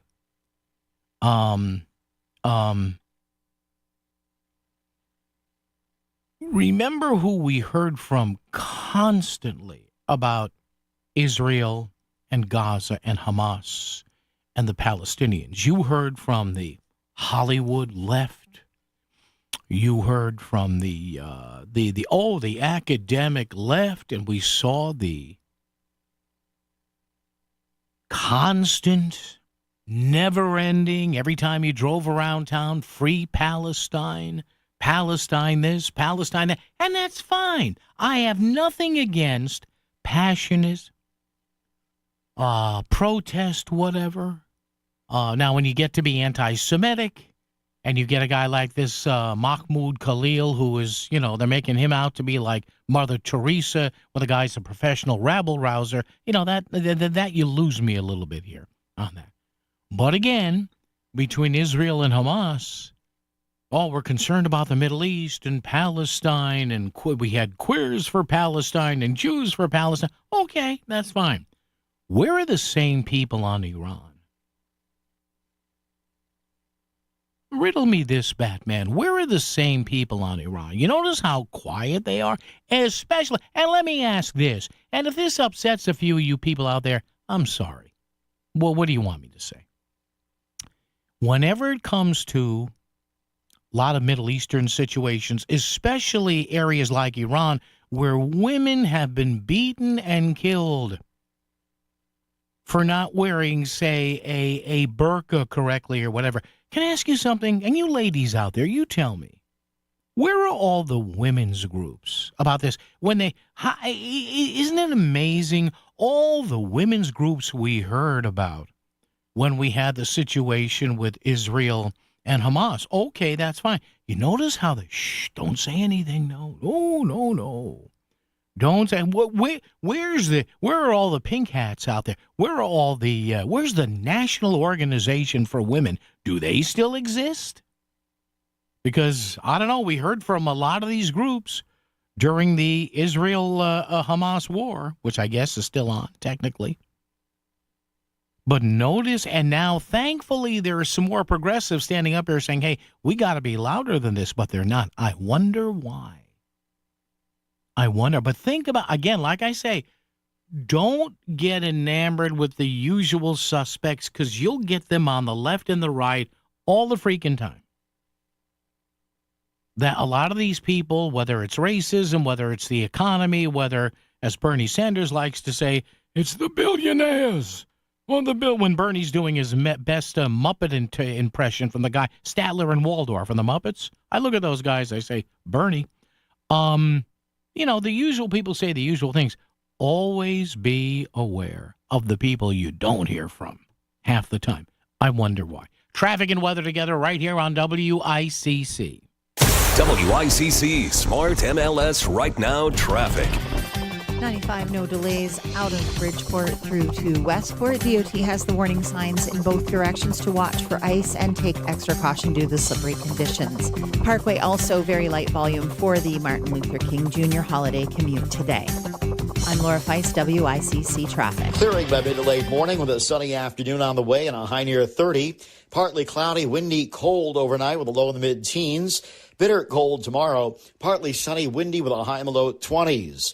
Check out our Storm Center at voiceofct.com, brought to you by Brown Roofing, BMW of Darien, and Sunoco Collision. I'm meteorologist Paul Piorek on WICC. Are the taxes on your financial savings cutting into your retirement? Do you truly understand the taxes on your IRAs and 401ks? Would you like a future where your taxes are minimized and investments are sound? If you're nearing or in retirement, have at least a $250,000 portfolio, Bridgelight Financial Advisors can help. Call for a complimentary consultation. They'll show you real tax savings on your savings. 203-795-7080. 203-795-7080. Bridgelight Financial Advisors, your retirement tax strategy specialists. Looking for complete dental care in one convenient location? Visit Columbia Dental in Norwalk and New Haven. Their expert team includes a general dentist, periodontist, and oral surgeon. So whether you need a routine checkup and cleaning, dental implants, or wisdom teeth extraction, they've got you covered. Quality care all under one roof. Call Columbia Dental in Norwalk and New Haven today at 203-299-0111 or visit columbiadental.com. Okay, so your trophy's in the cabinet. Business is great. The growing pains are all in the past and you're feeling optimistic. Now you're in big trouble. Because truth is, No matter how well you slayed your last quarter, the next one could slay you right back. And without a cohesive strategy and a scalable idea you can rely on, nothing is certain except uncertainty. Which is why for your next rodeo, you need The Next Rodeo. The Next Rodeo is a true creative partner that brings next-level creative thinking and production quality to companies who didn't believe they could afford it.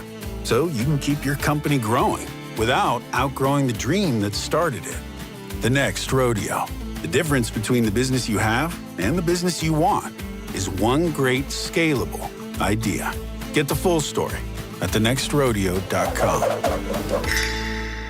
Your new customers are listening to the Voice of Connecticut. Become an advertiser and grow your business. You'll reach thousands of Connecticut consumers. Email sales@voiceofct.com.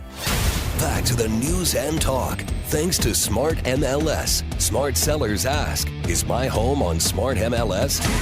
The Voice of Connecticut. WICC 695.9. It's Melissa in the morning. Hey, 9:50, almost 9:51. Good morning, good morning, good morning. 203-333-9422, 333 WICC. Paula for Melissa on the Melissa in the morning program. And just to be fair here, there are some progressives and Democrats who, or at least to some extent, agree with Jim Himes and are not afraid to criticize a Muslim nation. Now, a lot of Democrats won't criticize a Muslim nation because, a certain Muslim nation or Muslim nations happen to be anti-Israel. And that, to me, my impression here is the ultimate goal here is to be as anti-Israel as you can. And thankfully, there are still some clear-thinking progressives out there, old-line traditional Democrats who say, hey, if we're going to criticize one side, we got to criticize the other. Donnie Deutsch, Deutsch, political commentator. I've interviewed him a few times over the air. And thankfully, Donnie Deutsch, and by the way, none of his questions here have been answered. Donnie Deutsch came out the other day and posted a short video. I'll play it for you here. It's about a minute. But man, he's a PR guy, so he knows how to make his point. Donnie Deutsch is like, well, wait a minute. Why is it only conservatives and Republicans who are like, rooting for a win here in Iran? Where are all the, social progressives here? I want to play you video of all the celebrity activists speaking out on behalf of the brave Iranians trying for regime change in Iran, one of the most oppressive, terrorist-based regimes in the world. Let's take a look and listen. Oh, wait, there are none. Well, let me play some video from college campuses as people protest the very thing I just talked about, the brave Iranians trying to overtake the government. Let's play that video. Oh, wait, there's nothing on college campuses. The same groups that spoke so passionately over so many issues over the years, most recently the Palestinian-Israel conflict, nothing. Iran is the central nervous system for all terrorism in the Middle East. This is the snake's head. You cut it off, everything changes. This is the most oppressive human rights regime, whether it comes to gays, whether it comes to women, whether it comes to any human rights, yet nothing from the traditional activists. And I've been trying to figure out why. Is it because it doesn't fit into a traditional oppressor-oppressed, dark-skinned, light-skinned narrative? Is it because it's not about Israel? Is it because it's not about colonialism? Why is it when we have a chance to change the entire game in the Middle East, cut off the snake's head, stop terrorism in the Middle East, or certainly reduce it dramatically, yet nothing from the traditional activists? It makes no sense. But I will say one thing. I will stand behind the U.S. anything they do to make this happen, because this is a game changer. Well, there you go. And he good for Donnie Deutsch, a guy who I rarely agree with when I see him on MS Now, which used to be MSNBC. But I've had him on my show years ago. We had a good exchange of ideas, as I remember. I think he had a book or two out. But he's right. Now, he kind of answers his own question. It's oppression, oppressors. And he's right. It has to do with Israel.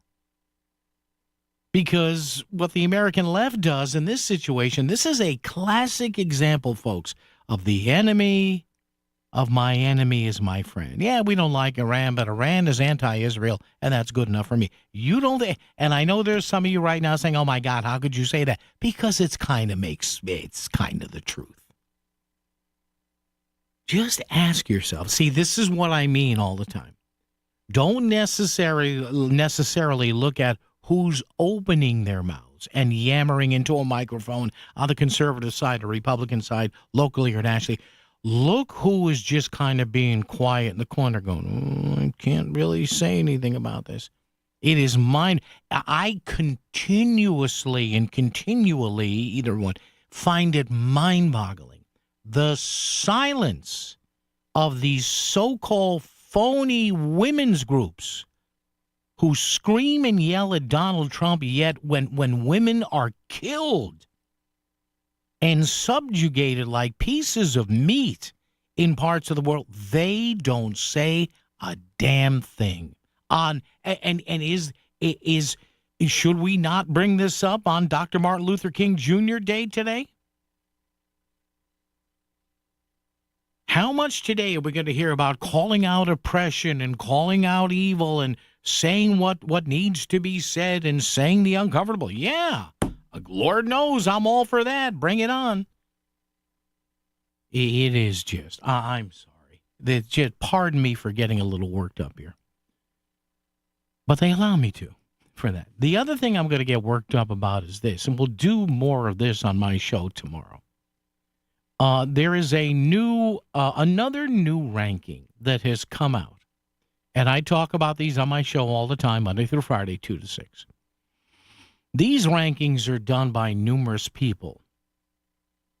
The Wall Street Journal, Market Watch, Fox Business, CNBC. We have one here from the folks at Wallet Hub. They have come out with an annual survey. And if you don't like a certain outlet I named, whether you're not a Fox or an MSNBC or a CNBC fan, there's plenty of them to look at. We now have the latest, best, and worst states to start a business in. And once again, the state of Connecticut, despite all the garbage you hear from the majority in Hartford about how Connecticut, and I love this state, don't get me wrong, I would probably, I don't want to say never, but I want to say never. You never know what can happen in my remaining years on this marble. But having said that, I'm probably not going to leave here. But man, every year, I'm sorry, this just shows you that by and large, nothing ever gets better in this state. It just doesn't. So once again, Connecticut, out of 50 states, the great, as the dearly departed Governor William A. O'Neill used to say, the state of Connecticut. I used to love how Bill could run that into one word. The state of Connecticut. Connecticut ranks 47th out of 50 in the latest Wallet Hub rankings, best and worst states to start a business. How is that possible? Well, we know how it's possible. Regulations, lack of incentives, taxes, fees, and you know what? The ruling party in Hartford doesn't do anything about it. Well, how do you know that, Paul? Because the numbers never change, Einstein. That's why. 47th out of 50, and we hear how innovative Connecticut is and how, no, we're not innovative. That's the problem. And if you don't like Wallet Hub, check out Fox Business. You don't like that, go to CNBC. You don't like that, go to Market Watch. You don't like that, check out the Wall Street Journal. And you don't think CEOs and CFOs look at this stuff? Come on. Well, we'll get back into that tomorrow when I can breathe even free. Hey, this has been great. Have a happy rest of the day. Dr. Martin Luther King Jr. Day today. Eric, the producer, Laura on news and traffic, and the one and only Paul Bjork on the forecast.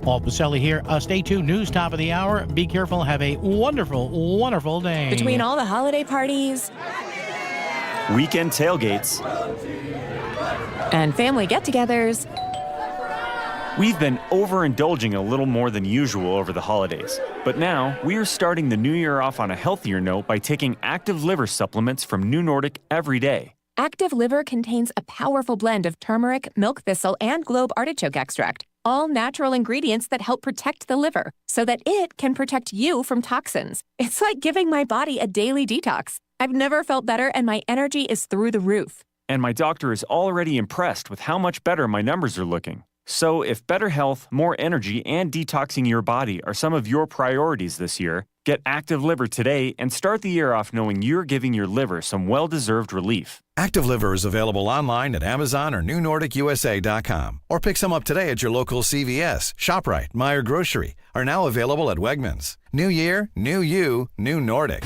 WICC Bridgeport, WFOX Southport, WEBE HD2 Westport, WPLR HD2 New Haven, locally owned by Connoisseur Media.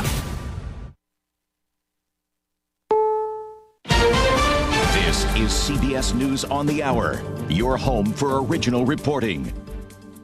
I'm Deborah Rodriguez. President Trump is now linking his push to acquire Greenland to his Nobel Peace Prize snub. He sent a message to Norway's prime minister suggesting just that. Correspondent Olivia Rinaldi is at the White House. In this text message that President Trump wrote to the Prime Minister of Norway, he allegedly said that considering your country decided not to give me the Nobel Peace Prize for having stopped 8 wars plus, I no longer feel an obligation to think purely of peace, can only now think of what's good for the U.S. A new CBS News poll finds 86% of Americans don't want the president to use military force to take over Greenland. 70% don't want him to use federal dollars to buy it. European Union members say they'll meet Thursday on Mr. Trump's threat to slap 10% tariffs on allied nations who don't support his stance on Greenland. U.S. military troops aren't the only ones who could be headed to the Twin Cities to keep an eye on anti-ICE protesters. CBS's Jim Krasula. The FBI wants more agents in Minneapolis, according to insiders. The Bureau has sent messages to agents nationwide asking them if they would temporarily transfer to the city. The messages did not specifically reference the tense situation with ICE in Minneapolis and did not detail the assignment. Spanish police say at least 39 people are dead in a high-speed rail collision in southern Andalusia. As for the search for bodies continues, this passenger, through an interpreter. The first thing we noticed was a sudden braking, although we remained in place. But we didn't have time to react when in a fraction of a second, another, much stronger impact came, which caused suitcases, clothes and people to be scattered all over the carriage. Officials say the tail end of one train derailed, causing another to go in the opposite direction to go off the tracks. The impact sent the second train's lead cars down a 13-foot slope. Fewer and fewer people are having babies in China. I'm Vicki Barker at the Foreign Desk. For decades, China employed often brutal tactics to enforce its one-child policy. How the tables have turned. With China's birth rate at a record low and the population both shrinking and aging, the government's now desperately trying to get its young citizens to have kids. Lots of kids. So far, without success. After 9 seasons of missing the Super Bowl mark, multiple reports say the Buffalo Bills have fired coach Sean McDermott, who spoke after Saturday's 33-30 OT loss to Denver. Not the result we wanted. I thought the guys played hard, and we had some chances at the end of the game to win it. Didn't fall our way. This is CBS News. Take control of your financial life. Follow and listen to Money Watch with Jill Schlesinger on the free Odyssey app or wherever you get your podcasts.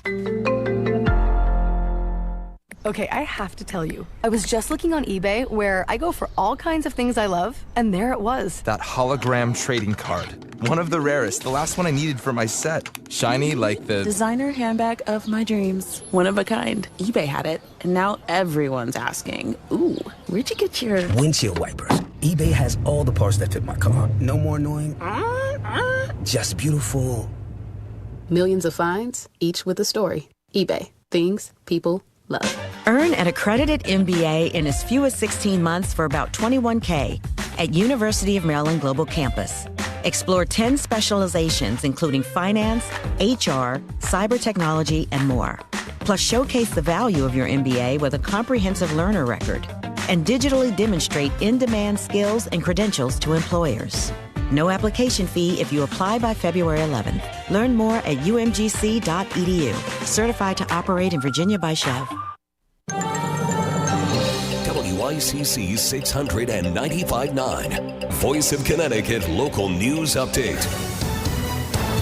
Residents across the state are waking up to a few extra inches of snow this morning. Winter weather advisory was in effect through early this morning. 3 to 5 inches of snow was forecast for portions of the state, including Stamford.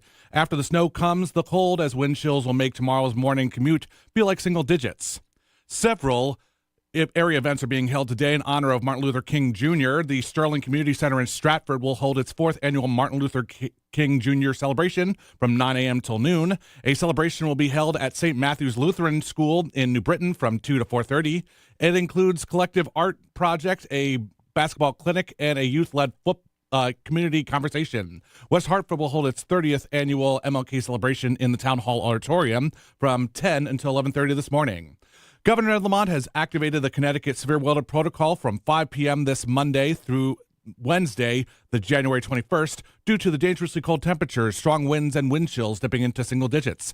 The protocol coordinates state agencies, municipalities, shelters, and United Way 211 to ensure vulnerable residents can access warming centers, shelters, and transportation if needed.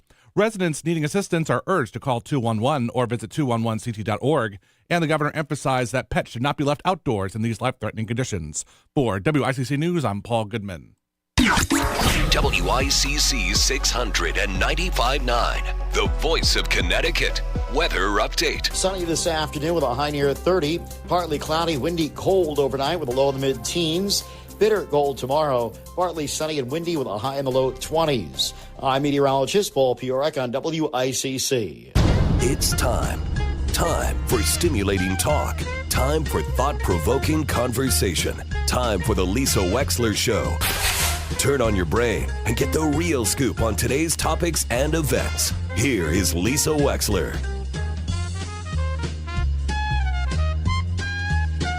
Luther King Jr., his very famous speech, his vision for America. And you may know it as the I Have a Dream speech. We're going to play clips of it throughout the show. You, Dr. Martin Luther King, Jr.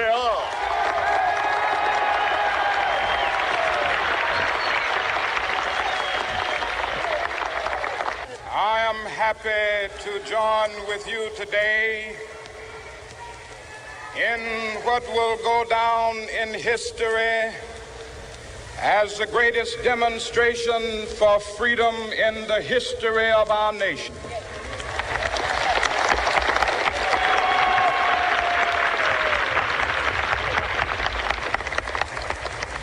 Five score years ago, a great American in whose symbolic shadow we stand today signed the Emancipation Proclamation. This momentous decree came as a great beacon light of hope to millions of Negro slaves who had been seared in the flames of withering injustice. It came as a joyous daybreak to end the long night of their captivity. But 100 years later, the Negro still is not free. 100 years later, the life of the Negro is still sadly crippled by the manacles of segregation and the chains of discrimination. 100 years later, the Negro lives on a lonely island of poverty. I have a dream that one day this nation will rise up and live out the true meaning of its creed. We hold these truths to be self-evident, that all men are created equal.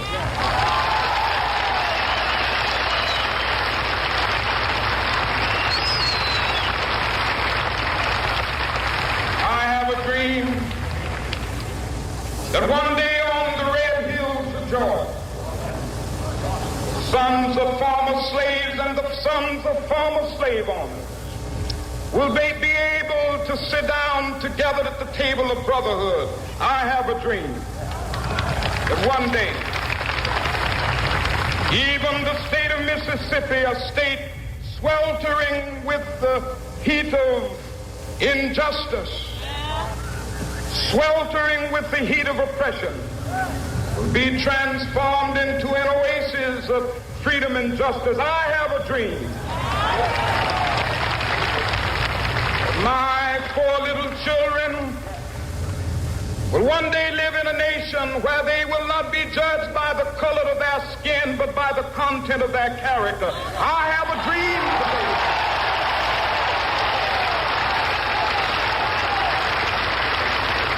I have a dream that one day, down in Alabama, with its vicious racists, with its governor having his lips dripping with the words of interposition and nullification. One day right there in Alabama, little black boys and black girls will be able to join hands with little white boys and white girls as sisters and brothers. I have a dream today.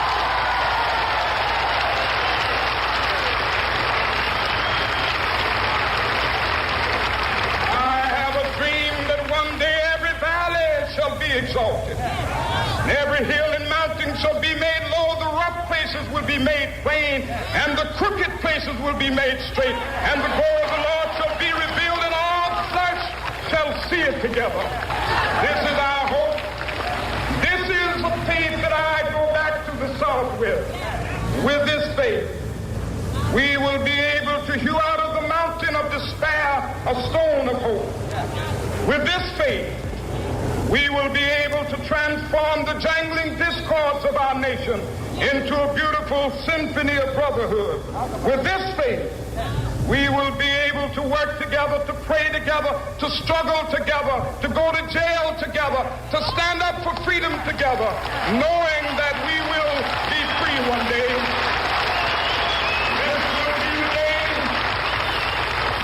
This will be the day when all of God's children be able to sing with new meaning, my country, tears of thee. Sweet land of liberty, of thee I sing. Land where my fathers died, land of the pilgrim's pride. From every mountainside, let freedom ring. And if America is to be a great nation, this must become true. And so let freedom ring. From the prodigious hilltops of New Hampshire, let freedom ring. From the mighty mountains of New York, let freedom ring. From the heightening Alleghenies of Pennsylvania, let freedom ring. From the snow-capped Rockies of Colorado, let freedom ring. From the curvaceous slopes of California. But not only that, let freedom ring from Stone Mountain of Georgia. Let freedom ring from Lookout Mountain of Tennessee.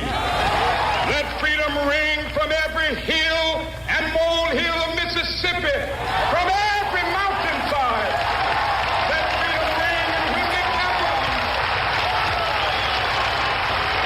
when we allow freedom ring, when we let it ring from every village and every hamlet, from every state and every city, we will be able to speed up that day when all of God's children, black men and white men, Jews and Gentiles, Protestants and Catholics, will be able to join hands and sing in the words of the old Negro spiritual, free at last, free at last, thank God Almighty, we are free at last. Wow, you know, I don't know. I'm always moved to tears when I hear that speech. Hello and welcome. I'm Lisa Wexler. Good morning. We were just hearing a bunch of the I Have a Dream speech that was said by Martin Luther King Jr. at the Lincoln Memorial in Washington, D.C. on August 28, 1963, as the March on Washington for Jobs and Employment. That was what it was titled. 250,000 people, it is estimated, gathered in that moment in time.